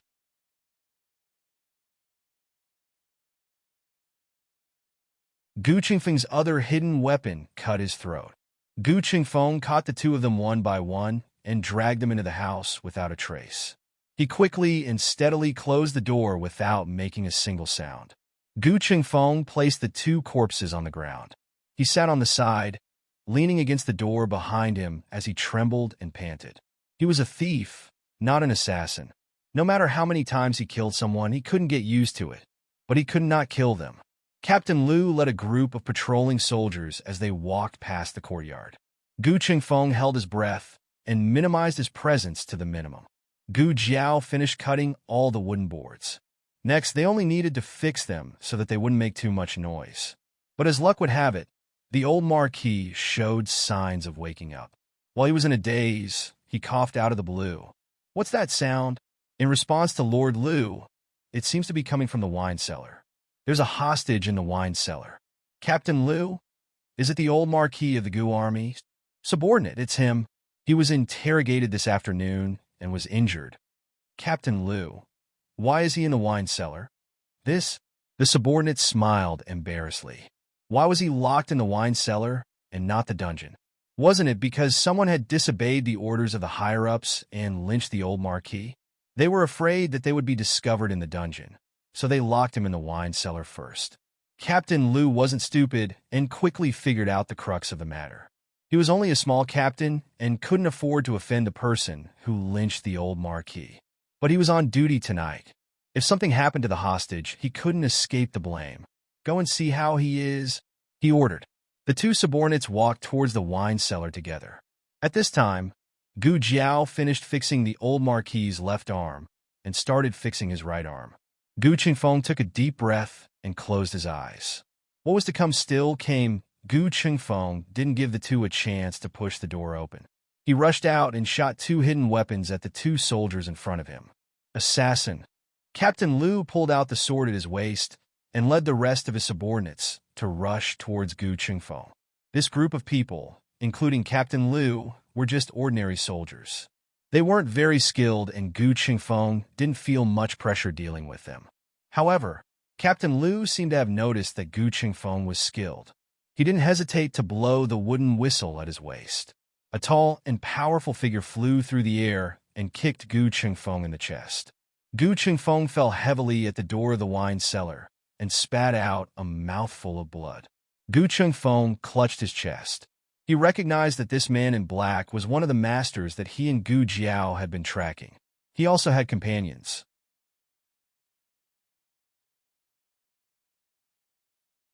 They also descended from the sky and blocked the door to the courtyard.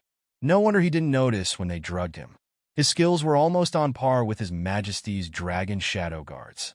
Gu Qingfeng held his chest in pain with one hand and used his other hand to support his body with the sword. He stood up with a fierce look in his eyes. "Archers, get ready!" Captain Liu yelled.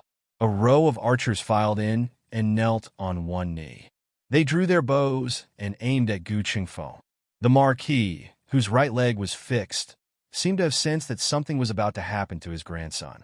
He opened his eyes slightly and tilted his head to look outside the door. He had been unconscious for too long, and his vision was a little blurry. He could only vaguely see a familiar figure stubbornly holding the long sword in his hand and guarding the people in the room. The Marquis's eyes suddenly welled up with tears. Gu Qingfeng didn't know how many times he had been kicked down by the Master in Black. Every time he fell, he would spit out a mouthful of blood. However, he would always stand up again. The Master in Black seemed to be tired of it. After knocking Gu Qingfeng down for the last time, he stepped on Gu Qingfeng's chest with his long boot. He gestured to another Master in Black. His companion understood and strode towards the wine cellar. Gu Qingfeng grabbed a hidden weapon in his palm.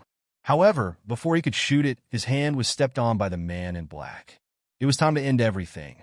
The Master in Black lifted his icy-cold boot and ruthlessly stepped on Gu Qingfeng's head. Heavy snow suddenly fell from the sky. Snowflakes fluttered down. "Ah!" A sharp scream. The Master in Black outside the wine cellar was dragged in by a strong force. Almost at the same time, a red-tasseled spear suddenly shot out from the wine cellar, carrying a trembling sound of breaking through the air. It pierced through the flying snow and with a whoosh, it pierced through the heart of the black-clothed expert, sending him flying, and fiercely nailing him to the hard wall. Everyone was stunned. In the next second, they all looked towards a wine cellar. They didn't know when, but there was a slender little figure at the door. In the sky full of flying snow, a young man with long hair like ink, eyes cold and murderous, like an azura from hell.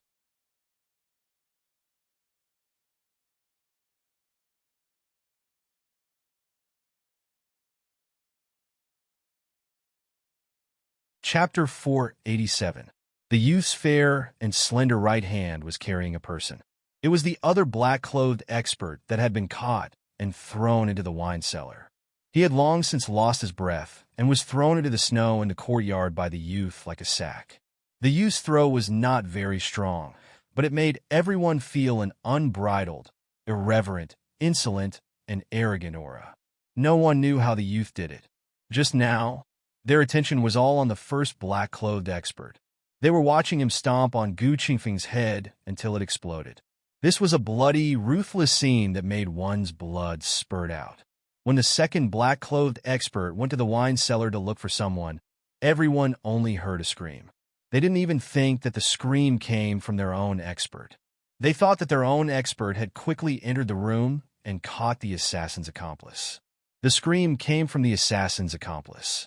And now, of their own two experts, one was impaled by a spear and nailed to the wall, the other was crushed to death by the youth and thrown to the ground. This scene was simply too shocking and too strange. Everyone's voices were stuck in their throats. Even their breathing unconsciously stopped. Only Gu Qingfeng was lying in a puddle of blood mixed with snow. His body suddenly relaxed. Was this girl finally done with the operation? He thought that he wouldn't be able to wait. It's good that she's out. It's good that she's out. Gu Qingfeng coughed up blood while his body trembled. He smiled as if relieved of a burden. More than half of the three black-clothed experts were killed in an instant. The third black-clothed expert was the first to recover from his shock. He pulled out the soft sword at his waist and attacked Gu Jiao with a murderous aura. When dealing with Gu Qingfeng, he didn't make a move because there was no need to. But this youth killed two of his companions as soon as he came out. Even if he didn't want to, he had to admit that this youth who was much younger than everyone present gave him a strong sense of danger. So much, so that he even used his weapon. Gu Jiao dealt with all changes by remaining unchanged. When he attacked her, she did not immediately move. Instead, the moment his soft sword was about to strangle her neck, she raised her left hand and shot out a long thread with a hook to entangle the other's soft sword. Then, she pulled hard and used the force to throw herself out. As if she had qigong, she soared into the air and shuttled through the flying snow. She stepped on the opposite wall and pulled out the red tasseled spear with her bare hands.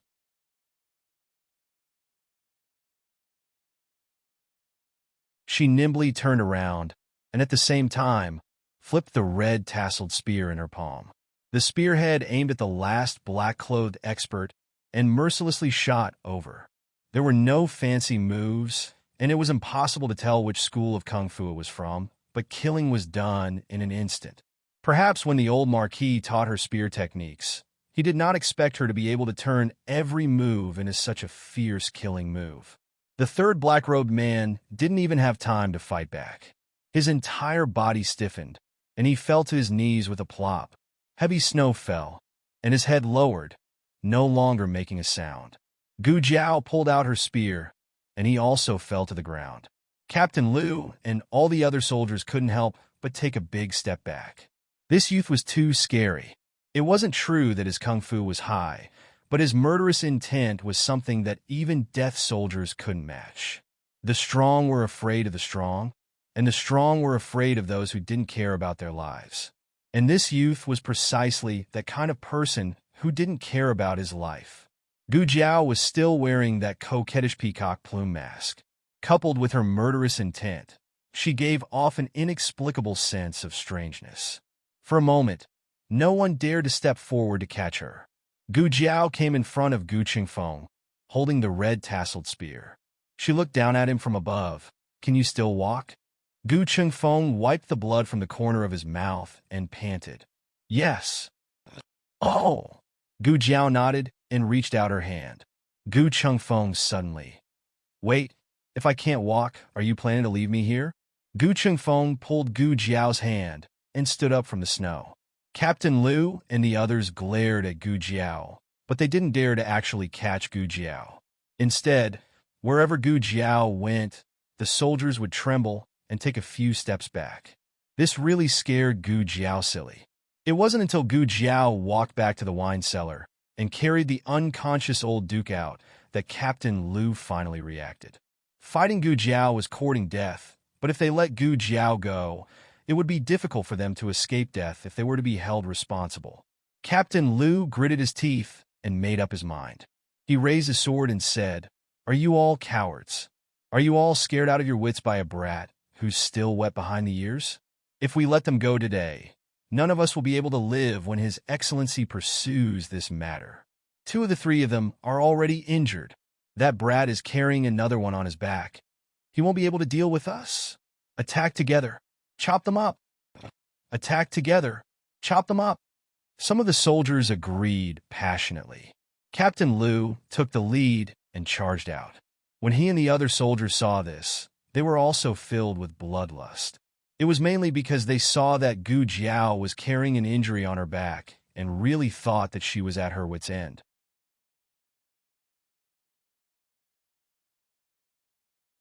Little did they know that Gu Jiao had tied the old duke tightly to her back with strips of cloth.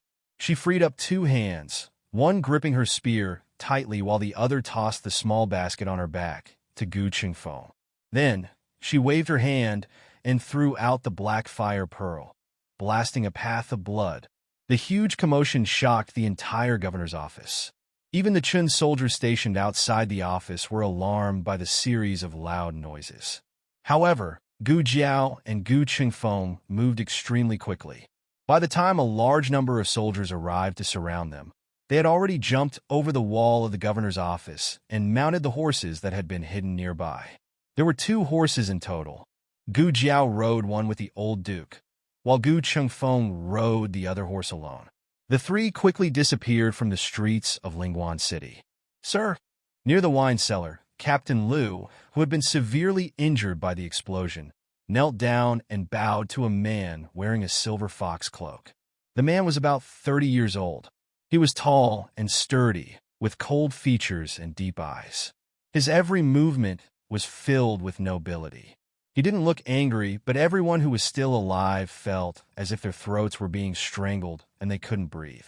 The man did not pay any attention to Captain Liu, who was kneeling on the ground, nor did he pay any attention to the other soldiers who had been blown up. He only came to the remains of the black fire pearl and squatted down. He touched the remains with his slender fingers, and a trace of coldness and doubt flashed across his face. "Yin Kingdom?" he muttered. Captain Liu didn't hear what he said clearly. It wasn't that his voice was too soft, but that his ears were muddled from the explosion. He asked, "Sir, should we chase?" "Chase," the man in the silver fox cloak said calmly. "I want him alive." "Ah!" That brat was so powerful. It was already difficult to kill him, but to capture him alive, wasn't this?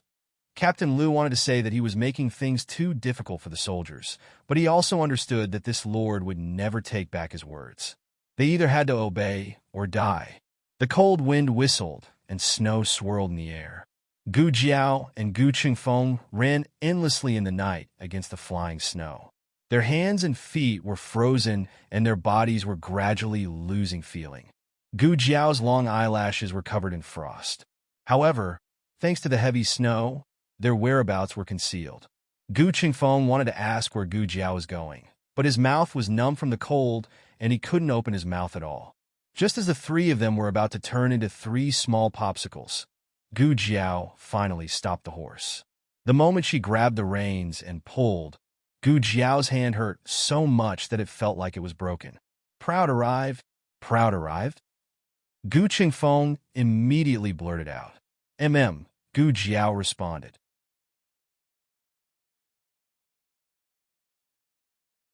She wasn't much better than Gu Chengfeng and had a hard time talking.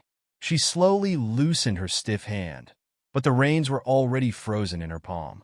The red tasseled spear wasn't frozen in her hand, but she had held onto it for too long and couldn't open her stiff fingers for a while. The two of them used a lot of energy to get off the horse. The horse was exhausted and was panting heavily.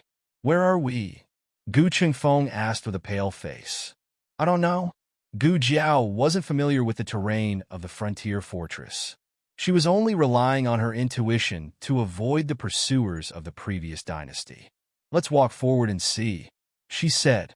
She raised her hand that had regained a bit of feeling and grabbed the horse's stiff hand. Her other hand grabbed her red tasseled spear. Gu Qingfeng remembered that she originally carried the red tasseled spear on her back, but now that she was carrying her grandfather, she could only hold the red tasseled spear in her hand. "Give it to me?" He reached out his hand and said. "You won't be able to carry it," Gu Jiao said. "How can I not be able to carry it? I'm a man." The belittled Gu Qingfeng raised his hand to take Gu Jiao's red tasseled spear. Gu Jiao glanced at him indifferently and let go. "Fuck!" Gu Qingfeng knelt on the ground and couldn't help but curse. What kind of red tasseled spear is this? Why is it so heavy? Also, he didn't look carefully just now because he was running for his life. Now that he looked carefully, his heart almost stopped beating. How could there be such an ugly red tasseled spear in this world? Were the big red flowers on the spear serious? Also, who had braided the red tassels into pigtails? Gu Qingfeng almost cried because of the ugliness. Carrying this red tasseled spear on the battlefield, it was so ugly that it could kill a bunch of enemies. Fortunately, she used cloth to wrap the red tasseled spear on the way, or else Gu Qingfeng seriously suspected that he would be blinded by the ugliness. "I already said you can't carry it." Gu Jiao automatically ignored the disdain and shock in Gu Qingfeng's eyes. She grabbed the red tasseled spear and led the horse forward. "I can't carry it because I'm injured." Gu Qingfeng decided to save his dignity as a man. "Why don't you wait until I recover and see if I can carry it?" Gu Jiao didn't turn around and waved her hand. "You'll talk after you recover."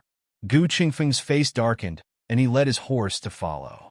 The two of them seemed to have entered a forest deep in the mountains, but they quickly passed through the forest again. "There's a family over there," Gu Qingfeng said. "Yes." Gu Jiao nodded. She also saw it. It didn't look like a normal villager's house, but more like a hunter's house. The two led their horses over. Even though Gu Qingfeng was injured, he still pulled Gu Jiao behind him and raised his hand to knock on the door. Gu Jiao said, "No need to knock, there's no one."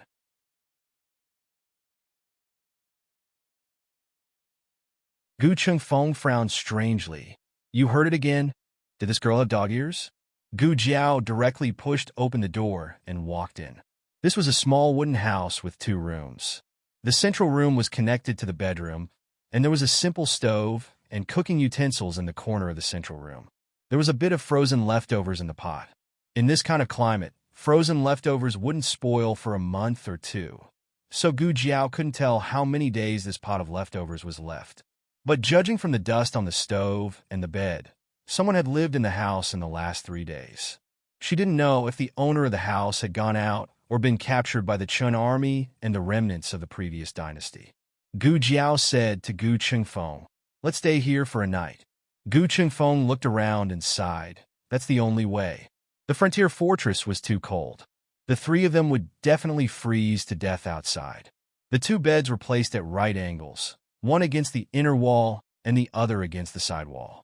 Gu Jiao placed the old marquee on the bed against the inner wall. Then she pointed to the other bed and said to Gu Qingfeng, "Lie down." "What for?" Gu Qingfeng asked. Gu Jiao took the small basket from his back and said, "Injury." "Oh!" Gu Qingfeng made an "oh" sound and obediently lay down on the other bed. It wasn't that he didn't want to squeeze in with his grandfather, but the beds here were all made of bamboo. It was difficult for one person to even turn over. It was too cold in the house. Gu Jiao first went to get a bundle of firewood and a charcoal brazier. After the fire was lit, the 2 of them felt much warmer. Gu Jiao began to examine Gu Qingfeng's injury. To be honest, Gu Qingfeng's injury was quite serious. If it were someone else, they would have been dead long ago, but he could still jump around. He was worthy of being called an expert at taking beatings. Gu Jiao took out iodophor and cleaned the wound on Gu Qingfeng's shoulder. Gu Qingfeng suddenly said, "Hey, what happened to you just now?" "What do you mean what happened?" Gu Jiao asked. "It's you." Gu Qingfeng thought for a bit. I didn't know where to start asking. Should he ask her where she got her killer moves, or where she got her ability to treat illnesses? She was like a demon when she killed people, but when she healed the injured and dying, she was like a Buddha. It was really contradictory and strange. Gu Qingfeng's gaze fell on her serious little face. He opened his mouth and asked, "What did you do before? I mean, before you came here to pretend to be Gu Jiao's mother?" "She did a lot of work." "Was you an assassin?" Gu Qingfeng asked. "Or maybe a doctor?" Gu Qingfeng said in his heart. "Something like that." Gu Jiao said carelessly. "What do you mean something like that?" "Yes means yes, no means no." Gu Qingfeng muttered and suddenly thought of something. He was silent for a moment. "When we were in the governor's mansion, I thought you lost control." The moment Gu Jiao came out of the wine cellar, her killing intent was too strong. Even now, when he recalled it, he still felt frightened. "I didn't lose control," Gu Jiao said. "She didn't lose control every time, otherwise she wouldn't have lived until now." She actually didn't know what she was like when she lost control, but Princess Xingyang said her killing intent was heavier than death soldiers. Then when she lost control, she should kill people. After killing everyone, if she still didn't stop losing control, she might kill herself. In her previous life, only her godfather knew how to calm her down. It was her godfather who personally handed her a scalpel, letting her learn how to resist the temptation of blood. She had already improved a lot. After coming to this different world, she lost control twice. The first time was when her great-aunt was injured. She was promptly comforted by her, so she didn't completely lose control. The second time was when Lu Yixing cut off his finger. She didn't remember the details of that time, but she guessed that Long Yi had restrained her. Now that her great-aunt and Long Yi weren't here, she wouldn't easily lose control.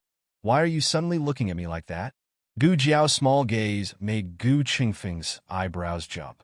Gu Jiao continued in her heart, "Otherwise you'll lose your little life."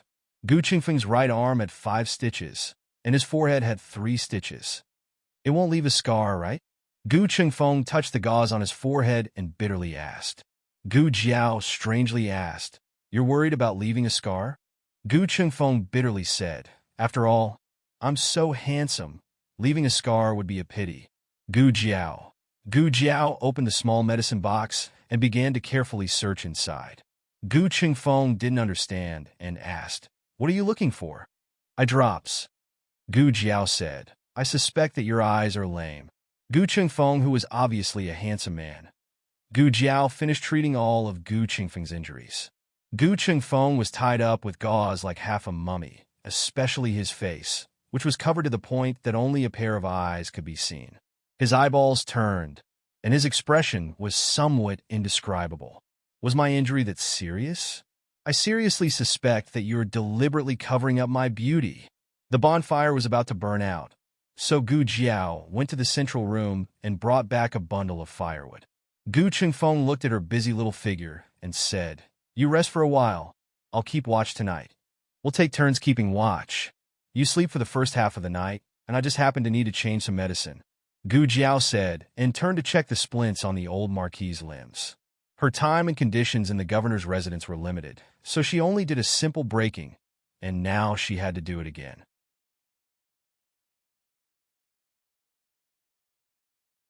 Also, his wounds had to be carefully examined.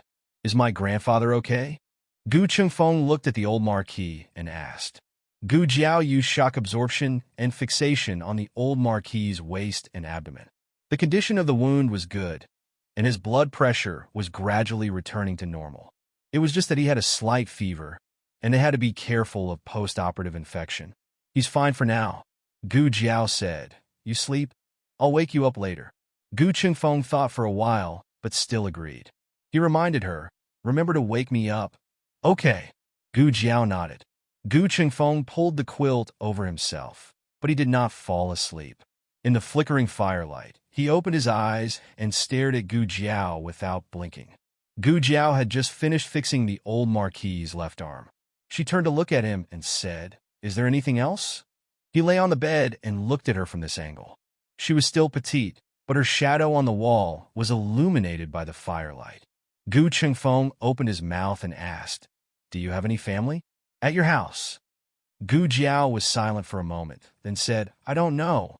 In terms of blood, she had them, but in terms of emotions, she did not. They did not want her. They did not want her as a daughter, nor did they want her as a sister.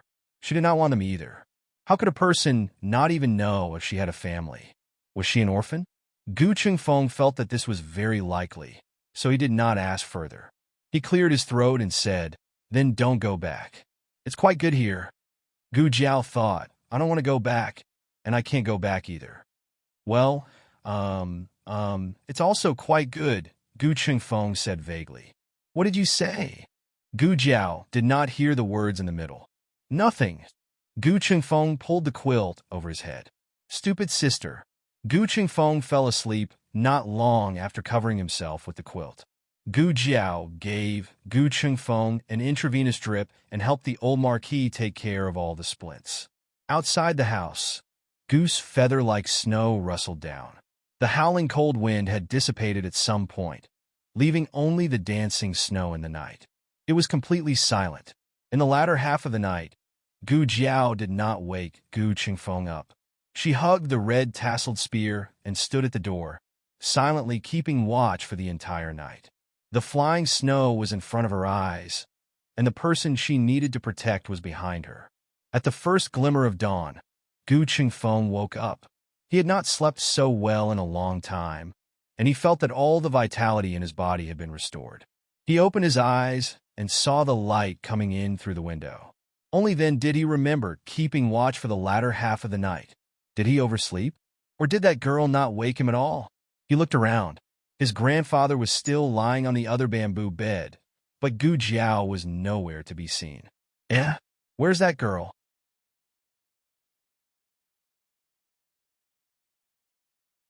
Gu Chengfeng lifted the quilt and sat up.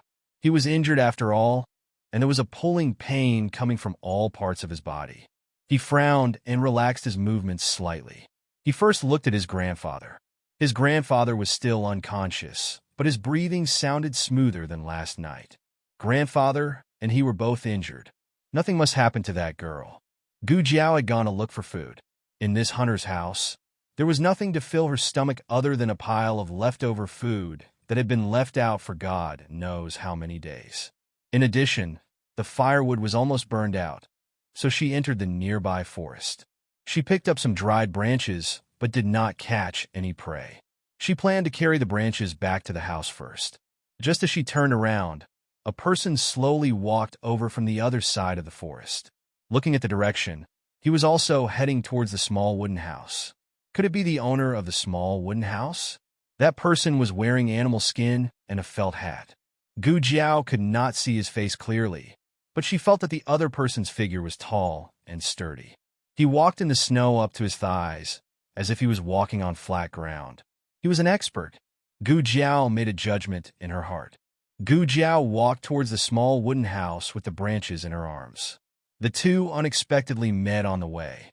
It was not until they met face to face that Gu Jiao finally saw his face clearly. And he also saw Gu Jiao. Both of them were startled at the same time.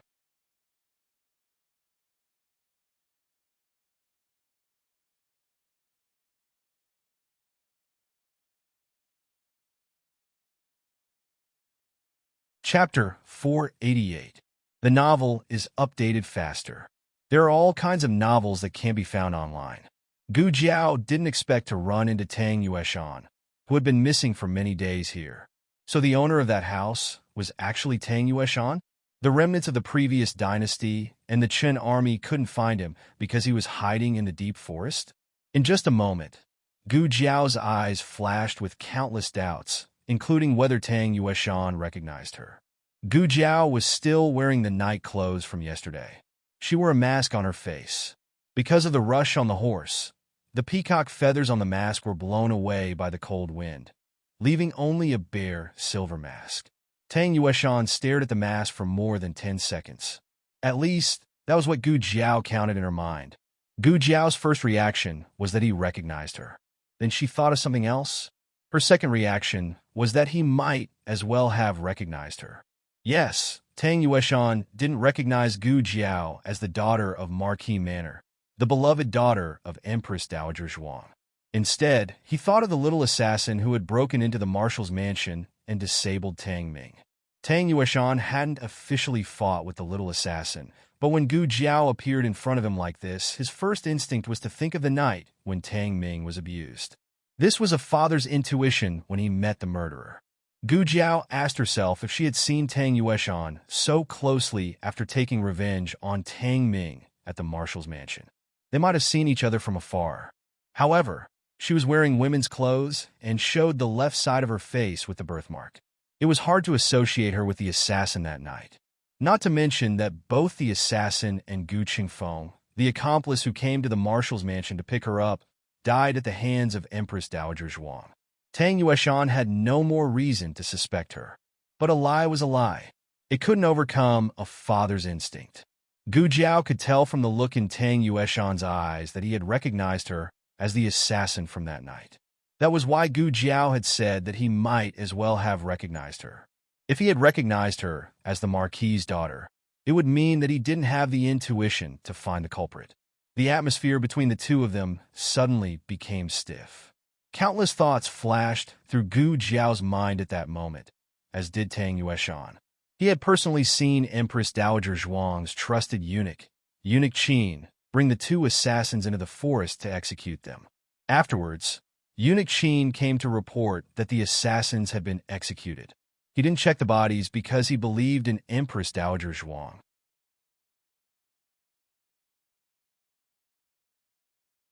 He didn't think that she would protect two assassins who made trouble in the marshal's mansion. After all, he was Empress Dowager Zhuang's trusted minister. If he wanted to kill two mere assassins, why would Empress Dowager Zhuang do this? But now, this little assassin had appeared right in front of him. Other than the mask, everything else was the same. Figure, temperament, eyes closed. Gu Jiao thought, what the fuck? She's wearing night clothes. Tang Yueshan understood everything. That night, Empress Dowager Zhuang didn't kill the two assassins at all. She had deliberately let Eunuch Qin bring them into the small forest to execute them. Her goal was to put on a show for him to see. In any case, he didn't know what they looked like. In the future, they would still be able to live openly in this world. It was a pity that his Ming had been harmed like that, but the murderer was still free in this world. Why? Why did the Empress Dowager lie to him? If this matter was a lie, then what the Empress Dowager said to him wasn't a lie. The Empress Dowager said that someone wanted to sow discord between the marshal's mansion and Marquis Ding An's mansion, so they had drugged Gu Changqing and Tang Ming, causing Tang Ming to humiliate Gu Yan and causing Gu Changqing to seriously injure Tang Ming. The Empress Dowager also said that the person behind the scenes was Imperial Concubine Jing. An Imperial Concubine Jing was a remnant of the previous dynasty. In order to not make his enemy happy, he had let Gu Changqing go. He and Gu Chao had buried the hatchet. He had brought 10,000 soldiers and 1,000 archers to avenge Tang Ming, but what had happened? The person who had lied was the Empress Dowager. The murderer who had already been executed by the Empress Dowager was standing in front of him. Empress Dowager Zhuang had indeed lied to Tang Yueshan, but only a part of it. For example, Tang Ming and Gu Changqing hadn't been drugged. Tang Ming had really wanted to humiliate Gu Yan, and Gu Changqing had really wanted to cripple Tang Ming in the arena. But regarding Imperial Concubine Jing being a remnant of the previous dynasty and her wanting to sow discord between Tang Yueshan and Marquis Ding An's mansion, Empress Dowager Zhuang had spoken from the bottom of her heart. But as long as a person told a lie, all of her words would become untrustworthy. Countless doubts and anger flashed through Tang Yueshan's mind. He hadn't seen Tang Ming humiliate Gu Yan with his own eyes. Although Tang Ming's servant had admitted it, what if the servant had been bribed by the Empress Dowager? On the contrary, Gu Changqing had injured Tang Ming in the arena in the barracks, and this little assassin had tortured Tang Ming until he was crippled. These were facts that he had seen with his own eyes, and Empress Dowager Zhuang had protected them. Empress Dowager Zhuang. Empress Dowager Zhuang was jackals of the same tribe as them.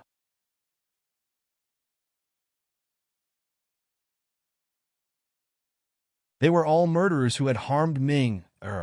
Who exactly are you? Tang Yueshan's eyes suddenly emitted a murderous aura that could destroy heaven and earth. He had been holding a prey in his hand, but now he didn't want it anymore. After coldly throwing it away, he reached out his hand to grab Gu Jiao's throat. Gu Jiao wouldn't give up without a fight. She blocked his hand with a withered branch. Unexpectedly, this guy had a pair of iron hands that went through the branch. Tang Yueshan was able to become the Grand Marshal of all the armed forces in the world, not only because of Empress Dowager Zhuang's favor, but also because of his own strength. His internal strength was very strong, and it wasn't any weaker than His Majesty's Dragon Shadow Guards. Gu Jiao had been busy for a day and a night. Her physical strength was already exhausted, and there was no way she could withstand his attack. However, at this critical moment, the sound of soldiers talking suddenly came from the forest. "Boss, there's a small wooden house over there. Let's go. Let's go and see." It was the army of the remnants of the previous dynasty. Tang Yueshan was also wanted by the remnants of the previous dynasty. His expression changed immediately. "You're a remnant of the previous dynasty?" "I'm not," Gu Jiao said. When Tang Yueshan heard Gu Jiao's female voice, he was even more surprised than when he saw the remnants of the previous dynasty's army. "You're a girl." It wasn't his fault that he hadn't seen the world. It was just that, how could the method she used to torture Tang Ming be the work of a girl? Was she that shameless? Gu Jiao originally thought that she was unlucky enough to run into Tang Yueshan while picking up firewood. However, now that she saw the remnants of the previous dynasty's army, she felt that Tang Yueshan was the one who was really unlucky. He was hiding in the deep mountains and forests, and if nothing unexpected happened, he could hide for a year and a half. But now, she was exposed. Tang Yueshan also figured out the crux of the matter. He gritted his teeth and looked at Gu Jiao. "You're the one who attracted the remnants of the previous dynasty's army." Gu Jiao shook her head like a rattledrum. "It's me. Be careful with your words." Tang Yueshan was furious. Where did this girl come from? First she hurt Tang Ming, and now she wanted to hurt him. "Don't kill me. I'll help you deal with them." Tang Yueshan's mouth twitched. "Help? Did she have a choice?" She made it sound like they would let her go if she didn't do anything. Didn't she know who attracted the enemy's army? Could she be any more shameless? Gu Jiao waved at the remnants of the previous dynasty's army, who were still looking for a path. "We're here." Tang Yueshan's body trembled. Swoosh, swoosh, swoosh. Dozens of arrows flew toward them with murderous intent. Gu Jiao flashed behind Tang Yueshan in a second. Tang Yueshan was speechless.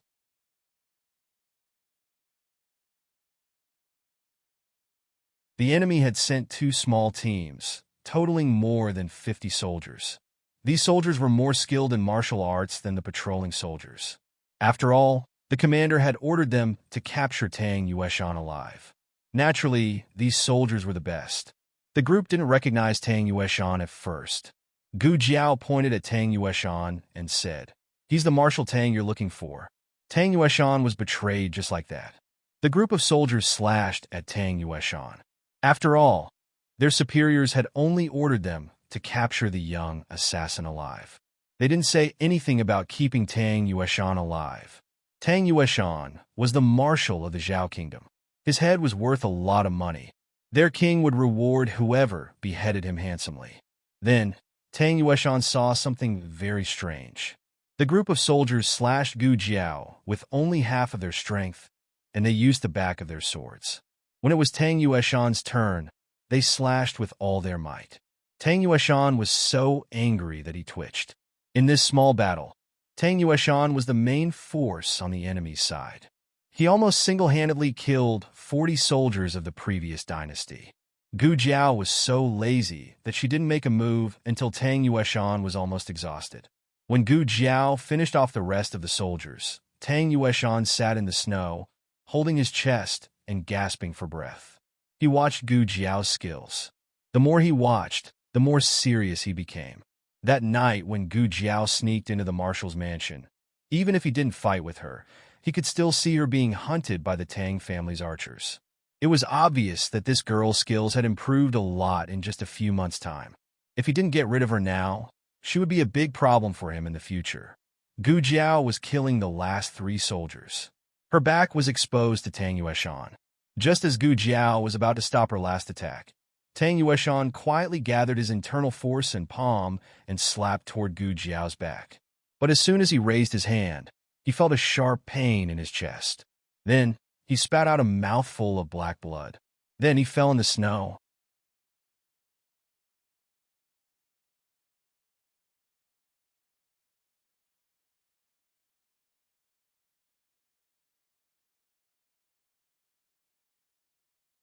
Chapter 489. Gu Qingfeng looked around the small wooden house and confirmed that Gu Jiao really wasn't there. His heart tightened. Of course, he didn't think that Gu Jiao had left them behind. If she wanted to leave them behind, she didn't have to follow them in the first place. The firewood was almost used up, and there was a shortage of food. Gu Qingfeng guessed that Gu Jiao either went to look for food or firewood. He couldn't let her take the risk alone in the snow-covered forest, so he planned to go out and look for her. Who would have thought that as soon as he opened the door, he would see someone carrying a bundle of firewood on their back and using some unknown animal skin as a tool. They were silently dragging a person, walking through the snow with great difficulty. The reason why it was strenuous was because she hadn't slept for a long time. Secondly, she was physically exhausted. Thirdly, the snow in the forest was too heavy. It made it difficult to walk, not to mention that she was carrying a bundle of firewood and dragging a person. Gu Qingfeng was a little dumbfounded. He guessed that she was going to chop firewood, but he didn't expect that she would chop a person back. Gu Qingfeng walked through the thick snow towards her. When he got closer, he heard weak breathing and confirmed that it wasn't a corpse. Gu Qingfeng's expression was a little complicated. What's going on? Don't tell me you picked up another person. Why did he use another? Wasn't it because of the old madam and Xiao Liulong's deeds? Without waiting for Gu Jiao's reply, Gu Qingfeng's mouth twitched. He said with a look of disdain, "Do you have a hobby of picking up people in the house? Or is it because you can't find food, so?" Gu Jiao gave him a look of concern for an idiot. "Are you very free?" "I'm not," Gu Qingfeng denied flatly. He pointed at the man whose face was covered by messy hair and snow. "Who is it?" Gu Jiao said. "See for yourself." Gu Qingfeng squatted down and brushed away the messy hair and snow on the man's face. A familiar and dignified face greeted Gu Qingfeng's eyes. Shocked, Gu Qingfeng jumped to his feet and took a big step back. "Tang Yueshan." He looked at Gu Jiao in disbelief. "You? Why did you bring him back?" "No, I should be asking you, why is he here? And dressed like this?" Needless to say, the animal skin under Tang Yueshan's body was taken from him. His legs were also wrapped with animal skin to keep warm, and he wore an animal skin cap on his head. He was dressed like a hunter. Wait, the owner of this cabin. Could it be Tang Yueshan? Gu Qingfeng's jaw dropped.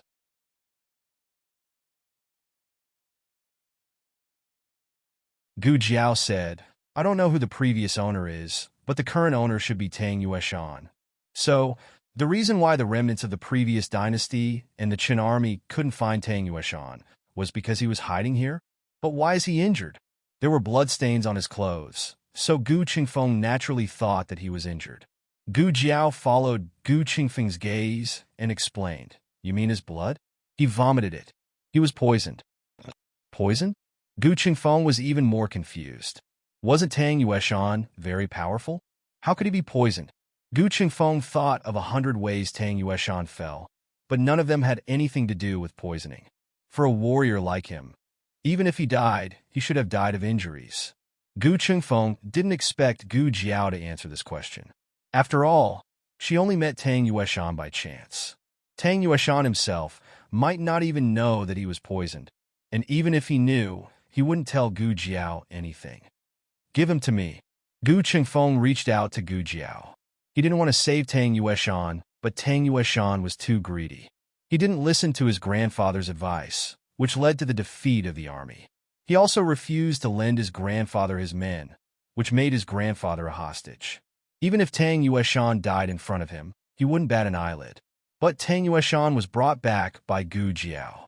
Gu Qingfeng thought about it and decided that he didn't have the right to interfere with what Gu Jiao did to Tang Yueshan. But he still had to remind her of her position with Tang Yueshan. Don't blame me for not reminding you. You disabled Tang Ming, so Tang Yueshan is your sworn enemy. If he finds out that you're the one who hurt Tang Ming, he won't let you go. Okay. Gu Jiao answered, indicating that she knew. Then why did you save him? Gu Qingfeng didn't understand. Gu Jiao looked at Gu Qingfeng and said, among you guys, he's the best fighter. Gu Qingfeng looked at himself, wrapped in bandages, and thought of his unconscious grandfather. For a moment, he couldn't refute. If the Chun Kingdom's army and the remnants of the previous dynasty came after them, it seemed that Tang Yueshan was the only one left who could hold his own. However, Gu Qingfeng thought of something and grabbed Gu Jiao's wrist. He pointed at Tang Yueshan, who was lying in the snow, and said, wait, didn't you say that he was poisoned? Then he can't fight, right? Gu Jiao's words shattered his hope. He can detoxify the poison. He'll recover faster than you guys. Gu Qingfeng was speechless. Gu Jiao dragged Tang Yueshan into the small wooden hut. She also dragged Tang Yueshan's game into the house. Tang Yueshan threw it away, but Gu Jiao picked it up again. There were 3 plump rabbits and 2 plump pheasants. There were suddenly 3 patients in the small wooden hut.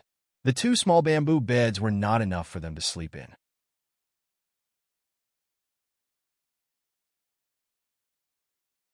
Gu Jiao moved 2 benches from the central room and set them up, one in front of the other. Then she removed the door panel of the bedroom and set it up on the 2 benches. Gu Qingfeng was speechless. How could this work? Gu Jiao put Tang Yueshan on the temporary bed. Then she began to check Tang Yueshan's condition. The black marks on Tang Yueshan's forehead and fingernails were not obvious, but his gums were swollen. A blue-black line could be seen under the mucous membrane of his gums. It was mercury poisoning. Gu Jiao found a porcelain bottle on Tang Yueshan's body and poured out a few dark red pills. Gu Jiao carefully analyzed the ingredients in the pills and found a small amount of mercury. Mercury was extracted from cinnabar. In ancient times, it was mainly used to make pills and preserve corpses. Only the rich and powerful could afford to use cinnabar and mercury. However, whether it was pure cinnabar or mercury, they could not be used to make pills. Long-term consumption would lead to poisoning. Therefore, the kings who begged for immortality did not live long. Gu Jiao did not know why Tang Yueshan had such a thing on him. Fortunately, the poison was mild and did not hurt his internal organs. Fortunately, there was a special antidote for this kind of poison. Gu Jiao took out the medicine from the medicine box and gave Tang Yueshan an intravenous drip. Tang Yueshan vomited blood and fainted not only because he was poisoned, but also because he suffered some internal injuries. However, it was not as serious as the old dukes and Gu Qingfeng's. 2 hours later, Tang Yueshan woke up on the wooden door. His treatment was over. He was covered with his own animal skin, and there was a burning brazier not far from him, so he did not feel cold.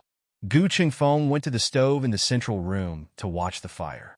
There was a pot of pheasant soup simmering on the stove. The strong aroma of the chicken's soup drifted into the room. Tang Yueshan had not eaten for a few days.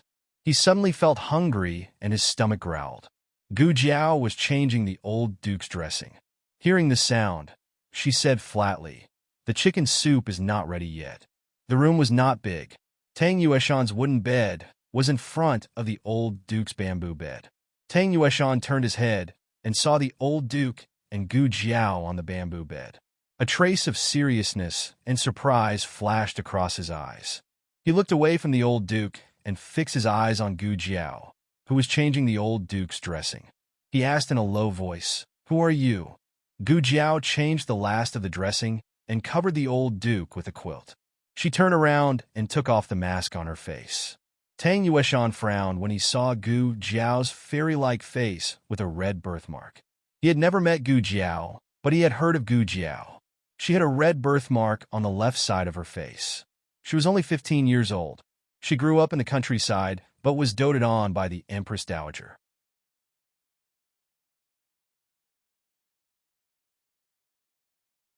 I should have guessed it was you, Gu Yan's elder sister and the Empress Dowager's sweetheart. That would explain why she took revenge on Tang Ming and why the Empress Dowager lied and acted for her. Tang Yueshan exuded a murderous aura once again. Don't think that I'll let bygones be bygones just because you saved me. You've harmed Ming, and I want you to pay with your life. Gu Jiao heard his voice and knew that he was recovering well. In fact, Gu Jiao did not give him much medicine. He took the internal injury himself and healed the external injury himself. The only thing Gu Jiao did was to give him some medicine to detoxify him. Well, it was really convenient. Tang Yueshan wanted to kill Gu Jiao again. Gu Jiao suddenly raised her hand and stopped him. Before you do it, you might as well check your condition first. What do you mean? Tang Yueshan asked. Gu Jiao asked enigmatically. Do you think I will bring you back for no reasons? Tang Yueshan's face darkened. Gu Jiao said, lift up your sleeve and look at your left hand. Is there a red line starting from your palm? Look at your dantian again. Is there an additional green imprint? Let me touch your hair one last time. Are you going bald soon? Tang Yueshan checked his body one by one. When he touched his bald head, his expression changed. What did you do to me?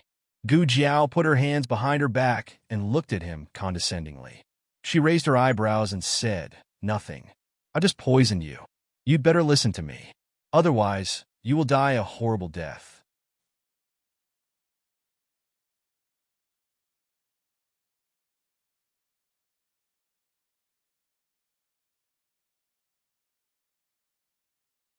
Chapter 490. There are all kinds of novels that you can't find online. After saying that, Gu Jiao walked out of the room and ignored Tang Yueshan. Tang Yueshan was smart enough to be fooled. It wasn't that Tang Yueshan was stupid. Well, he was a little stupid. Could such a stupid person lead an army to war? The answer was yes. As the saying goes, every profession has its own specialization. A person's talent was reflected in different fields. Some were good at literature, some were good at fighting, and some were good at scheming. Tang Yueshan was invincible on the battlefield because he was familiar with the art of war. He was brave and good at fighting, and the archers of the Tang family helped him a lot. Tang Yueshan mainly relied on bravery to fight, but the art of war and strategy were secondary. Gu Jiao went to the central room to see how the chicken soup was simmering. Gu Qingfeng sat on a small stool in front of the stove, warming himself while looking at Gu Jiao. Just now, the two of them were talking loudly in the room, so Gu Qingfeng heard it too. He asked Gu Jiao in a low voice, did you really poison that guy? Gu Jiao lifted the lid of the pot and shook her head. No. How could she bear to spend such an expensive poison? She drew the red line. She pinched the mark. She pulled the hair. Gu Qingfeng was speechless. After Gu Jiao went out, Tang Yueshan was lost in thought. Of course, he suspected that Gu Jiao was scaring him, but Gu Jiao acted so naturally that he didn't feel guilty at all. Ordinary people wouldn't carry poison with them, but Gu Jiao was a doctor. Tang Yueshan had heard about this when he was in the capital, not to mention that he saw Gu Jiao change the medicine for the old duke with his own eyes. He was afraid that Gu Jiao had cured his injuries. Medicine and poison went hand in hand, so it was not surprising that a doctor had poison. Thinking of this, Tang Yueshan suddenly didn't dare to act rashly. The food was placed in the central room. During dinner, Tang Yueshan met Gu Qingfeng. Gu Qingfeng did not wear a mask either.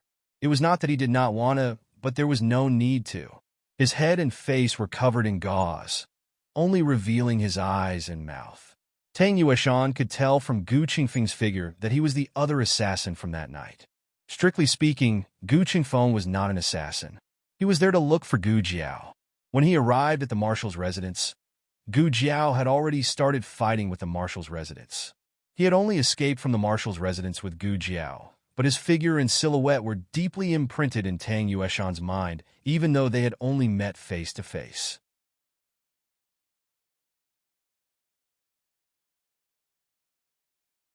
Tang Yueshan looked at Gu Jiao, who was munching on a chicken drumstick, and then looked at Gu Qingfeng, who could only drink soup.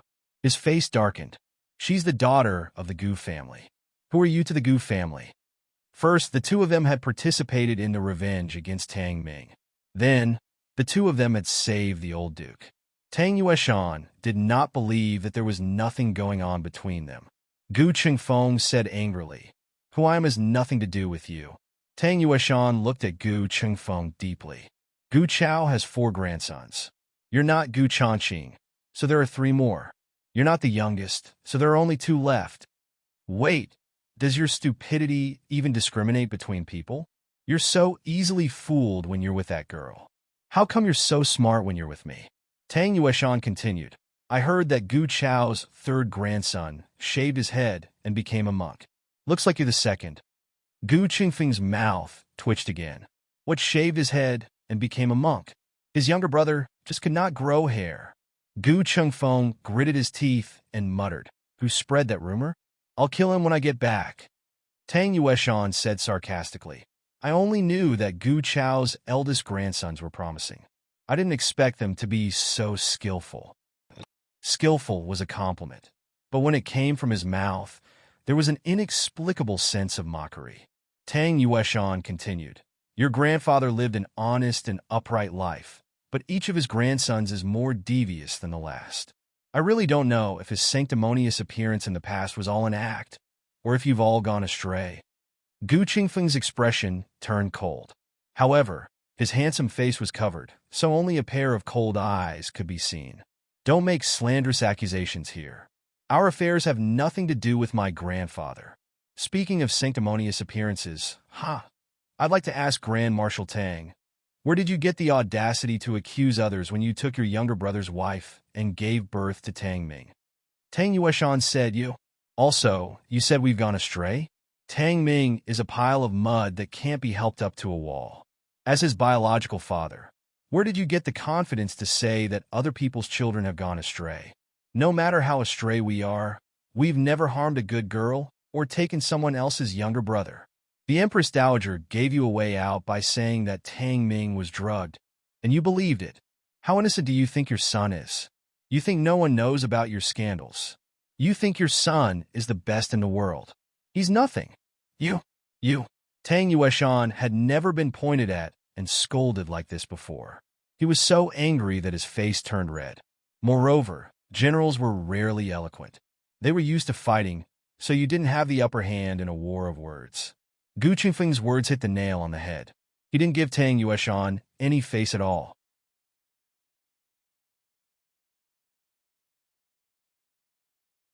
Tang Yueshan was so angry that he almost vomited blood. He stood up abruptly and was about to slap Gu Qingfeng. Gu Qingfeng slammed his chopsticks on the table and quickly stood up as well. He puffed out his chest and shouted at him, You want to kill me? Fine, come on. If you're not afraid of dying from the poison, then bring it on. If I die, you'll never get the antidote. Gu Qingfeng got into character in a second. His ability to improvise on the spot was perfect. Tang Yueshan's anger was instantly choked by an invisible hand. He clenched his fists in anger and finally sat down in humiliation. There were several heavy snowfalls in the next few days. They couldn't leave this place at all. Correspondingly, it would be difficult for the second wave of remnants of the previous dynasty to find them. For the time being, they stayed in the cabin. On the 3rd day, the old duke developed a slight postoperative infection. His wound was red and swollen, accompanied by a high fever. Gu Jiao cleaned his wound and gave him an anti-inflammatory injection. He woke up several times in the middle of the treatment, but in a daze, he saw Tang Yueshan, Gu Qingfeng, and even his little brother. Wasn't this the frontier fortress? Why were his little brother and Gu Qingfeng here? And why were they together with Tang Yueshan? The old marquis felt that he was most likely dreaming, so he fell asleep again. On the 5th day, the sky finally cleared up. Tang Yueshan's injury had basically recovered, but there was still some residual mercury in his body. Gu Qingfeng was also recovering well. He had finally removed the bandages on his body and head. We can't stay here for long. We'd better leave as soon as possible, Tang Yueshan said to Gu Jiao and Gu Qingfeng during dinner. Tang Yueshan had led soldiers before, so he knew that every troop had its own route before departure. The remnants of the previous dynasty must have been suspicious since the 2 troops had not returned for a long time.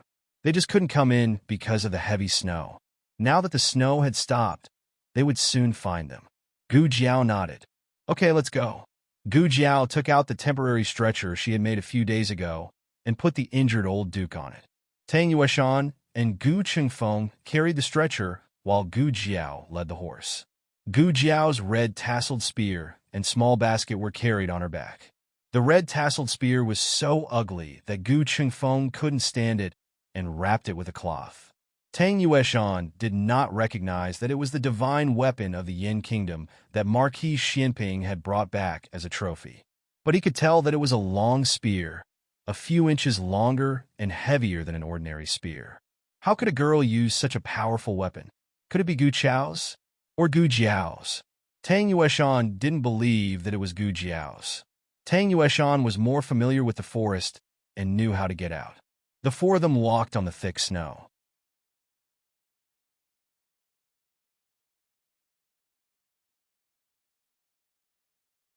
In order to confuse the enemy, Gu Qingfeng and Tang Yueshan would deliberately leave footprints in different directions and then use their lightness skills to return. When it was dark, they came to a river. After crossing this river, we'll be out of Lingguan City.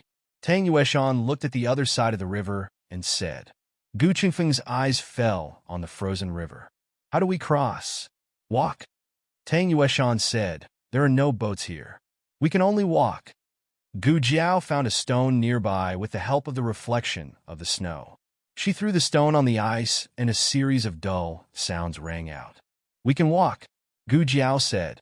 Tang Yueshan walked in front with the stretcher. He stepped on the ice first and then turned to Gu Jiao and Gu Qingfeng. The ice is very slippery. Be careful. Okay. Gu Jiao nodded. Give me the stretcher. The three people and two horses carefully stepped onto the ice. The horses had horseshoes on their feet. Although they weren't of the best quality, they could still prevent them from slipping. Tang Yueshan and Gu Qingfeng fell several times. Fortunately, the old marquis was firmly fixed on the stretcher. Otherwise, they would have thrown him out. Gu Jiao, on the other hand, had excellent balance. It was as if she was walking on flat ground. After countless falls, the three of them finally reached the other side of the river. Panting, Gu Qingfeng asked, where are we going later? Tang Yueshan said, east is Yueqing City. West is Yi City. Gu Qingfeng said without hesitation, east. Back to Yueqing City. Yi City has been occupied by the Chun army and the remnants of the previous dynasty. Let's not go there to die. Gu Jiao glanced at Tang Yueshan. Tang Yueshan didn't say anything. The four of them continued forward. But just as they were about to reach the shore, an arrow pierced through the air behind them. With a whoosh, it shot towards Gu Jiao's back.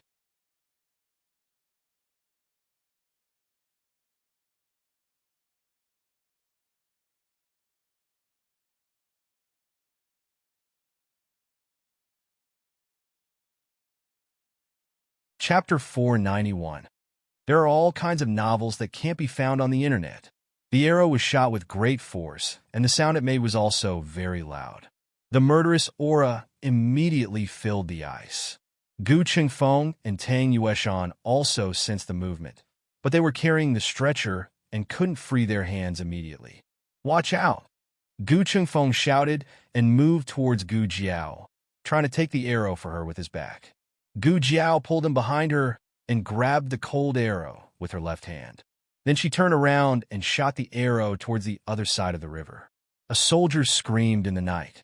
Gu Qingfeng secretly heaved a sigh of relief. Just now he had broken out in cold sweat. Tang Yueshan looked at Gu Jiao with a complicated expression. As a general who had been on the battlefield, he could naturally tell that Gu Jiao did not know Qinggong, and her martial arts were not top-notch. However, her reaction, her temperament, and even the decisiveness with which she attacked surpassed countless men in the world. Did the Gu family really mistake her for someone else? Didn't they secretly train her to be their trump card? The thought only flashed in his mind for a moment before he rejected it. If the Gu family wanted to train someone secretly, it would be Gu Qingfeng. After all, Gu Qingfeng was also a good seedling. How could they train a girl? He knew Gu Chao's character too well. He would never value a girl. On the other side of the river stood the remnants of the previous dynasty who were chasing after them. The leader was a man riding a white horse. He was wearing a silver fox cloak and silver fox gloves. In the darkness, his appearance was not very clear, but he sat upright, and his whole body exuded a noble and elegant aura. "Who is that?" Gu Chengfeng asked. Tang Yueshan's face darkened. "Prince Consort." Realization dawned on Gu Chengfeng's face. So it's that imperial family from the previous dynasty. No wonder he looks so pretentious. They looked at the other side of the river, and the person on the other side of the river was also looking at them. The man was like a god of the night, looking at them as if he was looking at a few rabbits fleeing from a hunting ground. Gu Jiao grabbed the red-tasseled spear and coldly pulled off the cloth on the spear. She stood in front of the three of them and looked towards the opposite shore with a murderous aura. "You guys go first. Let's go." Tang Yueshan made a prompt decision. Gu Chengfeng also understood that it was inappropriate for either him or Tang Yueshan to stay. He didn't trust Tang Yueshan in the first place. He didn't know what would happen if he left Tang Yueshan here.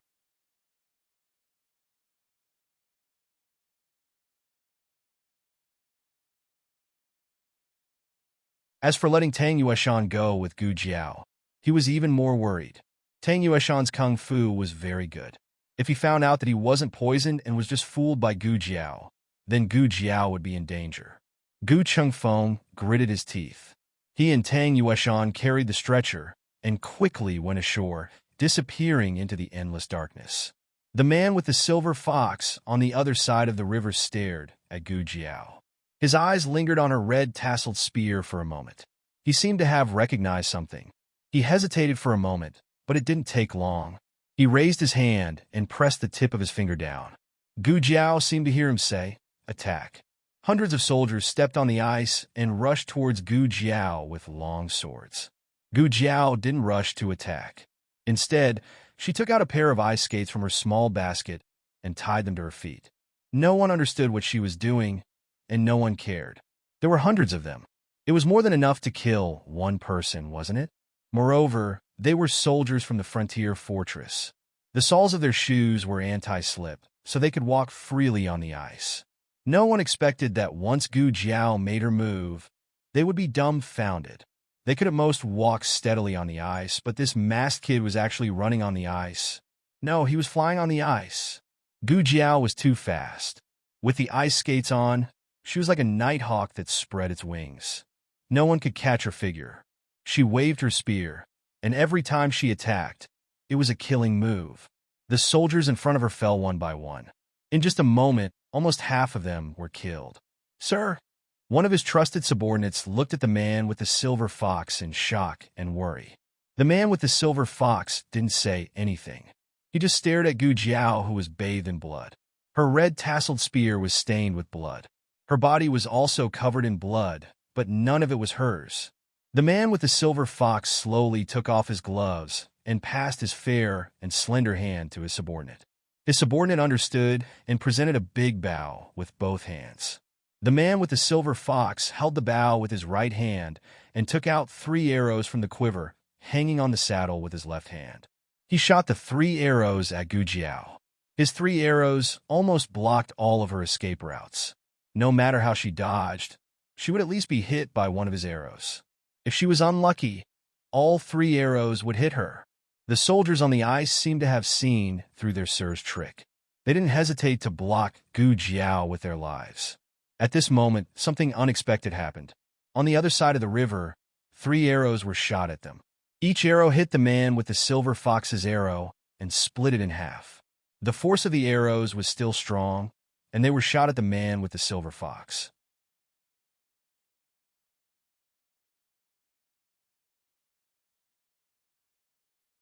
The man with the silver fox picked up the shield from his trusted subordinate and blocked the arrows that were shot at him. The 3 arrows looked like they were aimed at him, but when they got closer, he realized that only 1 arrow had hit his shield.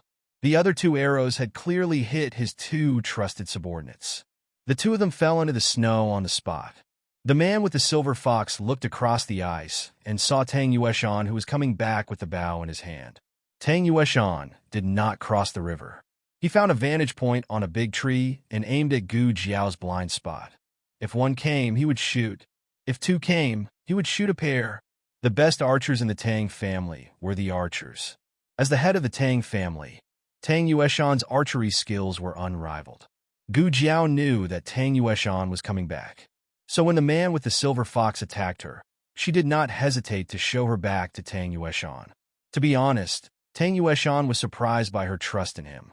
Was she not afraid that he would not make it in time or make a mistake?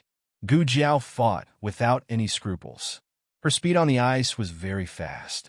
If it was an ordinary archer, they would not be able to keep up with her speed. However, Tang Yueshan kept up with her. Gu Jiao pierced a soldier with her spear, and two more soldiers came from behind her. She didn't even bat an eyelid and rushed forward to kill them. Tang Yueshan shot the two of them with an arrow.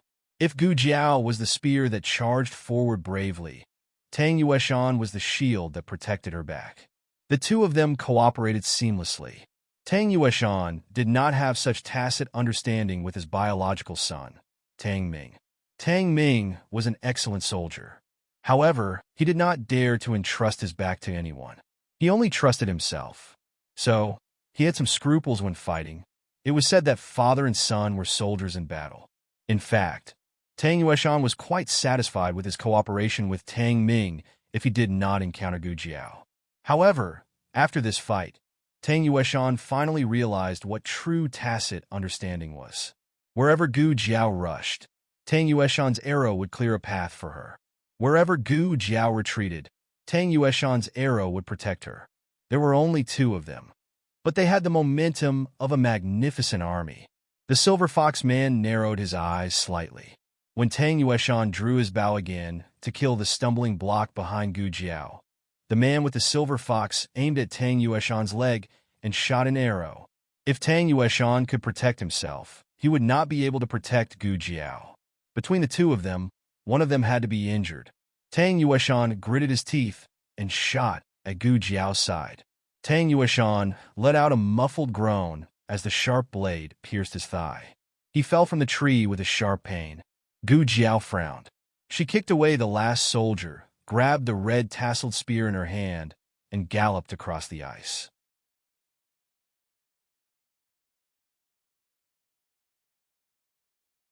She was like a flash of black lightning. With a whoosh, her red tasseled spear pierced through the Silver Fox man's cloak and slid past his strong waist. "Sir!" a soldier shouted. The Silver Fox man's belt was broken. He covered his waist and jumped from the horse's back. Gu Jiao held the red tasseled spear and looked up at the Silver Fox man who retreated. The Silver Fox man also looked at Gu Jiao. At that moment, he saw endless coldness and bloodlust in the young man's eyes. The young man grabbed the belt that fell from his body. He was looking up at him, but the Silver Fox man felt like he was being looked down upon. The young man seemed to be saying coldly, "Next time, it won't be your belt that I want, but your life." The Silver Fox man left, but his small army would stay here forever. Gu Jiao went to the other side of the river, took the ice blade, and put it back in the basket.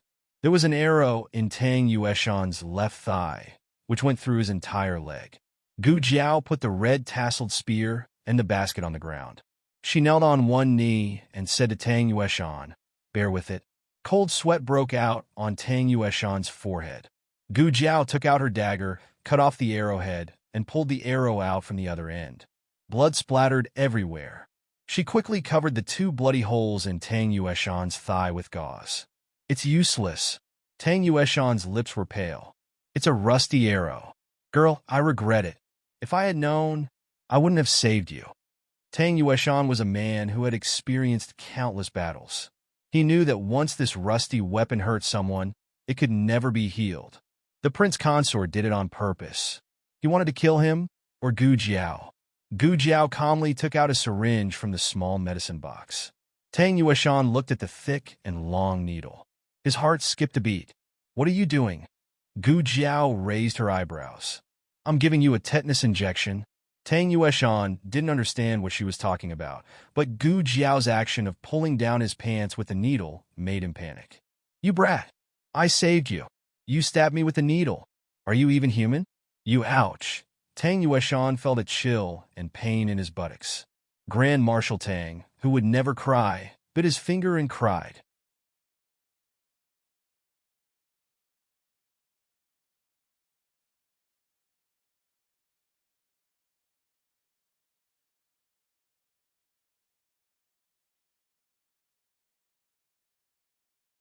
Chapter 492. There are all kinds of novels that you can't find online. Oh, here comes another one who is afraid of needles. A skin test was required for a tetanus antitoxin injection. However, there was no skin test in the medicine box, which meant that Gu Jiao could only give Tang Yueshan a desensitization injection. That was, she would inject a small amount of the antitoxin into Tang Yueshan's body with normal saline. Tang Yueshan was injected 4 times. Gu Jiao looked at the medicine box. Was she bullying Tang Yueshan on purpose? A gust of cold wind blew, and the medicine box was silent. After each injection, there was a moment of observation. Gu Jiao didn't stay idle. She went to clean up the battlefield.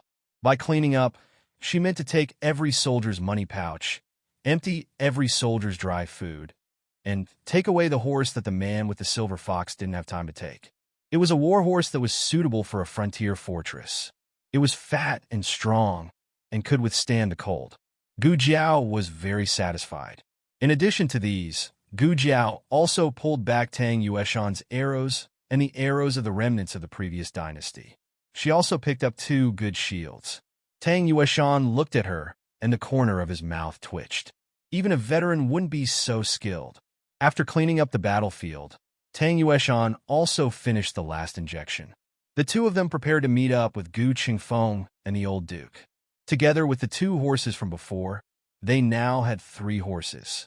Gu Jiao and Tang Yueshan each rode a horse, and the 3rd horse carried their things. Gu Jiao rode the horse left by the man with the silver fox. She had to admit that the prince's horse was different from the commoners. It was not only beautiful and tall, but its saddle was also made of gold. It was very majestic.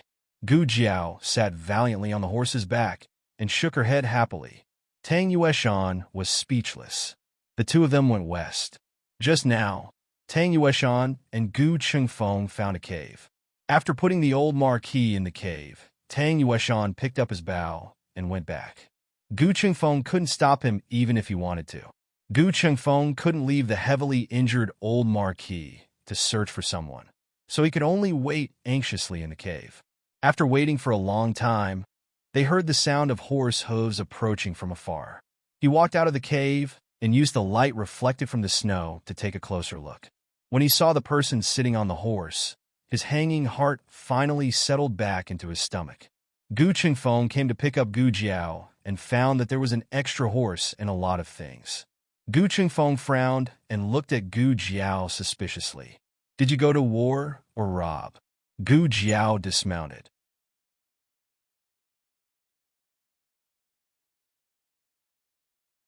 Tang Yueshan dismounted as well. Gu Qingfeng saw the gauze wrapped around his thigh.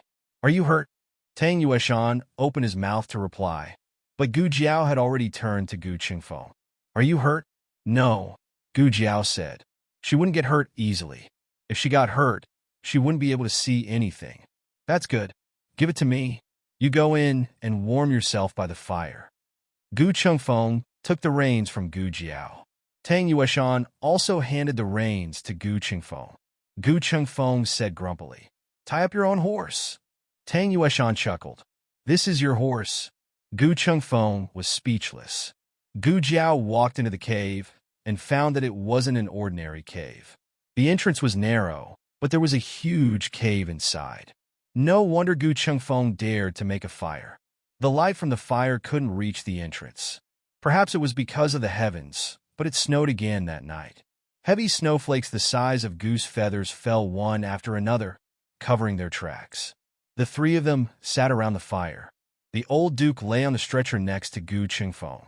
After a long journey, they were a little hungry. Gu Jiao took out a small pot from the basket on her back. Tang Yueshan's eyelids twitched when he saw the pot. Why did this girl bring a pot with her?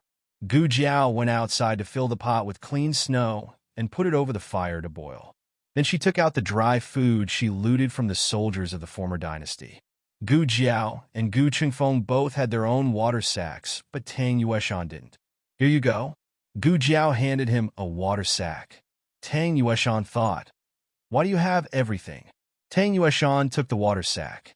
Seeing the emblem of the former dynasty on it, he understood that Gu Jiao looted it from the soldiers again. When they were marching and fighting, it was good enough to have water to drink.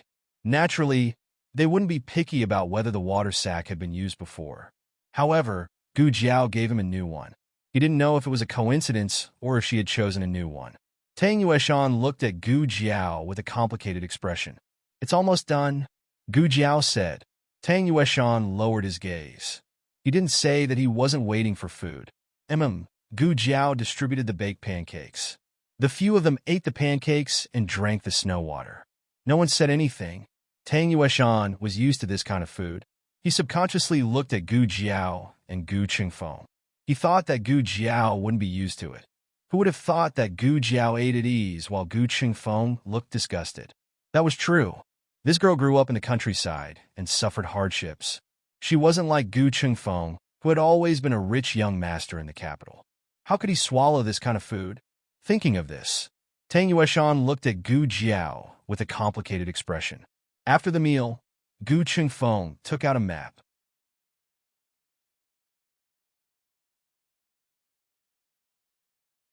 He wanted to see where they were and which path was best to take to return to Ancient Moon City. Gu Jiao suddenly asked Tang Yueshan, "Are you planning to go to Yi City?" Tang Yueshan was surprised. He didn't ask Gu Jiao how she guessed it, nor did he deny it. Gu Qingfeng looked at him in confusion. "Why are you going to Yi City?" Yi City has been occupied by the Chun army and the remnants of the previous dynasty. Aren't you going to die there? If you want to go, go by yourself. We won't go with you. His grandfather was seriously injured. The bones in his limbs were broken and his spleen was sewn up. He couldn't go to the battlefield. I didn't ask you to accompany me. When the snow stops, you can go your own way and I'll go mine.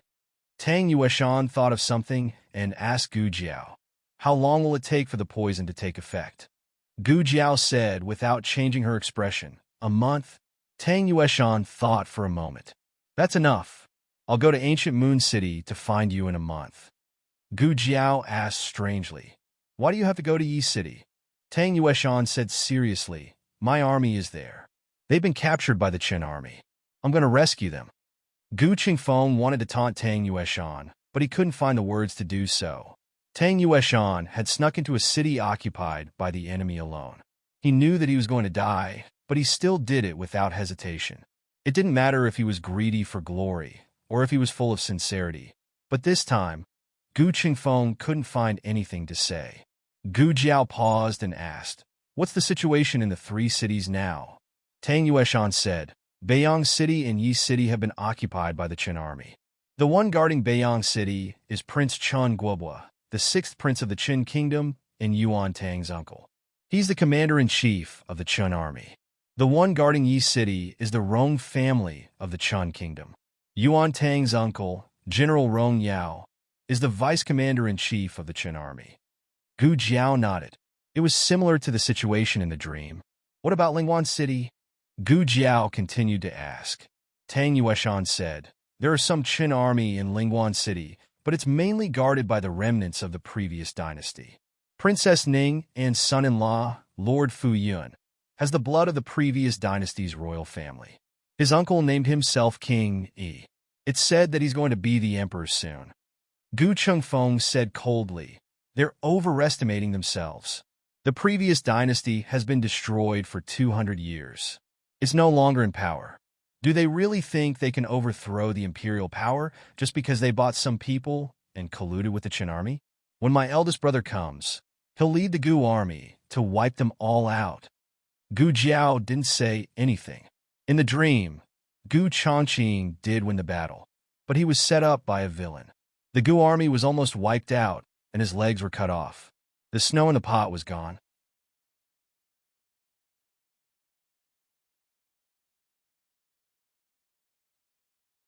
Gu Jiao said, "I'll go get some snow." "I'll go," Gu Qingfeng said. "No need." Gu Jiao took the pot and went out. Only the old duke, who was sleeping, and Gu Qingfeng and Tang Yueshan were left in the cave. "What are you looking at?" Gu Qingfeng rolled his eyes at him. He picked up some wet firewood from outside the cave and put it beside the fire. Tang Yueshan suddenly said, "She's my sister-in-law." Gu Qingfeng was taken aback by this abrupt question. "What did it have to do with your sister-in-law? Who cares about your family's affairs?" Tang Yueshan also went out of the cave, leaving Gu Qingfeng alone in the wind. After a while, Gu Qingfeng patted his thigh and said, "I remember now." He said that. It was a few days ago. Tang Yueshan mocked his grandfather for being sanctimonious and said that he and Gu Jiao were children who grew up crooked. Gu Qingfeng then retorted to Tang Yueshan. One of the sentences was about Tang Yueshan seizing his younger brother's wife. "I remember wrong. Tang Yueshan is the second son in the family, and Mrs. Tang is his sister-in-law.